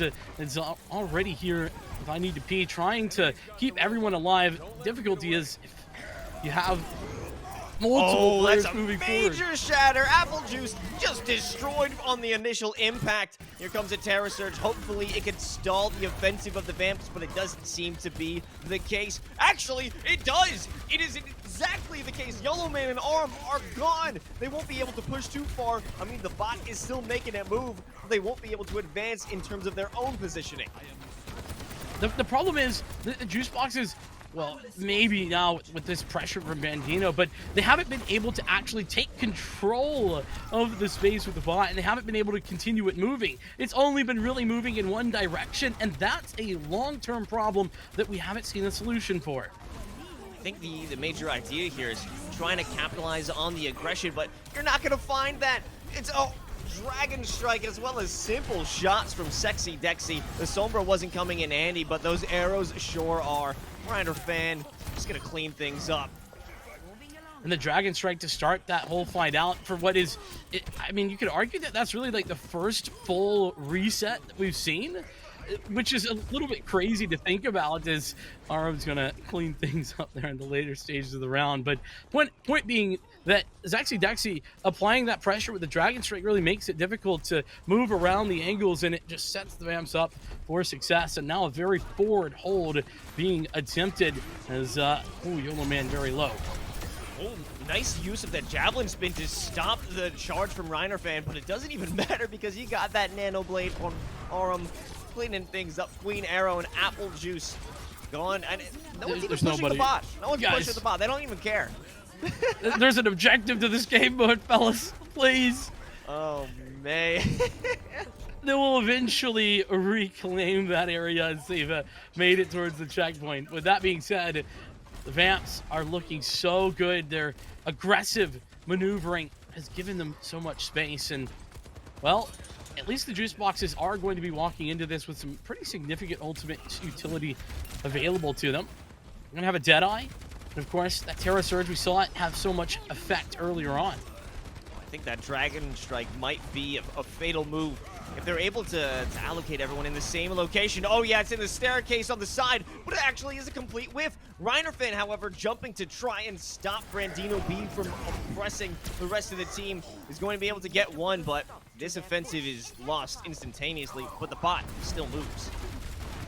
And that's the thing, right? That Earth Shatter, you think, okay, how much value did it really have? Well, it keeps the bot moving, and that's value. It's exactly what you want to see. Great combo there from Beat Juice to push back this Reinhardt, but Reiner Fan still alive, but maybe not for long. Yeah, that was such a long-winded offensive looking to take down Reiner Fan. She finally falls, but it feels that so much has been committed. The resurrection on Reiner Fan, she's back in action. This is going to be a consistent fight, an extended one, no.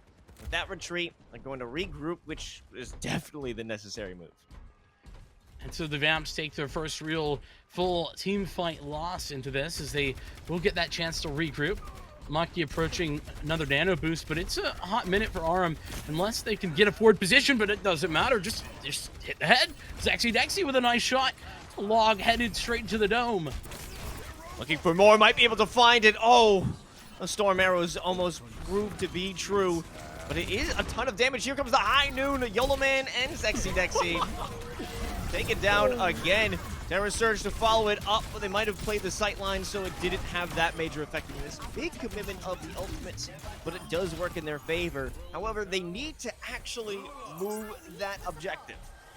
I'm just loving the fact that Dexy elected to try and take Apple Juice head on with the Deadeye. It's like that's what Cassidy does. Is duels with the Deadeye. Yeah, you're not gonna be faster, all right? Does end up winning that out. The help of the rest of the team. Going to have at least one ultimate walking in here, and that's going to be instantly popped as well. Aram back on it. The Dragon Blades. The ability to just get behind enemy lines has been so effective. Brandino B pulled off a similar maneuver using that tactical visor, but at the end of the day, it is going to be essentially an equal stance. But the bot headed back to the exact same place that it started because we have Beet Juice, who doesn't want to give it up just yet. Well, and really the problem is that the Juice Boxers didn't have any shielding, whereas Reiner Fan Ooh is still alive and kicking. They were able to still fight for this, and so it's really changed the whole mindset of this next fight, especially with Vamps walking in with their own advantage. All of that being said, Apple Juice consistently finding some of these shots. It's just unfortunate that the res is so quickly there. Woo! Aram almost walked right into death, but here we have a charge.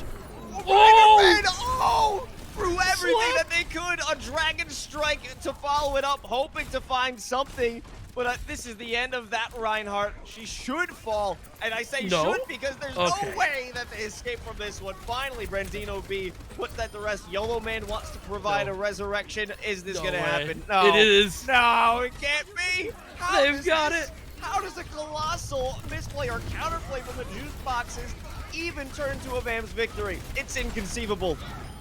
Well, I think ultimately the difficulty for the Juice Boxes is that they got so caught up in confirming that elimination that, yeah, Reiner Fan went down, but it was at the cost of so many cooldowns for the Juice Boxes that they just weren't ready for the ultimates to come forward. And, well, of course, the resurrection, but Brandino considerably more effective from the back line, trying to get out of dodge, though.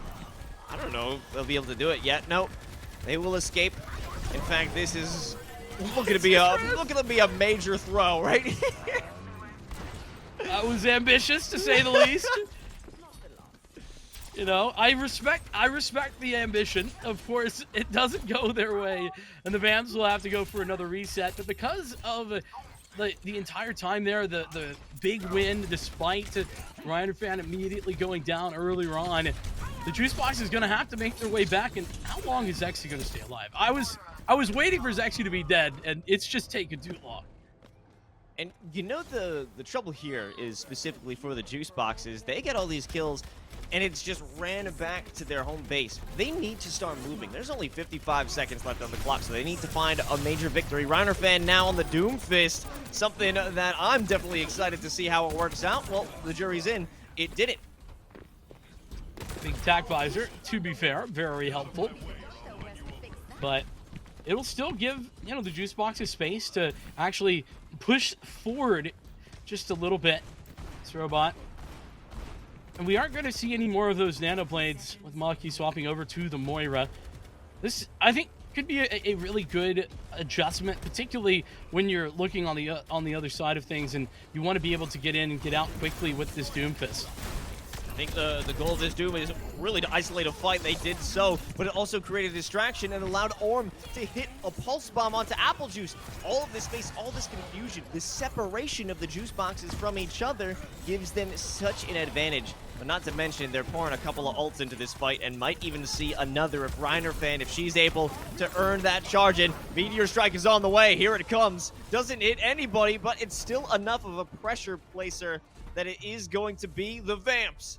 We saw it coming from a little bit of a mile away in terms of their strength throughout the entirety of this series, and they will confirm it 3-0. They're headed to the grand finals. What a massive victory this was, and Dexy coming in for the third. Fantastic play overall. really showed some great moments, this being one of them. Though I will say, Apple Juice on the other side of things, just from a DPS perspective, was a lot of fun to watch as well. Adjustments were made. Unfortunately, they just weren't quite enough. And I think ultimately for Milos, it was the same basics that came down on those first couple of maps for the third. And it was very quickly making decisions, making sure to be doing those things together, and then, of course, being able to have that clutch factor. Yeah, the ability to split the back line was just the story of Colosseo until we got to the later fun moments for the Vamps as they were just trying to sit Yeah. outside the juice box's gates. But really it came down to splitting the attention. That's what we saw all day with Aurum as well as Sexy Zexy on the Sombra. So just the ability to kind of shift the focus, shift the attention, and then shift your own hero composition throughout the entirety of the map. That's what gives the Vamps their success, and it's going to allow them to go for the rematch against Perdwin in the grand finals. But we'll be right back to talk to a member of the Vamps to get a little bit of insight on how they made their victory and their thoughts on the next match. We'll be right back from this break, so don't go anywhere. Ride of the Valkyries continues after this.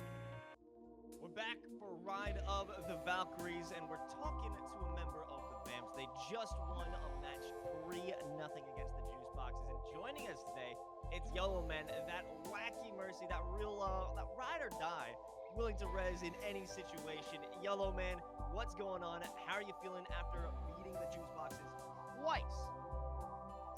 It's great to be here. I'm really been enjoying it, and honestly, after our previous loss, that W gave us a new rise, and I think we're ready to go again. Well, okay. Since we're here already, I think I have to ask. Obviously, going to be seeing a rematch from the winners finals up in the grand finals. What is going to be different between that winners final match and the grand final match coming up? I think with our winners final match, one of our bigger issues was just our comms. We were really like scatterbrained, and we hadn't really had that much issue until right then. They had a completely different comp that we hadn't really seen before, and so that kind of threw us off a little bit. It countered our Ramatra that we played a lot, and so without that, we were kind of scatterbrained, had to like scatter for pieces. But I think now going into it, we know a little bit better on what we're doing. We know their comp, and I think we got this time.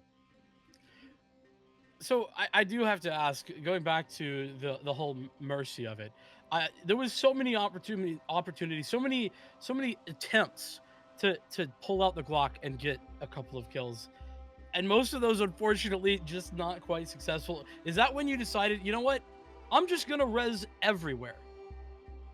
Yeah, no. So I mainly play a lot of Lucio, so I'm really used to just sporadic movements and just sporadic decisions. And so Mercy is a lot more, after learning Mercy for this tournament, it's a lot more thoughtful. And so at some point I just decided to go back to my roots and just do everything sporadic I could. I saw the Glock counter, so that was my main goal, was to try and up that as much as possible. When that didn't work out, I just went to the good old classic res in the middle of a fight.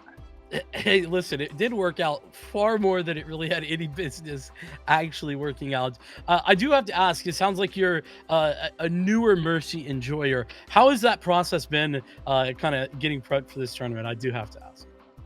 Honestly, so in Overwatch 1, I was really bad at Mercy. I'll just say it. I couldn't master the super jump. That's simply put. It I was just hard. really bad. It is hard, admittedly.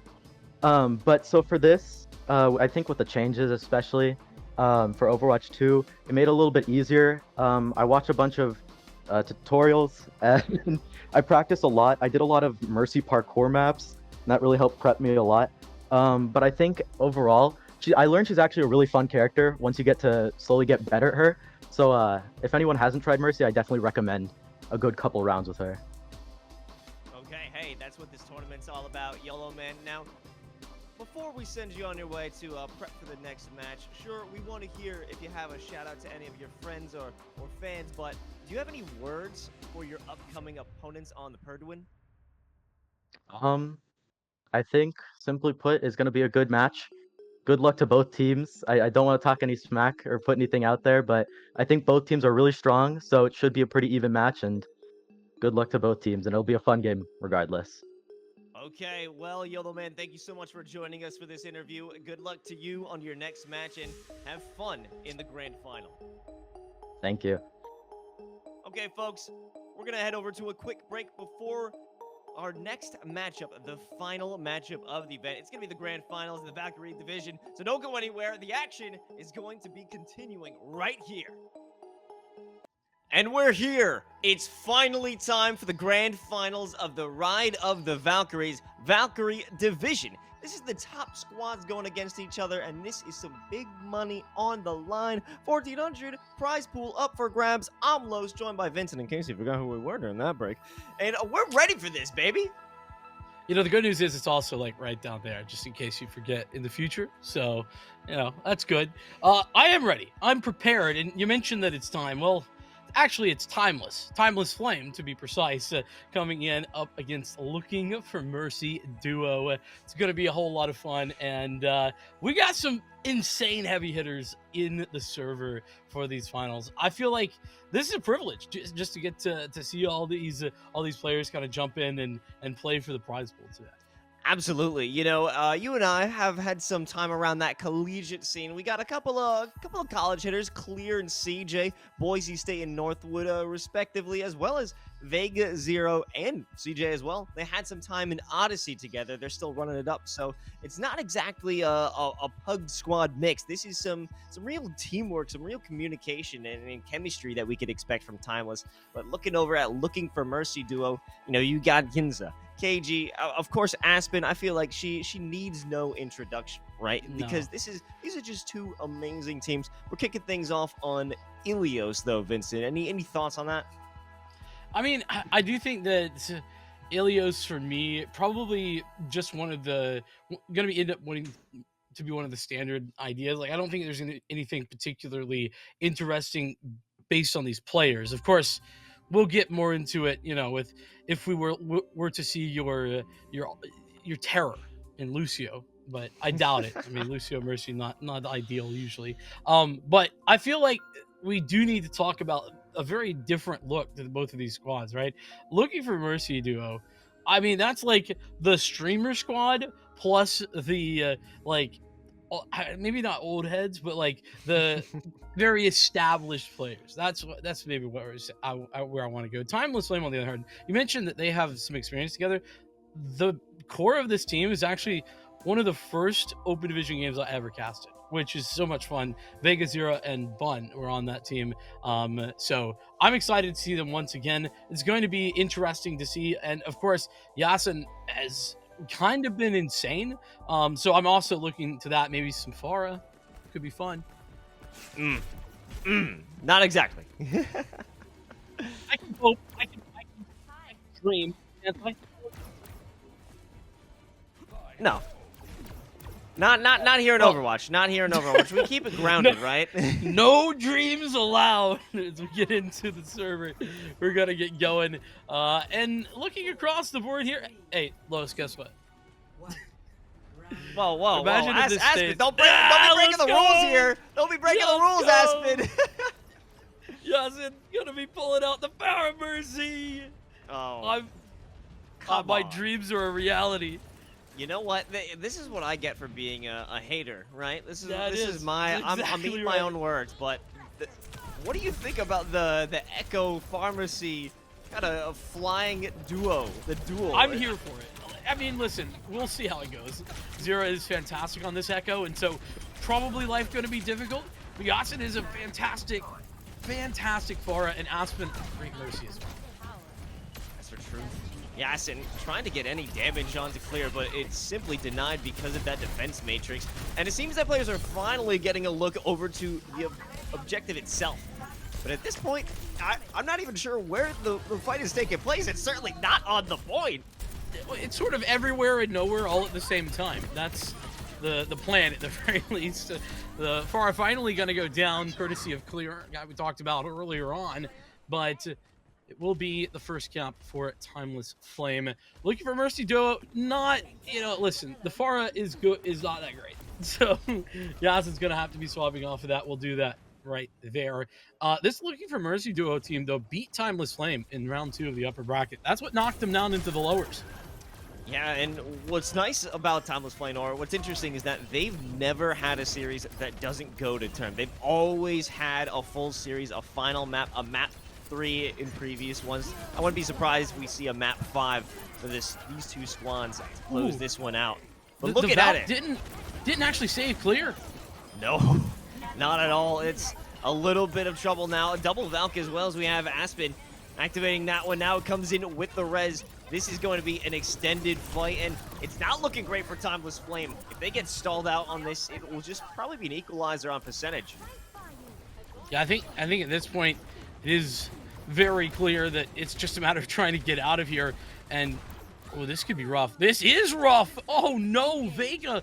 What a huge stagger that is. Are they going to commit to this? It looks like Timeless Flame certainly are interested in doing so. I mean, that's a massive commitment there with the duplication. I don't know if there's going to be enough time for a Terror Surge. No, it has to be. It will be. They might be able to move Yeatle off of the objective, and that'll be the case. But can they press it even further onto Kaiju? Because Aspen's gone. The whole objective is cleared, but they need to finally make that point. But still will be stalled out a little bit from Yasin, but not too much to worry about. And that's such an interesting decision from Timeless Flame. They realize the problem there with Vega getting staggered out, but they had the duplicate, and, well, having 2 tanks, unsurprisingly, is a pretty big advantage. They make sure to push that to the maximum, and we see another adjustment. We're going to have some more long-range engagements as, well, a duplicate also available for Looking for Mercy duo. That should give them Wade back into this point. Yeatle has that Terror Surge on lock. I mean, if they utilize it, especially with CJ in there, they were able to get away using that cooldown and a little bit of a TP, but I'm not really sure if that had the best value they were looking for. It didn't even DMEC clear. It only removed CJ from the objective, and things are still continuing in the favor of Looking for Mercy duo. Yeah, this is a fight that probably should have ended just a little bit longer ago. Instead, eventually Timeless Flame making the right decision to reset, get back together. But of course, you have to put it into context. Looking for Mercy duo, they invested pretty much everything, and KG is actually moved over to the or back over to the Ana. I think was off the Ana for just a moment.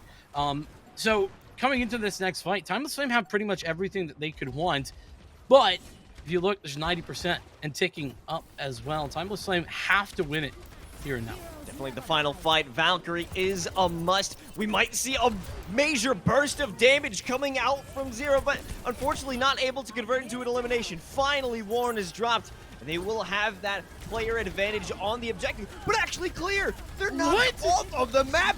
That is everything. Losing out on your diva in such a critical moment is going to be so unfortunate. However, Bun with a double on the dynamite, they may have opened things up, and if they could use the Terror Surge from Zero, this is a major opportunity. It moves away Yeatle from the objective and forces a jump off the map. That's a point conversion and a map save, or a round save. This is why it's so much fun to watch Bun and Zira on the DPS roles. They're so dynamic, and it's consistent as well. Bun really is saving Timeless Flame's butt with that dynamite play, and Zira investing later on. And oh my goodness, Warren is gone. It is just a trade, though. Unsaving Buns, but is Vega able to save their own skin with a great dash? Will be able to live for a little bit longer. Warren gone, but not able to do anything after that resurrection, so it feels useless, hopeless.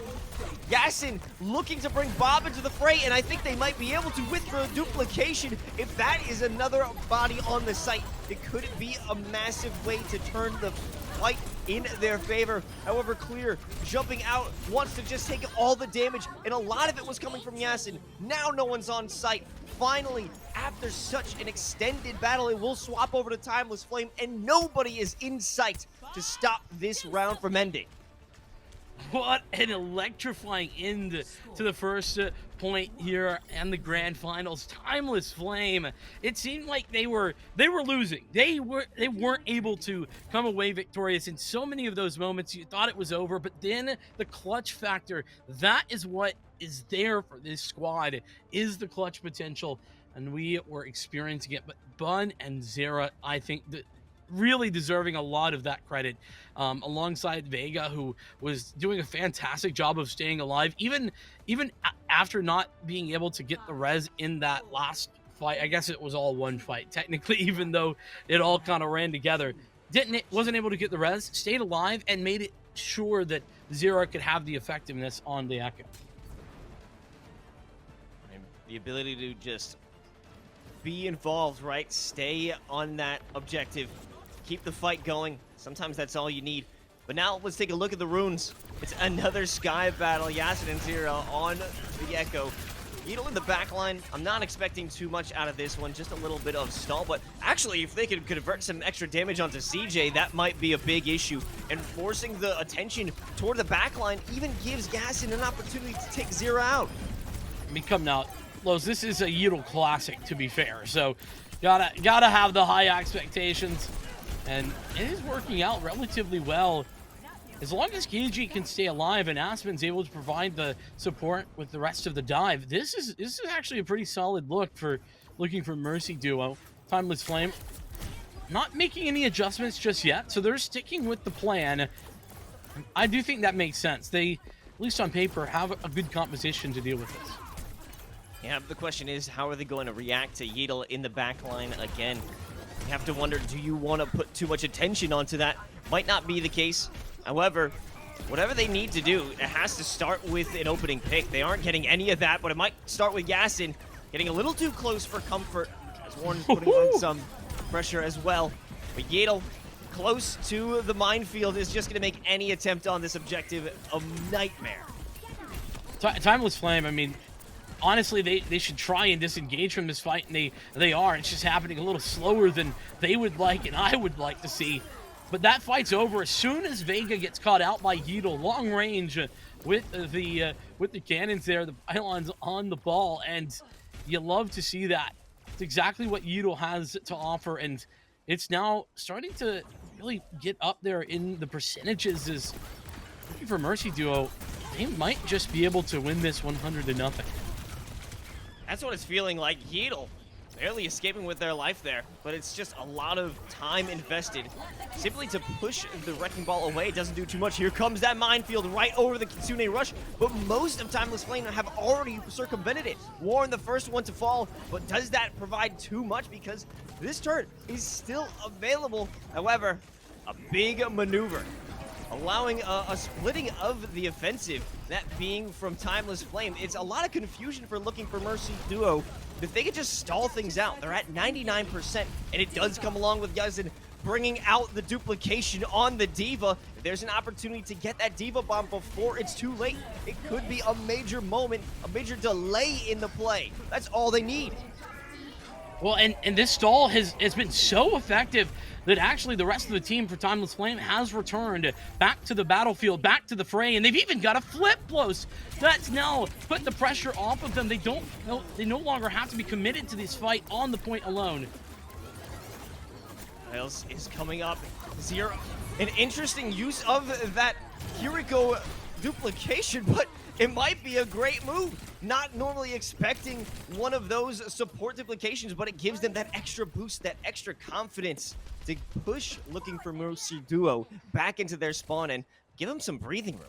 I actually love that decision just because the Kitsune Rush just allows you to have that little bit of extra speed to confirm the few kills that were still left to find, and it really sets him up for success. Here's that ultimate, though. Going to have a minefield down on the back line.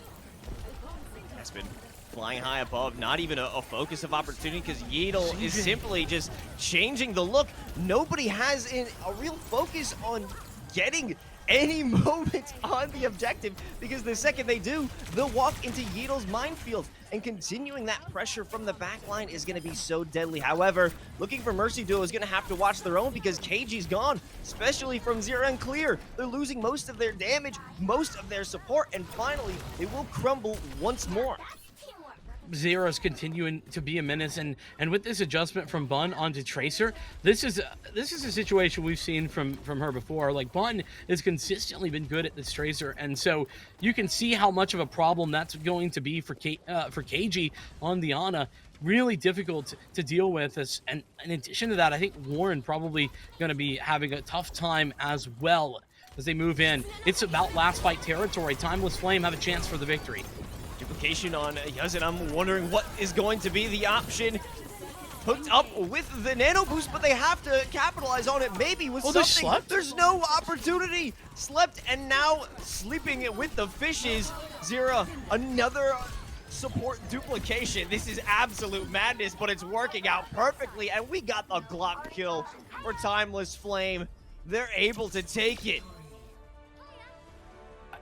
That's just so crazy to me, because Timeless Flame, so simultaneously they looked fantastic throughout that entire map, but at the same time it seemed like they were just, you know, a few moments away from losing the whole time, and they just still brought it back time and time again. And this is, I mean, a great example of that. Clear doing just that, clearing out the objective for the first point and grabbing onto that as well. But it's so hard for me to pick out an individual who really showed up there for Timeless Flame, because it felt like the DPS duo was clearly a high impact, but I thought Vega on the Mercy actually was, you know, got caught out by Yeetle once, but played very well, made it very difficult to be taken down. You know, I agree with that, and we talked about that survivability that gave them the victory on Lighthouse, but also I'm looking at I believe it's got to be Zero, because just the creativity in terms of those duplications to both go to a Ana and a Kiriko with the ultimate, it feels like normally you want that damage, but it provides so much more versatility, able to turn the tides on your opponents and just give extra boost. And it's almost not really looking for the real highlight clips, because you're being an extra support. You are being a smart player, a smart thinker, going on the fly and making those adjustments just to get that sustainability. And not really what you would expect from a DPS player, but maybe that's what makes it so great. Yeah, I think there is one thing to note, though, is that Timeless Flame did kind of find maybe weakness, not the right term, but a difficult place on KG. Like, it's difficult to deal when you're playing that Ana against the likes of Bun once the Tracer swap came through. And I don't think that means that, like, the Ana wasn't working. It was doing quite a bit, but you saw Ana having to use a lot of the utility that would be really fight turning, you know, like a biotic grenade, that had to be used in defense of, you know, against that Tracer. So that definitely did make a difference. But the big talking point for me is that duel in the Mercy, and then of course the Echo. It's like, I was expecting big things from Yasin and Aspen, and whilst we got some of that, man, did Vega and Zero just blow me away. Yeah, it almost felt a little bit, not to say underwhelming, but I would have expected more from this duo. However, my attention when we're looking for Mercy duo, it's definitely on Yeetle, because their opportunity in terms of creating space, creating of that backline distraction, which was never really dealt with. Yeetle was always killed on the front lines once there was a big rotation to create the objective, the real team fight on Ruins. So I'm looking forward to a bit more of that, because I'm a little bit of a sneaky boy. So that's what I'm into, Vincent. I don't know about you. However, it was dealt with. It wasn't exactly a direct fight. It was more of, you know, he's a little bit annoying in the backline, but let's just rush into them instead. Yeah, and that's one of those, like, things you have to deal with as a ball. You have to do a good job of both being an annoyance without allowing them to just kind of ignore you. And I thought Yeetle did a really good job there at the very beginning of that. When it became a problem, or when it became more difficult, is once Timeless Flame actually captured the point, it felt like the mobility was just a little bit better for them, and unfortunately, the ball was more of that annoyance rather than a big, huge problem to contend with over the course of time. And that's where Timeless Flame was able to kind of find the advantages and ultimately come back from what was 99-0. I don't think we need to undersell that, Los. 99-0, they were down. It was going to be over. The overtime was ticking for seconds on end. And then they got the flip, and it never flipped back. I mean, that's just a tale of perseverance, right? Waiting, I'm not going to say wait until the last minute, but it came down to the final seconds. So it only takes a second to bring it back. And, you know, we're talking about the abilities that Timeless Flame has brought. They have been fighting tooth and nail. All of their series have gone to the final map. I'm surprised that this one didn't go to a final round. But looking for Mercy Duo, they're probably frustrated with themselves after giving up 99% 2 rounds in a row, that they want to come back even stronger. And we're heading over to Numbani to see if they could bring that flame. Numbani, such a cool map to go for that as well. I do think that for me, when it comes down to this next map, we're going to have to see what the decisions are initially for looking for Mercy Duo, because there was some interesting timings there where, like, I wasn't quite sure that I was on board with the Symmetra for a little bit of that. You know, not that that can't work. It's just that I felt like sometimes it was a bit of a struggle. And I know that was an adjustment, probably to deal a little bit more with those DPS diving the backline. But I'd love to see Warren stick on this Genji. I think that could be a whole lot of fun to watch. Particularly, we've already seen a little bit of Nano Blade today. And if KG is going to be working on this Ana, the blade and the Nano Blade potential just makes it so much more effective. Yeah, but there would have been a bit of an issue. It's being swapped off, Warren, providing that Symmetra. A little unfortunate, a bit of a, feels bad, but it would have been a tough sell, as Bun would have the turret, and that would just make hitting the flanks as a Genji so much more difficult. We are seeing something a little bit different here as well. We got the Fora back out. Oh my god, Yeatle! Okay. How? He just got Goodbye. melted! I'll be seeing you later, Yeatle. Sorry, bud. Just back to spawn instantly. Ridiculous Timeless Flame. Able to just sell out. Clvr will go down, though. So that's the Resurrection Burn. So that is something that's been gained out of this fight other than just a reset. Yeah, that is something to at least take away as a consolation prize. This Farmeco, that's not great. Duel is gonna catch on. However, we have Yeatle back in action, putting out that Ravenous Vortex, trying to break on through, and finally they will. The block is giving them some time to get some heals from Aspen, and they have created a big opportunity for Yusin. Provide that firepower from the sky, but Vega is just going crazy with the Glock. Unfortunately, it's not as strong as they'd hoped, because the real problem is the objective. Yeah, but the whole fight just turns on its head as soon as Yasin wins the 1v1 for our Mercy battle with Zera and Vega. The direct hit to Zera there was fantastic, mid-air as well, and that's why I was memeing, but also not, when I said I wanted to see some Pharah play from Yasin specifically. Has been fantastic with it. We're going to be coming up to ultimates on both sides, pretty much a full bank of them, in fact, as nearly 10 will be prepared coming into this next fight. Looking for the high ground. I mean, Yeatle wants to open things up, but a lot of damage is being done to them before they can even enter the fray. So it does come down to Yusin, very close to that rocket barrage, and especially with this photon barrier, this will be a major moment. But the duplication, Zera unable to survive out of it because of the annihilation. This Ramatra kit is just so perfect. Yeah, and I love that decision-making as well from Yeatle, pulling that out at the right time. The annihilation makes it difficult once the entire team dives on you. It's like, oh, well, this is just we can't stand here anymore. Sorry, not allowed. You know, it's almost an invitation, something Yeatle would have wanted. But regardless, Rocket Barrage unable to be used because Vega blocked them out of the sky. Add that to the Mercy counter. We felt Timeless Flame take a little bit of a beating on the first objective, but they're here to play. Zera, you troll, stop stealing the Glock kills. I wanted in the kill feed. Outrageous. We could have had 3 Glocks in a row, but Zera said no. Oh well. Johnson's still working with the barrage, prepared that. Of course, it's so difficult to use that barrage correctly, isn't it? With that said, that is going to be the key ultimate to watch as we go into this next fight. Also, another nano boost just about ready. Kaiju is doing a great job farming that up quickly. I mean, this far, it's going to be the hero to watch, but the second it's popped, you know that a defense matrix is out, but it's actually the focusing beam. The flyers in this one are certainly in favor of Timeless Flame. There's no opportunity for Yusin to actually have the value, and that's their entry, really. That's how they're going to start this fight, but they can't begin at all. Well, you can't begin because Yasin just walks around the corner, gets, loses LOS there for just a moment with both Aspen and KG, and instantly gets demolished. So difficult to deal with. And then with that one fight, now there's some answers. Zero coming up to the duplicate, and here's Clear with a self-destruct as well. Oh my god. Yusin can't stay alive for too long. Thankfully, the pocket is here. They will be in this for now. Here comes that self-destruction. I don't think it's going to find any damage, but it was enough to give them pause. Here comes the rocket barrage we've been waiting for. Zero out of the duplication, Clear out of the mech.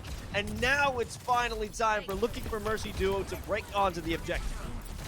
And what a fantastic timing as well. It all comes to fruition with the Vortex coming in. And as soon as the DMEC happens, the opportunity, Yasin sees it, and it will be moving forward as we move into the third point of Numbani. 3.5 minutes to work with, as Looking for Mercy Duo have done a good job of finding a couple of stagger kills to really make these fights difficult. An adjustment for Clear on towards this Orisa instead of D.Va that we've been seeing pretty much the whole time till this point. Comes that photon barrier, and it's all about giving yourself space as well as that molten core, an attempt to stop Looking for Mercy Duo from getting the spawn kills, but unfortunately they aren't able to get much. It's actually Warren who loses out on their life. 1v1. They want to capitalize on it. Let's go Vega, looking for the Glock kill, but it's a pocket onto KG. It simply can't be done. And it was an attempt, but it will be Eagle who goes down. Ding ding, added to the counter and add another victory to Timeless Flame, but they still need to keep it going with 2.5 minutes. You know what's ridiculous about that? Vega was playing the role of a DPS in the back line, just making sure that both Aspen and KG had no chance to actually heal the rest of their team. Instead, had to heal each other. But that being said, pretty big ultimate advantage for Looking for Mercy Duo here. They've got pretty much everything. There's that vortex. They have to walk on through, and it starts in with Yasin. Finally, the Rockets will sing once more, and it's a quick clear of Timeless Flame. They have no opportunity to get back onto the objective. Maybe Clear can actually stall for a bit with a Terra Surge, but it doesn't come to fruition. One more stall, one more stagger onto Vega will be necessary, but there's no chance for Timeless to have that defense. I wonder what booped Bob off of the cart there. Something booped them off and actually turned the tide of that. Is yeah, good point. Our producer just saying in my ear, probably the far. You're absolutely right. That does make a lot of sense. Just didn't catch it in real time, but that does save things. Timeless Flame would have had a moment to regroup there, just kind of be able to mount some sort of retake of that point. Instead, it's just nothing. There's a 1 minute 48 second timer set here, and so now Timeless Flame get their opportunity to do it themselves. Los, for me, what was working? Well, first of all, Yasin was working on the Pharah, but beyond that, I really thought that we saw some fantastic work from Yeatle. This Rematch is working great for me. Yeah, I have to agree. And you know, what was initially stopping Yasin was Clear providing those defense matrix, you know, flying in the air, willing to take those close fights. So there's not much of an opportunity to stay alive and get those rockets out. But once you have a little bit more pressure, which I believe comes from Yeatle, being able to use those vortexes to zone away the health, zone away the opportunity to provide more peel for Zera, it just becomes a lot more difficult to focus fire in the skies when you have that nemesis right in your face on the ground. No doubt. Looking for Mercy Duo as well, going to be working with the Pharah on defense, which I'd argue a lot stronger defensively. And that does make things also a little bit more difficult. Zero, though, trying to apply that same pressure we had seen in this duel before. Oh my God! Zero and Bun going right into Melt Kaiju, taking the high ground. I wouldn't be surprised if Yeatle falls, and this is an incredibly quick take of the first objective. But Aspen is still alive, able to keep the rest of the team healed up. So it is a quick kill onto Warren. Well, there we go. It's all starting to fall apart as I speak. I mean, you say that. Yasin, though, still alive, still has a pocket, and is claiming head after head. Zero's back in action. It's a resurrection from Vega. If they could take that fight to the skies, they might have an opportunity. If you want to keep them distracted, you won't have the free opportunity for Yasin to shoot on the objective, and that's what they needed. Locating this fight, putting it into a hallway in the close quarters, that's how they stay in it. Bun is getting into the fray, might not be able to get that pulse bomb, and with a great sleep, that will be the case. Yeatle never, well, rather came back in there. I don't think Yasin ever actually went down. Aspen's the one who got taken out in that endeavor, and it was just enough time that Looking for Mercy duo, with the advantage that they had, able to push it over the edge. In Timeless Flame, they don't get a cap, and it's got to be credited to both Aspen and Yasin for staying alive so long, getting kill after kill, and forcing cooldown after cooldown. Gives time for Yeatle and Kaiju to come back in there alongside Warren to really reconvene. Oh, a bit of a delayed drop, but it was actually waiting for the photon barrier, so they have the cover. That makes things incredibly difficult for Bun, who's hoping for a singular pick, almost secured it, and now as the photon barrier falls, that is when it comes. Yasin is gone. Aspen jumps into the middle of the sky, waiting in everybody's crosshairs, and this will finally be a moment as the final dominoes fall, and Timeless Flame will take the payload. Yeah, that take looked so clean. You saw the photon barrier come out early. Of course, unfortunately, it didn't seem to matter when it came down to Zero and that focusing beam. Both Zero and Vega, of course, with the help of the Valkyrie to keep everybody alive, really didn't seem to have any sort of troubles. And only using that one ultimate in that fight, it also gives them a real chance into this next one. You're going to short, have a couple, and we've seen what Yasin can do with this barrage, especially if you team that up with something like the nano boost, and it's gone down already. Oh, this looks like it has unlimited potential, but unfortunately, Yasin eliminated the second they fell into the view of their opponents. They were struck down, and there wasn't much they could do. Zero with another fantastic duplication. Oh my lord, this is so frustrating for Looking for Mercy duo. Yeah, Zero just, I mean, realistically, it's just a matter of whoever's there, whoever's available, another body to deal with, especially close range there on the ground. Looking for Mercy duo invested heavily into that last round, didn't get anything out of it, and we see the Ramantra now adjusted as we go back over towards Orisa. And I feel like the Orisa wasn't necessarily the answer for Timeless Flame before. Maybe it can be this time. It is a little bit of a block, and in fact, Yeatle hoping with the spinning javelin to stop the offensive, but with the Kitsune rush, they were simply allowed to ignore it. Here comes the self-destruct, hits nothing, but it is going to be a moment of pause for Timeless Flame. I'm curious to see how Zero's going to get out of that situation and regroup with the rest of the squad rather than be a stack. I'm wondering how Bun's going to get out is more like it, but never mind. I guess Bun's just going to go absolutely demon mode. Finding so much damage, does eventually fall, but it gives space for both Clear and Zero to come back in. That's absolutely insane that Vega, well, it does come off the back of a Valkyrie from Vega to keep everyone alive, and they do have a better chance from the spawns. They're much quicker to re-engage into this fight. Aspen will go down courtesy of the Echo, and Clear is making sure nobody can escape. I don't think there will be any kills from this moment, but it stops and allows them to have that space to secure the next objective. Yeah, and you can see what else it does is all of that support, just trying to keep everyone alive. But if you displace those supports, Looking for Mercy duo, they're deep in there and they don't have any way of actually getting support. And so that is why it's so effective. Doesn't matter about the actual kill or not. Zero going to be walking in here with a duplicate, but Bun's gone down early. Yasin and Warren swapping over to the swapping over once again.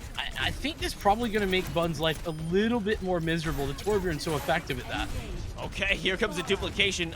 It's a little bit of a risky one, and it's taken out instantaneously. This is a poor position for Zero, but they will have, well, they will have a quick death. That's what they'll have, Vincent. That sleep was incredible from KG. Are you kidding me? Listen, I'm an auto enjoyer myself. That was insane. So impressive, as well as the just mid-fight going for the nano boost. Like, yeah, sorry, no, Yas, you're just not dying. Not allowed, not gonna happen. Despite Zero investment. Bun back now with a pulse bomb as well. Probably gonna be looking towards KG if I'm not mistaken. Or maybe even find Warren, that Torbjorn problem for sure. Yeatle is in a bit of trouble, but with the pocket, they're gonna be okay. However, that turret being destroyed, it might be an issue. Minefield dropped, so now there's nowhere for Yeatle to go, but they don't want to run away. They want to be right in the thick of it. A Terror Surge and a Rocket Barrage are all they need to secure this victory. I thought Yeatle might be in trouble because it used the defensive utility very early into that next fight, but it was just Terror Surge straight into the Rocket Barrage.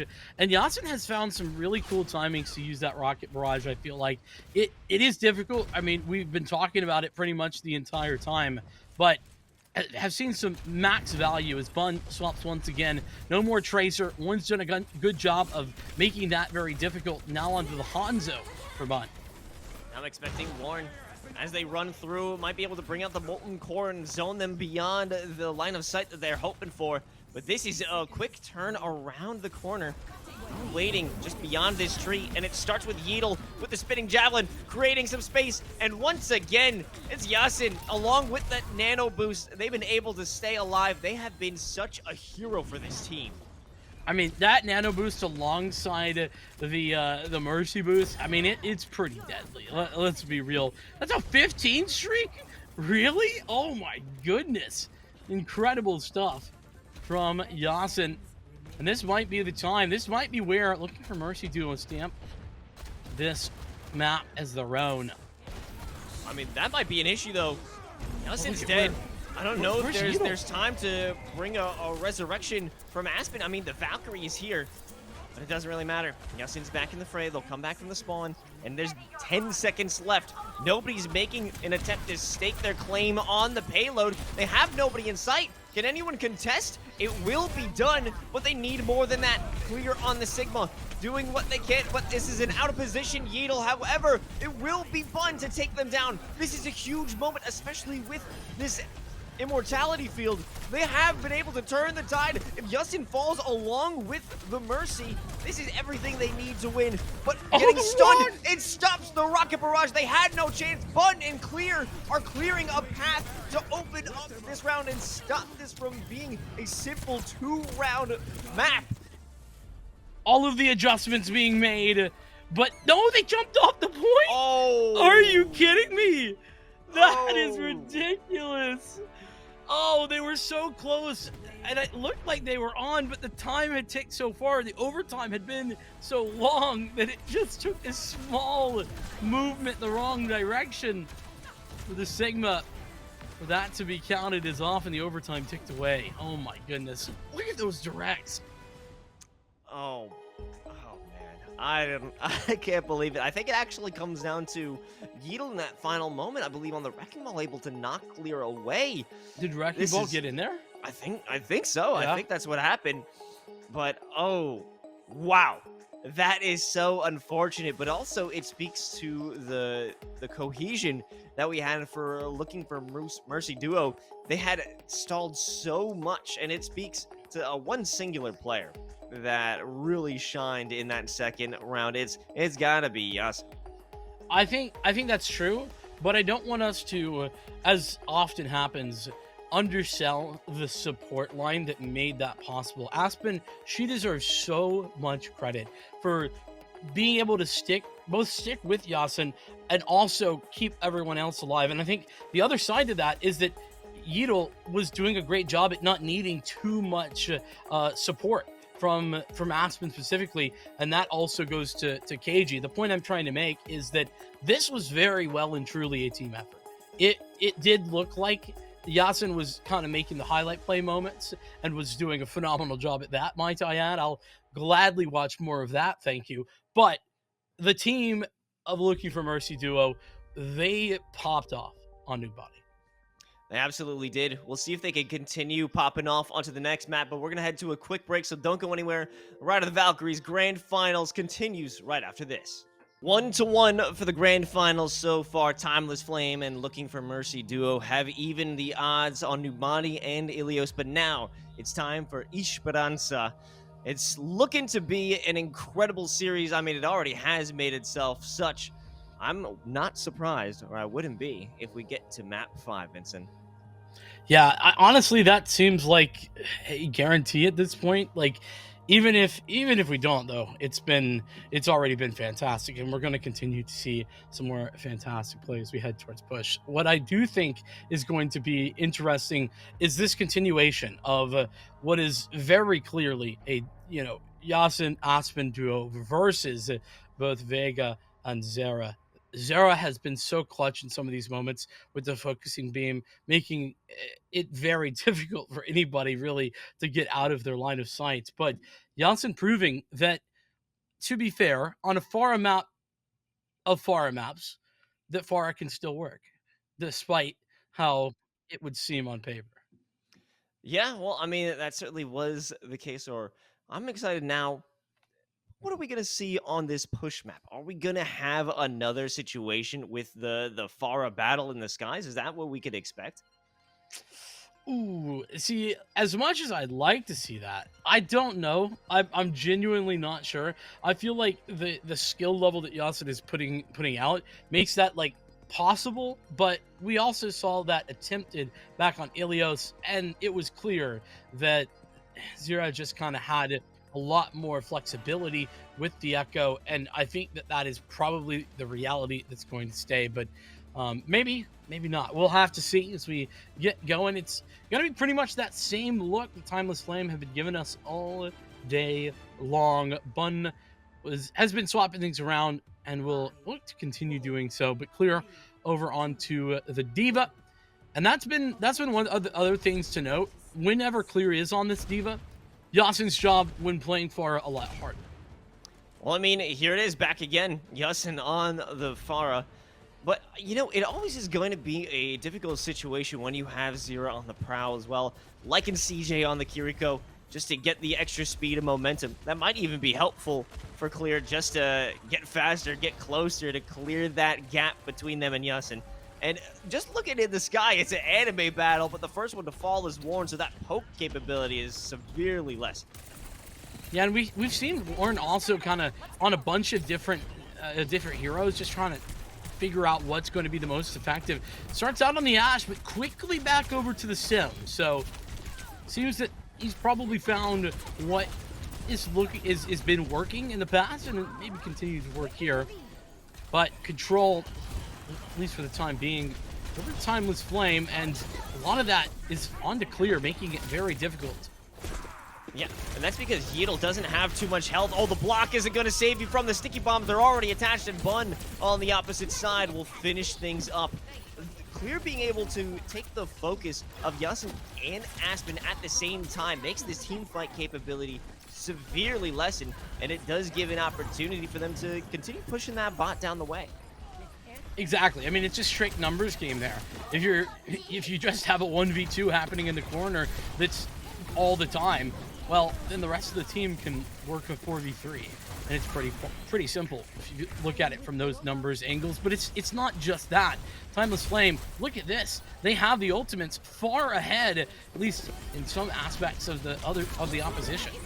Invasion, oh, here we go. It's a nano boost, maybe. Yasin can find it. No, they actually do. But at the same time, there's 3 fallen for Looking for Mercy duo, and Yeatle is looking to join the rest of the dead, and they certainly will. And once again, I mean, it's so consistent. We see the Kitsuna Rush come through. That really allows for Timeless Flame to push forward aggressively, and that also disrupted the plan there for Yasin. But But the consistency with which we've been seeing it, that pulse bomb comes through early, makes it very difficult, and then all comes down from there. Yidel, though, does have this ultimate ready to go. I mean, we've seen how effective the Annihilation can be. I mean, that's the case, but it feels like the TP up to the bridge, it didn't give him too much space to work with. CJ and Clear putting in some potential damage, but there's the consistency of Bun in the backline. You don't know exactly where to put your attention or your storm for any of this aim. You know, it just feels like a bunch of fog and confusion is being put over the eyes of Looking for Mercy duo. Interesting sacrifice there for Yidel. You know, uses the ultimate to basically walk the bot back over to where they were before, and it of course makes it so that it takes some additional time for Timeless Flame to get back into making this push. But they're already going to hit a checkpoint. That's big, an absolutely massive advantage for Timeless Flame. Now, Photon Barrier available. It's going to be a Valkyrie as well for both teams, but I think the key will end up being Clear in the self-destruct. Big ultimates on the line for Timeless Flame, and with this Photon Barrier, sure, it gives an opportunity for... Whoa! That could have been fantastic. Yidel's playing Duck Hunt. It's actually just Duck Hunt. Fortunately, they couldn't finish it off and roast that foul. They have to continue, though. They're able to give themselves some breathing room, but not too much, as the second they pass this bridge, it has been such a pain point for them. They've never been able to convert and turn this into a victorious moment. Oh, give it the Glock! No! Unfortunately, it won't be the case. I mean, that just comes from Aspen being a good Mercy. However, the good times can only last for so long, and they're not lasting at all for Looking for Mercy duo. I was just about to make a statement along the lines of I feel like Warren has struggled to have the impact that we would like to see on this second DPS, and I think this adjustment onto Cassidy makes a lot of sense. You gotta deal with Zera, but Bun is being a menace as well, and this really deals with both issues, you know? It's nice when you can do that, but alright, not so nice. Just straight headshot Zera takes him out with ease. Big use of that rocket barrage, but actually it wasn't at all. It only takes out Bun, but there's a resurrection instantaneously. Clear providing that defense matrix negates all the rockets. So it makes you wonder, where exactly was that plan going? They didn't have much of a follow-up. Well, and now Timeless Flame are winning in the neutral fight even. They're not even having to invest ultimates, whereas Looking for Mercy 2 are doing the ultimate investing, and they're still losing. That's the tragedy. As Yasin's now moved over to the Echo, it seems like that was the inevitable situation, but Bun and Zera continuing to dominate over the opposition. This is free for Bun. Even in the spawn, it was a Kitsune rush to circumvent Yidel. They knew that that was going to be the main wall to stop them from getting into the back line. Yidel had the Terra Surge, and they said, you know what, actually, we'd rather take your support line instead. I'll be having literally everyone go down, and still, all they needed was the Kitsune rush. Absolutely massive. Looking for Mercy duo. This is sort of last stand type of situation for them. Sure, Yidel going to have the ultimate online, and so does Aspen, so the Valkyrie available. What? Wow. Kobe of the Diva. Now they just lose out on Yasin. That is such a huge damage booster lost. But Yidel actually putting in some support, might be able to corner somebody, but they can't. It buys enough time for Aspen to bring Yasin back into the fray, but it feels like it's already lost. Two are down, and there's so much pain, so much damage being sent on to Aspen that they're soon to follow, or at least soon to leave the fight. Yeah, I mean, and also not being on the point, on the objective is a problem for the time being. The investments were heavy. Aspen even had to use the Valkyrie just to survive in some of those engagements. But Yasin coming back in here, and the regroup, because of the spawn advantage, has happened quickly. This might be enough to turn the tide in the favor of Looking for Mercy duo. Yidel has to run away because of the major damage from Zero, but Bun's survivability, the fact that they're still here, it has been what feels like 30 seconds and they have not been rooted out. Yeah, Bun is basically just a lawn ornament in the back line of Looking for Mercy duo at this point. Just hanging out for the fun of it. The good times continue as well. But Yasin, that's a key pick. That's a major one indeed, and the duplication onto the Kitsune Rush, if they can earn it, will allow them to continue that attack. But I don't know if there's going to be an opportunity here. It feels like there's no clear line of sight. No! Oh, was it activated? I can't even tell.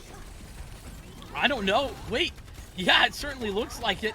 With that being said, Aspen investing the Valkyrie as well to bring Yasin back into this duel, but with all of the ultimates invested, I think Timeless Flame, yeah, they're cleaning this up. It looks free for them.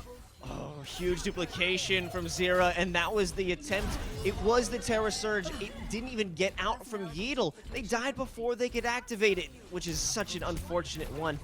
But there aren't any ultimates on the table. Not yet, but Bun might be able to earn that Pulse Bomb soon. Soon. Speaking of ultimates, Nano Boost, that's what's ready. It's going to have to be big, though. But Yasin's already down. The 1v1, it's in favor of Zera, and that's been the problem. The consistency of Zera. Time for Yeatle. Have the Nano Boost. There's nothing, though, behind it. It's simply just to stay alive. Have that damage negation, but will it even be enough? The answer is most certainly no. They just disconnect from that fight. They're like, you know what? You can have it. We'll just back up. We'll wait a few seconds, and we'll come back even better than ever. Valkyrie from Vega. They're staying alive. They're doing the damage, but they don't want to get around the tram just yet. They're biding their time, waiting for a pick, because looking for Mercy Duo, they're going to have to come around the corner. And the second they do, it will be overwhelming force right onto Yasin, but the heals are there. Kitsune Rush activated so they can break beyond and get that bot pushing. Born does have that Pulse Bomb. 60 seconds as well. There's just not a lot of time remaining to deal with this. Oh, Yeatle again! Still can't make that final commitment on the Terra Surge. This is a Yasin use of the Deadeye, but nobody's around. Ultimates are here, but nobody finds anyone on the receiving end. This is incredible from Timeless Flame. They are taking this map by storm. It's looking like there's no chance in hell for a comeback. Looking for Mercy Duo. They're basically pushed into their own spawn at this point, and even then, they're struggling to get out of it. Finally, they had that success. It's Warren who brought out the Ice Wall on the Mei. It created a little bit of space for their safety. Yeah. But in the end, like, how much did it cost? And how much does Timeless Flame have to spend on the next fight? Well, I mean, time. I'm glad you mentioned there's only 6 seconds left, and Timeless Flame are only going to need to push off Looking for Mercy Duo. Oh, this is it. Bun now with a Pulse Bomb, maybe onto the Mercy. No, just out of range. It will bring Yasin back into the fight. So this is still a winnable situation, especially if Yeatle can lead the charge. It's a little bit of a retreat for Timeless Flame. Yeah, just for a moment. Want to make sure to get Bun back, make this a full team fight instead. And when, you know, overtime's ticking, there's really no need. But CJ can't get out. The Kitsune Rush was used as well. Oh, that was such a desperation move onto the Mercy for a duplication just to escape from that stick off of Yasin. And it's a waste. It's definitely a waste, Vincent. Man. Yeah, listen, I love the idea. We are here. It is the Valkyrie Grand Finals, but still not ideal to say the least. You got a Deadeye here for Yasin, and Yasin continuing to click heads, seeming like, you know, good at the projectiles, but the hit scan not eluding them either. With that said, CJ taking Yasin out. It's gonna have to be Aspen to res. That was beautiful peel from Clear, able to stop Vega from taking any damage. Now inside the Blizzard, you may have an issue, except for the fact that nobody is inside the Blizzard. High noon from Yasin. This might be an opportunity, but nobody is peeking Yasin. There's not been any great moment for the Deadeye. Yeatle stuck in a world of hurt, and that'll be the first one to fall in this upcoming fight, but it certainly will be plenty more as it ends things here on Esperança, and Timeless Flame take their second map. And it looked sublime, Los. There was not a moment where Timeless Flame looked like they were losing, and it's this guy on your screen right there that deserves a large amount of the respect because of it. Zera so consistently find opening pick after opening pick. They had to hard counter Zera in order to go and actually have a chance to get back into this. Los, what a play from Timeless Flame. They clearly have a bone to pick with Looking for Mercy Duo, and they are playing out of their minds. Yeah, that is without a doubt. And, any time that it seemed that Looking for Mercy duo had a bit of an edge, had an opportunity, had that momentum, whether it is the nano boost, a Terra Surge, a big strength to be able to walk through a Kitsune Rush, Timeless Flame, they just walked away. They just said, oh, okay. And they just went around the corner and said, oh, hit us up when you calm down, right? Yeah. And they always yeah. came back in such great fashion because I also want to talk about the ultimate usage. We didn't really see a lot from Timeless Flame. It's because they didn't even need it, Vincent. That's what's so incredible. For about a minute and a half, maybe even approaching 2 minutes there, towards the Looking for Mercy duo side of the map, it was looking like Timeless Flame were just winning in the neutral. And in fairness, that was when Looking for Mercy duo were trying to find the answers. They were desperately searching, making multiple swaps multiple times, trying to figure out what's working, what's not. And to give them credit, Looking for Mercy duo, like, that's what you have to do if you're getting beat like that. But of course, Timeless Flame made it look so easy whilst that was happening. It really just solidified what was already a dominant map into a stomp. Yeah, and they had that final little spark at the end of it, that being Looking for Mercy duo, but it was too little, too late. There was no time on the clock, and maybe if that adjustment happened about a minute or two ago, we might have seen that go into an extended play. Maybe they would have gotten to a checkpoint, but it just wasn't the case. Timeless Flame, they're on demon time. If you wanted to get an idea of how much of a problem figuring out what to do there was, just go back and watch how many times Warren had to swap heroes. I think he played like most of the pool. I'm pretty sure. Like, of the DPS picks that was available, and this isn't like, me saying Warren is playing bad. It was just like what the right answer was at the time wasn't obvious. And, well, even beyond that, it's like if you choose one right answer, well, then you're countered in another way. It was like such a back and forth type of decision. It was just not an easy way out. Yeah, and that's also time wasted because you're trying new options. If the Symmetra didn't work, okay, well, the Cassidy was an attempt from Warren. That wasn't working either. And, you're losing out on the ultimate charge. You're losing out on the effectiveness.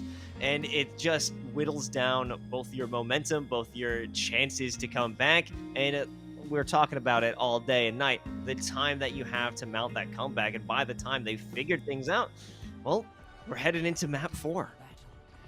That we are, and it is now the potential for Timeless Flame to win it here and now. Remember, this is a 1st to 3, so one more map and Timeless Flame have this on lock. Of course, that's a big if.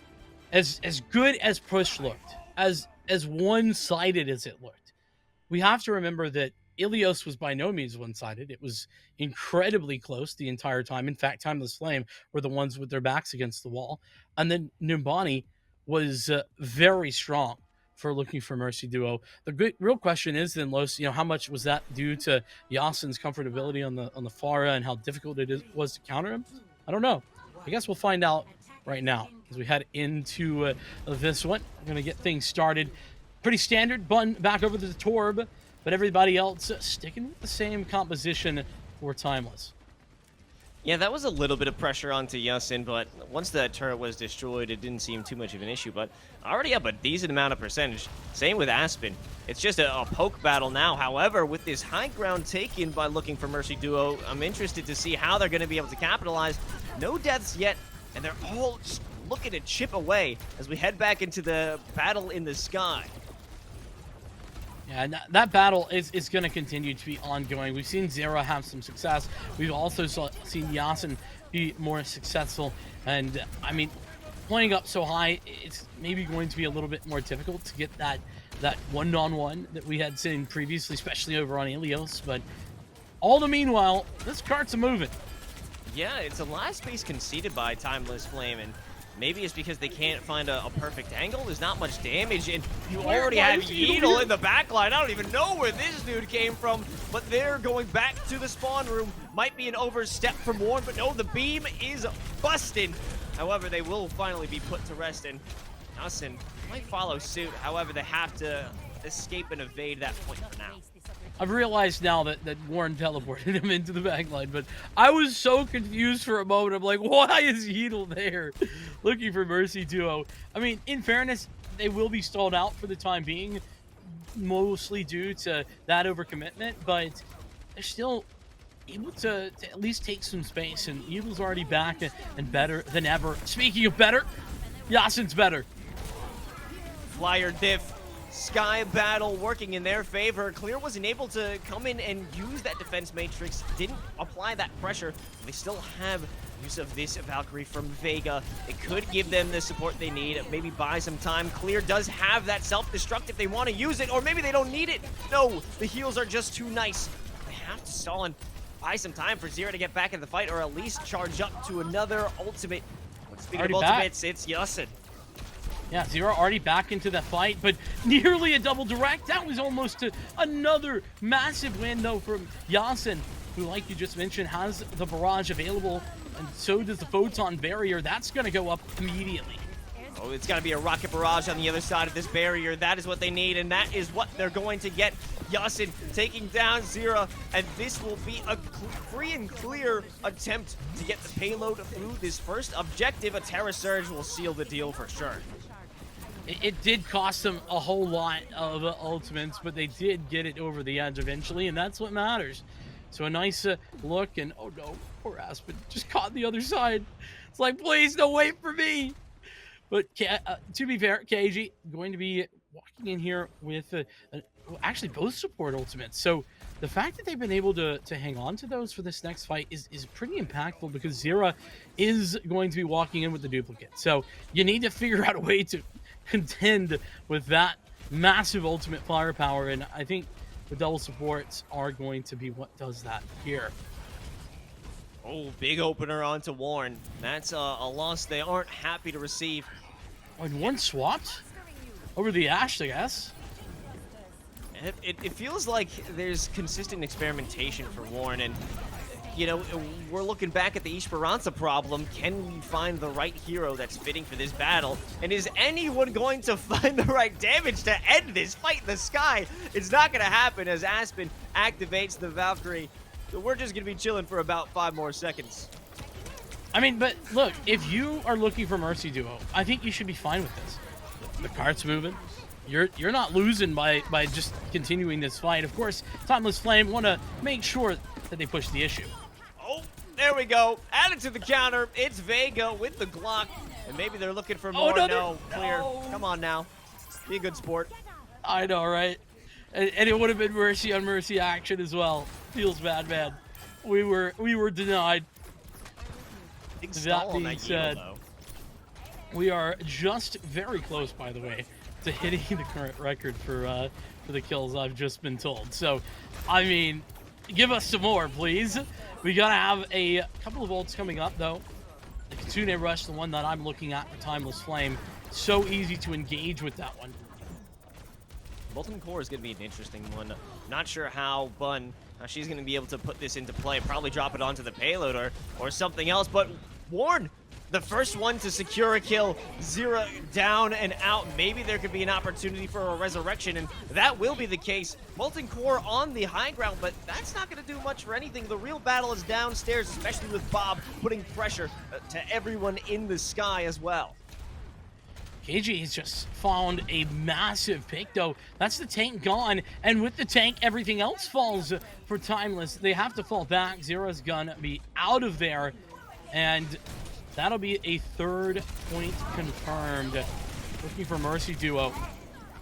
This is massive. They have so much to work with. They didn't really have to use the tools that they built up for what they thought was going to be a tough task to take that point. Instead, they almost get it, not for free, but it was a lot easier than they had anticipated. It's just Vega with the Valkyrie. Here comes that minefield. Now, it's not exactly in the middle of the battlefield, but it just creates more space for that payload to be moved. Yasin on the nano barrage. It's all over, at least for this fight. A little resurrection there, but it doesn't even matter. Run back to the spawn and wait for the next one. I mean, yeah, Zero at least able to get out of there, not gonna go down. Oh my goodness, never mind. Bun, goodbye. Minute 40, they need to touch this cart. They gotta go now. Will be the Wrecking Ball. It's clear. Just trying to get onto that objective, and they will. Will they survive for now? I certainly can't say. The health is bare minimum, and it will be ball-on-ball action. Yeel is the one who stands tall. This Valkyrie is just going to make everything easier. They're able to clear things up. They're able to stop and barrage everybody who walks through those doors. And this should be it. Yeah, gonna close things. Pretty nice round to start things out. Looking for Mercy Duo. You know, it's not always that simple to get the full completion here. I mean, it's, you know, you see it, but Rialto can be, Dorado can be a little bit interesting. Certainly is interesting, and there was a big stall in between the first and second checkpoints here on that first round, and unfortunately, it came down to the fight on this high ground, the bridge we're looking at this moment. Bun on the Torbjorn, it feels like the value had diminishing returns, especially with the Molten Core not exactly doing too much since no one was fighting where the Kitsune Rush was, where the Molten Core was. It felt like they were out of place, but it comes down to just great positioning for looking for Mercy Duo. Yeah, and I think that the other thing to note for Bun, and part of the reason that was so difficult, is that we continued to see adjustments for looking for Mercy Duo. The whole idea behind, you know, playing on the Torbjorn was with the initial comp that we saw, and that changed so much. It was kind of hard to see like what the right time to make a swap would have been, but Timeless Flame, a chance to do even better here, because we're going to see a exact same composition that we ended with the Ashe alongside the Yasin, Pharah, and Aspen on the Mercy, with Udall actually going for the ball as well. This is maybe a bit surprising, but on this first point especially, it's so effective with the ball. Oh, Yeatle spotted out instantaneously. No tricky plays from this one. But we also have Bun looking to do something similar in the back line. I feel like Needle is just being a great nuisance at the moment, really making space for Yasin to apply pressure, or either that or duel, as we see now, the opposing two flying members in Vega and Zera. But smart dynamite there, dropped by Warren, and it actually leads up to an elimination. That's a pick they certainly needed, and it's going to force Timeless Flame to adjust or reposition to try and wait for a full force of a team. And that's all that they need to do. I mean, look at this, the time. They've entirely cooked about a minute off of the clock. Kaiju, though, very dangerous, and that's an opening pick that Clvr can work with. Basically free. They want to make sure to deny this res, and they have help to do it. Oh, it's so frustrating. Clvr is simply unable to confirm those eliminations. Maybe now that Zera is here to help, they could do just that. But it does come back to the whole point of this map. It's the payload, and that's been stopped by Yeatle. That it has. Yeatle now stopped. Yeatle entirely dumpstered into this, is, well, gonna have to respawn and come back. This is a lot of space, and depending on how many of these kills they get on the exit, maybe they can get the whole first point off the back of it, because they're gonna have this self-destruct. They're gonna have, I mean, 4 out of 5 ultimates to work with. Yeah, and it's a very open space, especially if you want to contest that payload. You have to be on it until they get past that fountain. Kitsune Rush as well as the Valkyrie activated, and you have Aspen staying alive in the sky, but the rest of the teammates on the ground have fallen. But it is Warren back with the resurrection. Aspen and Warren, though, quickly handled. I like the creative attempt there from Clvr to pull off the self-destruct. Did look good. One more Mercy kill. That's all we need, and the Grand Finals will beat the record lows. There's just no way we don't get one more. Surely we get another into this, right? Come on. I mean, if this isn't going to be the last map, it certainly is going to break that record. And that's what Ride of the Valkyries is all about. It's about love and mercy. Oh, yeah. Let's keep it going. It's looking for Mercy Duo. They are looking to keep things going here. They should be at an advantage here on the defense as Bob comes out. Not even sure where that placement was. I think he's on the card. Yasin still dealing with a little bit of a nuisance, and finally Bun, an unexpected rocket to their feet, removes them from play, and alleviate some of their mental space for looking for Mercy Duo. Now they can focus on the task at hand, and that is the payload. And that's really all they need to do. Zero with a duplication onto the Ana, which may have been a misaim, a misclick, but regardless, they might be able to keep Clear alive. Zero had 1 HP there. I just want it to be known. The res onto KG to keep the support going, but Yasin is nano boosted up over the top, and now that Zero is gone, this makes life miserable, and it's gotta be reset. Timeless Flame, they've been forced back. You lose Zero, and the problem occurs, and Zero has now been forced off of what has been so strong, the Echo onto the Cassidy. This is incredible. Yasin has made life so difficult. No, wait, Zero, you baited me. I'm getting trolled. Wow. Ah! That's fantastic. You gotta love it, but now it's time for the Valkyrie. Vega putting in that damage boost. This might be the opportunity, and it is. Clear able to shove themselves right into Warren's face, and it removes them from play. There's so much space is being given to Timeless Flame, but what are they going to do with it? Look at, was that Yeetle? Yeah, I think Yeetle just hanging out whilst the rest of the fight is happening. It's like, guys, yeah, I'll just sit on the objective. You guys can fight all you want. Unfortunately, the rest of the fight has not been going well, and that's courtesy of Clear. Yeah, Clear has been an absolute nuisance, especially off of that Valkyrie damage boost. They were able to close those gaps, fly around with the boost, and there was not much that Looking for Mercy Duo could do, and that also does come from Yeetle not being there to join the fight. So with the regroup and Clear continuing to be an absolute ridiculous human, just trying to desperately deny any sort of re-entry. It's done well. I mean, it's just buying time for the rest of the team to continue to group and play on this point. Bob back in action, but Warren, the handler, has left the game. Clear needs to reposition. They have that defense matrix. They have the self-destruct. They're focusing fire on the Omnic Bandit, but it doesn't matter too much. The value out of that one, even though Warren died, is monumental. Yeah, but with Clear down now, Oh! Yasin is so good with these directs, even on moving flying targets. It's a little bit absurd. But look at the timeline here. I mean, a minute 11 left on the clock. Sure, that is with the third point grabbed, but we're just under the 1 minute mark. Timeless Flame, they got to start going, and that is one way to get started. KG no longer to provide that nano boost, and it also follows up with Yasin down. Aspen is the saving grace, but she's already dealing with a lot. Hands full with Zero on the duplication. And finally, this could be a moment for them to take this next objective, but somebody's got to get on the card! Oh, this might actually turn the tide. That just small moment, they need to get on there. Are they going to go for this Looking for Mercy Duo? They do! They're going to stop it for now. Nano boost onto Yasin. If they drop the rocket barrage, it could be everything. How destructive, as well as a minefield. It's on the cart. There's 10 seconds left. They need to make this commitment, but the second that they do, they'll step onto it. Yeetle takes out Clear. A resurrection onto them. Can they make it happen? And in fact, they do at the last second.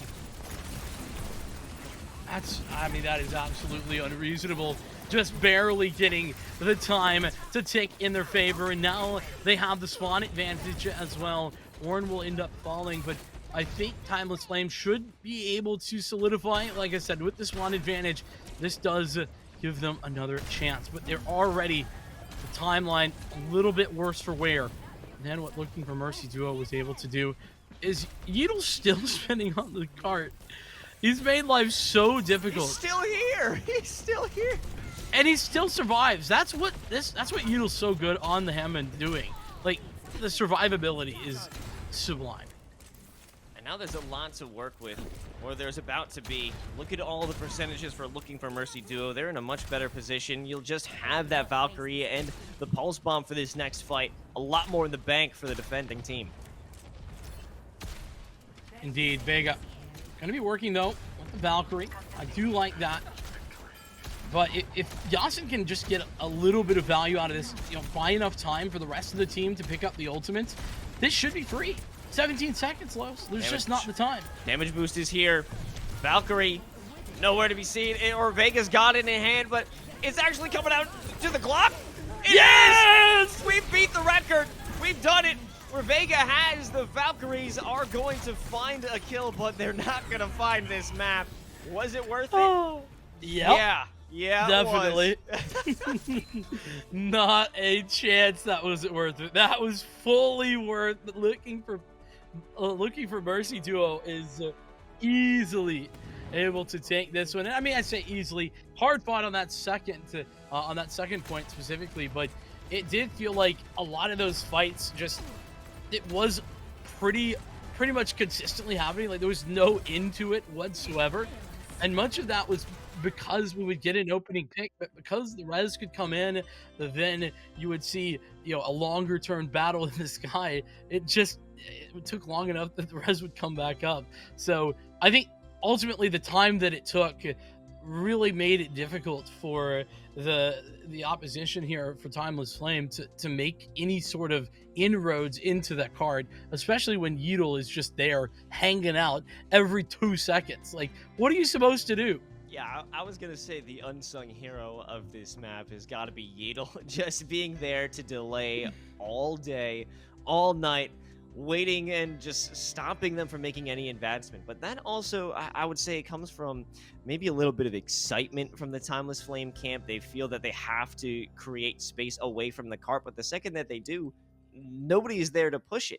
A lot of their fights were focused simply on fights for the sake of fighting rather than for the sake of pushing the cart. Yeah, that focus. That's a great word. I think that really does sell what part of the problem was for Timeless Flame.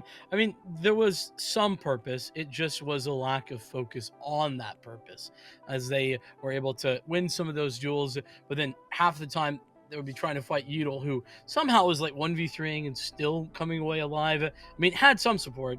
Kaiju was actually really impressing me at how much support on the Ana that they were able to put towards Yeatle, but ultimately it just wasn't quite enough.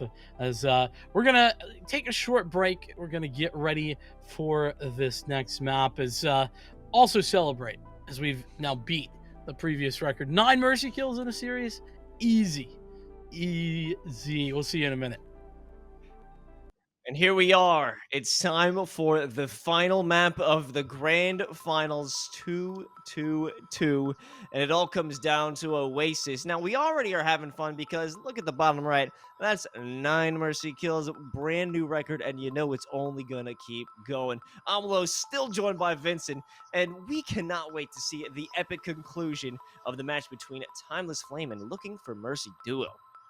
Yeah, and you know what's so exciting about what we've been seeing thus far is, I mean, listen, it is Ride of the Valkyries. The whole point is to, put an extra look on the Mercy play and everything and celebrate that. And, well, we have definitely been seeing some celebrations of some fantastic Mercies, supporting some fantastic DPS players. Zera and Yasin specifically have just really been impressing everyone. I don't think you could come into this with any expectations that haven't been blown out of the water at this point. Yeah, if you weren't a Mercy fan before, you're able to see that, it isn't just holding down mouse one. There's so much more that goes into this, and that Mercy is such a versatile hero that deserves play, that deserves praise. Right? Because a lot of these plays would have been possible if you didn't have the Valkyrie being able to keep players alive by flying around, and it's a lot more in terms of being able to dodge. The survivability is such a hard task. And that Valkyrie, I mean, we've seen amazing plays during those 10 seconds of flight, how it could change the tides of a battle. Including, 9 kills over this series, which is absolutely phenomenal. I've been loving every single moment of it. Oasis is coming up, and we're getting into it as we head over to the university. Let me see if I can learn some things, Los. Let's see what these guys have to offer to us. As I mean, to be fair, with university, this does offer some interesting sightlines as well as positioning that maybe would suggest a different comp, but we're not seeing a different comp. Nah, we don't need that. We're gonna keep it with what we know, with what we love. And I think if you see Yasin on a different hero, that's gonna be a problem. But there's no problem here. A split look at the initial engagement, though. Indeed. We're going to see much the same with Bun over on towards the Tracer. Though I think Warren on the Sim is going to be fantastic for this. You can already see how Warren has set up that mini room in order to be a really tough task to handle. And, well, with the point just about to unlock now, things change. Bun, they're looking for any opening to try and get in, and it will be on the side of the objective. They can make their way beyond Yeatle. That could be a great opportunity, but Yeatle left alone. They don't have much heals, but the Fortify is keeping them safe. At least they do have KG as well to keep them in with the heals. And no one's going to be able to break on through. In fact, it's going to be looking for Mercy Duo, taking the objective and a singular kill on Bun. Yeah, and now with looking for Mercy Duo having the objective, getting them off of it becomes so much more difficult. They really are going to have to commit a lot of resources to it and clear, well, dealing with a lot of damage coming in all at the same time. Bun's adjustment, though, onto the Genji is sort of interesting. I'm excited to see what it can bring, but that does seem like maybe a bit of a weird decision. Perhaps so, but now we've got that nano boost. It's on to Yasin again, looking to find those shots, but no, nothing comes out of it. Maybe a shot onto the baby diva, and in fact, Vega was not able to fly away and make their escape, so you know what? I take that back. It was a great nano. Yeah, come on, Los. Just a little bit delayed, that was all. We've got, though, a couple of ultimates here as Timeless Flame have come up onto theirs, and actually this next fight probably going to be pretty reliant on whether Zera can catch something. Maybe he needs to look to duplicate Yeatle on the Orisa, but something to have some point control. Flying above with Zera. This is going to be a big moment if there can be missiles landed, but none of them are landing the connection. Hoping to hit anything with a direct, it just isn't going to be the case. Finally, Yeatle does fall, but it's CJ who makes that one a reality. And not even able to earn that rocket barrage. It feels like an underwhelming duplication, but it still earns the objective. Listen, Zera, you're fantastic. You're just not Yasin. It's okay. Not a problem.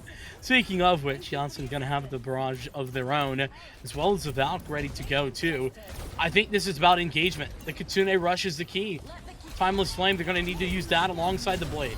They need to start this fight before it can be ended by Yasin, and that's a good use of the Kitsune rush to stop them from getting inside of the objective and taking the fight beyond this photon barrier. CJ sending in the heals, but they need to leave that side of the barrier. It's doing them no favors. Once it has dissipated, there isn't a great opportunity or line of sight, but here comes the potential for a rocket barrage, yet the pressure is simply too great.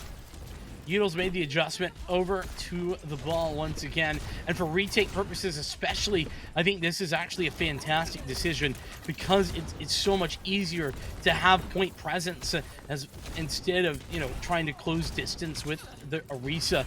And so not to mention what we saw from Yeatle last map. Here comes that nano barrage. Well, who's around for it? If you could shoot it in the sky, that might be great. You have to close the distance, and that's what Yasin does. And that clears everybody out. The pain will be felt for generations, as it's also a denial on the resurrection. The rocket boost stops Vega from securing it. Well, not only that, but the Valkyrie got it as well.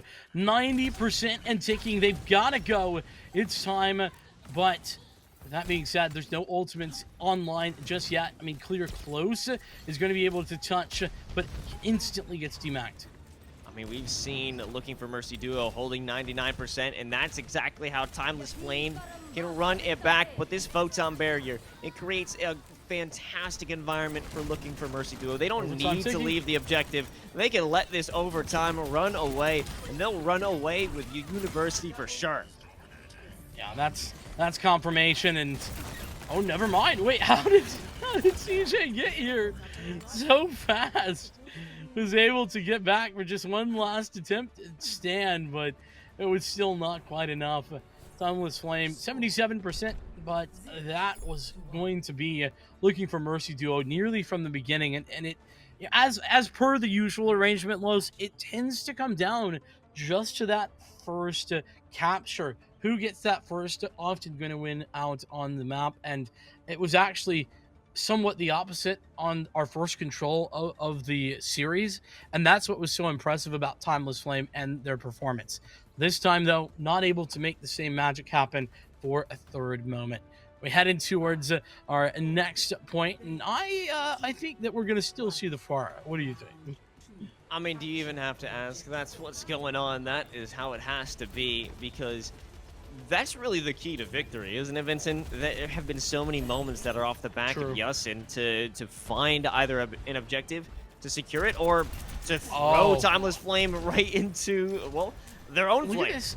Look at this adjustment. Bun is going to be going over to the Sombra, and you know what that means. That means Yeetle is making a big impact with the ball, being a big nuisance.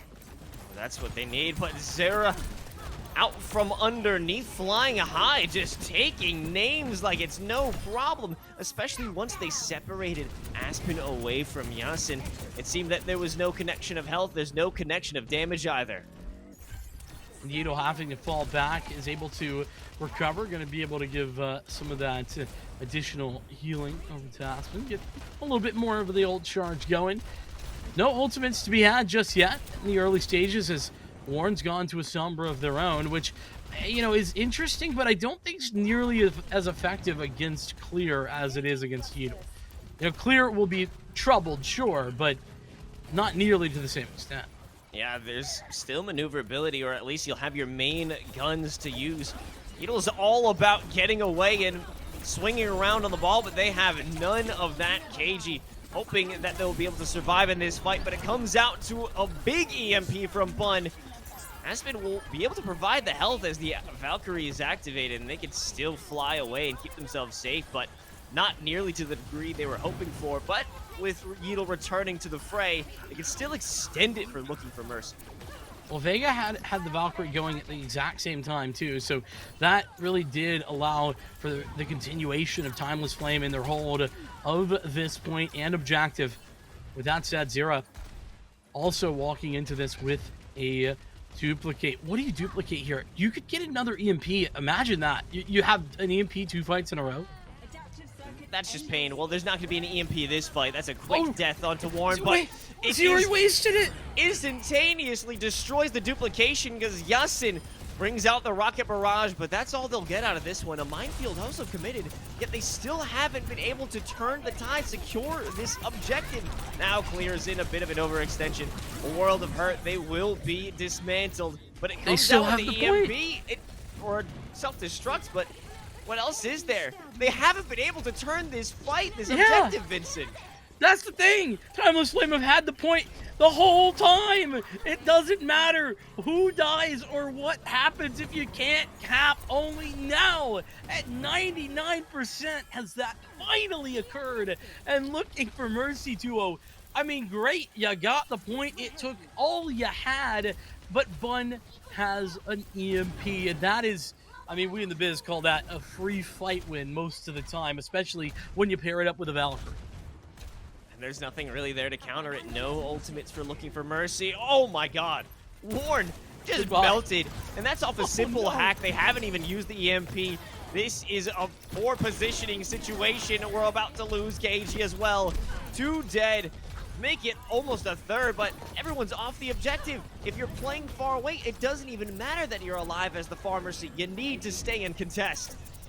Well, finally, Yeetle back, gonna contest for just a fleeting moment, but it's overtime, and it's that 99% that's a problem for them as they try to get back on. Overtime gone. It's Timeless Flame to push forward to a third point on Oasis.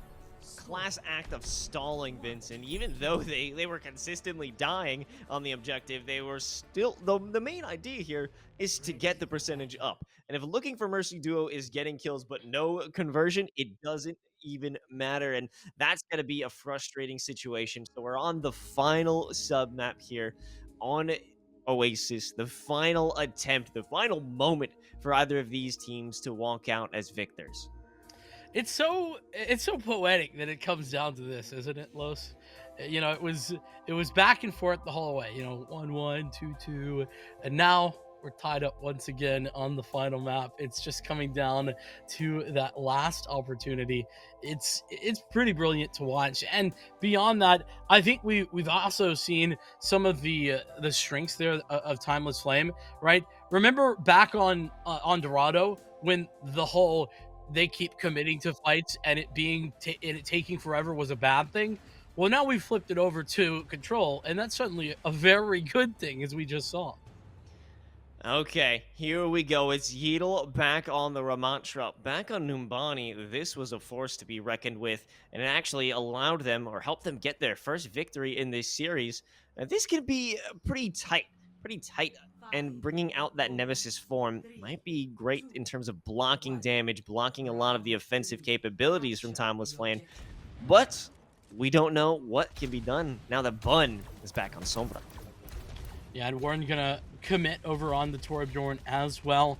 That Sombra does actually do some work against the Torbjorn in some ways. With that being said, without Yeatle on the wrecking ball, I think Bun may end up making adjustments pretty quickly. We'll have to see. As the first poke comes through, Zira has been very good in these wide open areas up against Yasin. And we'll have to see if that is also a continuing factor. Wow, quickly jumping into the Nemesis form, but it creates a lot of pressure for Clear. However, now that they jump inside the center of this objective, they lose a lot of the value that comes along with it. Aspen put in such a dangerous position. Now that they realize their own life is at stake, they have to abandon Yasin, but it won't be the case. This continues to be a fight in the sky, and no one comes out victors.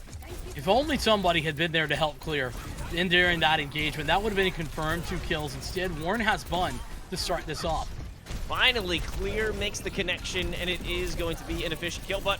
Oh, no! Oh, the heal! He got the heal! The one shot there from KG saves Warren's life. Man, the healer saving the day. And it will be a cap off the back for Looking for Mercy duo. We've seen how effective it has been. As Bun, I mentioned, adjustment certainly needed to the Torbjorn themselves. As we move forward, it's going to be Vega with the Valkyrie ready to go, as well as the Barrage and Valk for Aspen and Yasin. Okay, gonna be an issue. Nano boost onto Yasin. You have to stay clear. Zera, the first one to fall, but that won't be everything. It's not over. A resurrection denied again. Oh, there is no chance to win this fight if you don't have the Zera in play, especially since Aspen is doing a phenomenal job keeping this entire team alive with the Valkyrie. It's a stall, and it's a painful one at that. Yeah, and trading Valks as well, and then not getting the value out of it is just simply brutal. I mean, at the very least, Yeatle invested the ultimate here, but it's just small potatoes at the end of the day, and Yasin's gone down again. Oh my, or excuse me, Zira by Yasin is what I was meaning there. And the Barrage committed. This is just keeping Timeless Flame dealt with time and time again. Such annoying damage, too.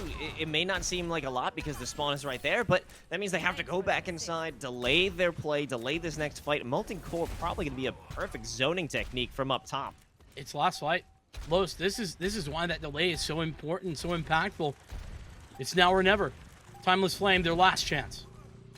They started off so hot, or at least they were back in the previous sub-map in the garden. Now, how are they going to engage in this one? It comes with a duplication onto the Torbjorn. Is this the moment? A block to stay alive, and the heals are there in tow. This has to be a moment for the Molten Core to shine true, but it is. But it's for Warren instead of Bun. Everybody falling. A scattered fight. It seems that this may hopeful team of Timeless Flame has fizzled out. They've been snuffed, and Looking for Mercy duo win it with ease, 100-0 on the final round of Oasis. That final map, that final point might have been easy, but it certainly was anything but for the rest of the series as Yasin collects another play of the game moment. I mean, the consistency with which Yasin has been so good, as well as making it look simple with a Farah as well. Oh my goodness. so much fun to watch. Huge congratulations for looking for Mercy duo. I mean, I feel like what's been said already, it was clear. Yeatle had a fantastic tank play over the course, especially those last 3 maps. I felt like, and of course, you just have to talk about Yasin and Aspen. That duo, they were nigh unbeatable. Yeah, I mean, it just seemed so many moments through the POV of Clear, specifically on Diva, diving onto whether it's Aspen or Yasin, putting in the damage, but never able to secure that kill. It was such a frustrating moment if you're looking at Timeless Flame, being unable to make that confirmation and just wasting your time. Whether you could be helping support the rest of your squad by being a body on the fight, it never really worked out for them. And we got to talk about those direct hit rockets from Yasin. They were simply sublime. That is the thing. It's like the ability to hit those directs in midair as well. It's like it's one thing to hit directs on moving targets on the ground, but moving targets in the air, that's like playing on extreme mode. Like those just blow my mind to an extent where I'm amazed at just seeing it ever. And Yasin hit it with consistency. I think that is really the storyline to talk about. And well, I mean, just the depth that this Looking for Mercy duo squad had. Not to mention, I mean, listen, you do have to throw a lot of respect to Timeless Flame. I feel like they played a good game. Unfortunately, they did. I think you said they fizzled out just at the end there. I agree. I think that is certainly what happened. Yeah, in those final moments, it felt like they were, thrashing in the water, trying to get in, and it just didn't look like the Timeless Flame that we saw in all 4 of the previous maps, really. But at the end of the day, it is going to be Looking for Mercy duo. Well, they've won the Ride of the Valkyries. The Mercy is theirs. The championship is theirs, and we'll be able to talk to one of the players from the squad right after a quick break, so don't go anywhere. We'll be right back. Oh, hey. What's going on, guys? No stinger today. We're actually here with an interview from the winning squad, Looking for Mercy duo, and we're joined by Aspen. Aspen, how you feeling? Not after winning, but playing as Mercy for about 7 hours. Feeling great. I love to play Mercy and just pocket the best fare in the world. That's fair. Let's talk about that, Farah, because I feel like Yasin, alongside yourself, were the key pieces in so many situations for the team to overcome. But what was the most difficult part of that whole situation? I mean, was it Zera? Was it something else? Talk to me. So they had a diva, which was like perma flying on me and Yazan. So I had to deal with that. And also their echo. So their D would fly me and their echo would beam me. So that was the hardest part, I would say. Also for Yazan, he didn't like the diva. So yeah, Clear and Zera are both the diva and the echo respectively. But okay, that makes sense. That is fair. That's kind of their job. What was your expectations kind of coming into this event? I mean, an awesome event. Like the concept is cool, and obviously as a Mercy enjoyer, I'm sure that excited you. But what was your kind of favorite thing that you were looking forward to start with? Well, just being able to play Mercy. Sometimes it's hard to like play her in ranked because there's a lot of Mercy mains, so that was nice. And yeah, I mean, I like playing tournaments and winning. I wasn't sure we were gonna win because there was a lot of like contenders players in, and I wasn't sure, but we pulled it off. One thing I was curious about is this whole team is kind of a little bit, I'll say, all over the place. Like, some content creators, obviously yourself, lots of tournament experience, alongside some players without some of that tournament experience, and Yasin, who's really been tearing it up pretty much everywhere he's been playing. How did this all come together into this squad? Well, Warren made the team. He kind of just DM'd me first, and then we built from there. So, yep. Awesome. Well, I guess digging a little bit deeper. So he DM'd you, and then you too picked up the rest of the squad. How did you go about choosing who you wanted to work with? I think Warren handled a bit of it. I suggested some players to him, and he went and DM'd some people and just figured out who was available. Okay, I mean, simple enough. So you're coming out with a victory here today, Aspen. What's next for Aspen? What's next for this whole team, if anything? Well, we're pretty much a pug team. I don't think there will be much of us unless maybe there's another tournament like this. And you know, I'm just streamer. I am just a streamer, and maybe I'll play in contenders. Who knows for me? We believe. I want to see some more contenders, Aspen. That's absolutely Yeah. for sure. But one last thing: is there anyone you want to give a special shout out to? Shout out Junkrat. Shout out Paldean Whooper, and shout out Warren's KD.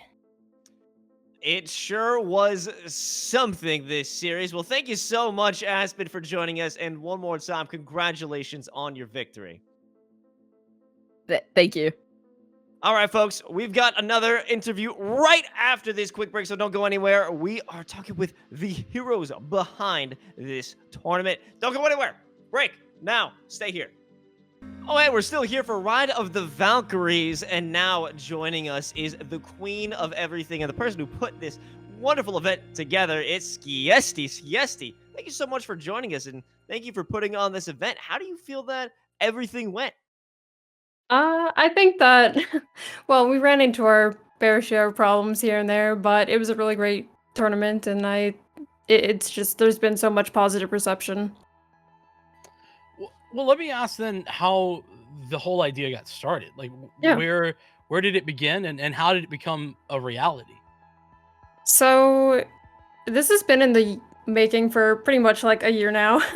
It was originally supposed to be played on Overwatch 1, but then Overwatch 2 was announced and we kind of put it off for a while, but a year ago it started out as this idea for a tournament that myself and a friend of mine, Gatsby, had that was sort of going to be a way for me to give back to the Mercy community and sort of like this love letter, so to speak, to them.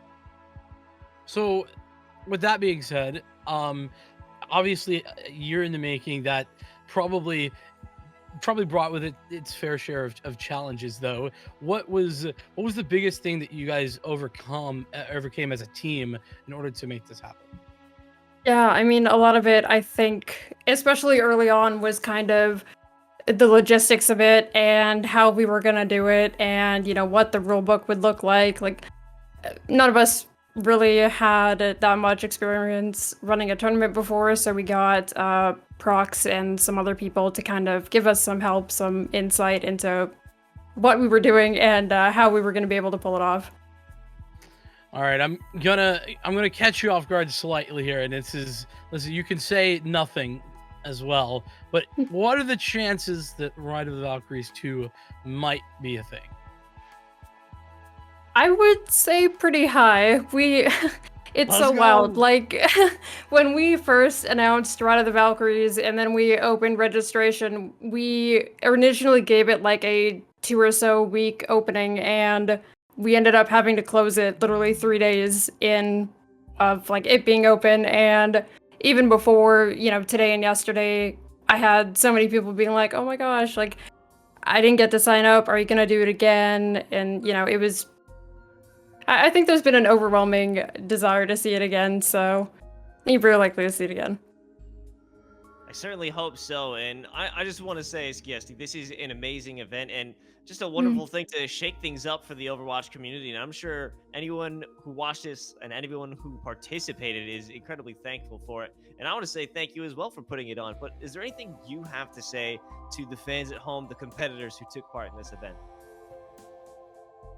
I think I would just want to say thank you so much for participating and being interested in the event in the first place. I know, like, you know, for some people, they were like, oh boy, like a Mercy required tournament, and, you know, but there were so many people that were just super into it and super excited, and yeah, I just want to say thank you for your support and thank you for participating or watching.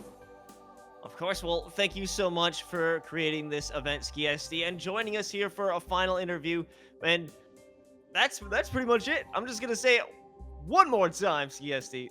thank you for putting on Ride of the Valkyries. How do you feel about the total Mercy kills that we're looking at, though? I'm not sure what number I was really expecting to see, but you know what? That's pretty good. 32. 32. We'll shoot for a lot more on the next event, but that's gonna do it definitely. for us here at the Ride of the Valkyries. Thank you so much to everyone who competed. Thank you so much to everyone in the chat who joined us. That'll be it. We'll see you on Ride of the Valkyries 2. Did someone call a doctor? Mercy on call. The fight has only just begun. Heroes never die.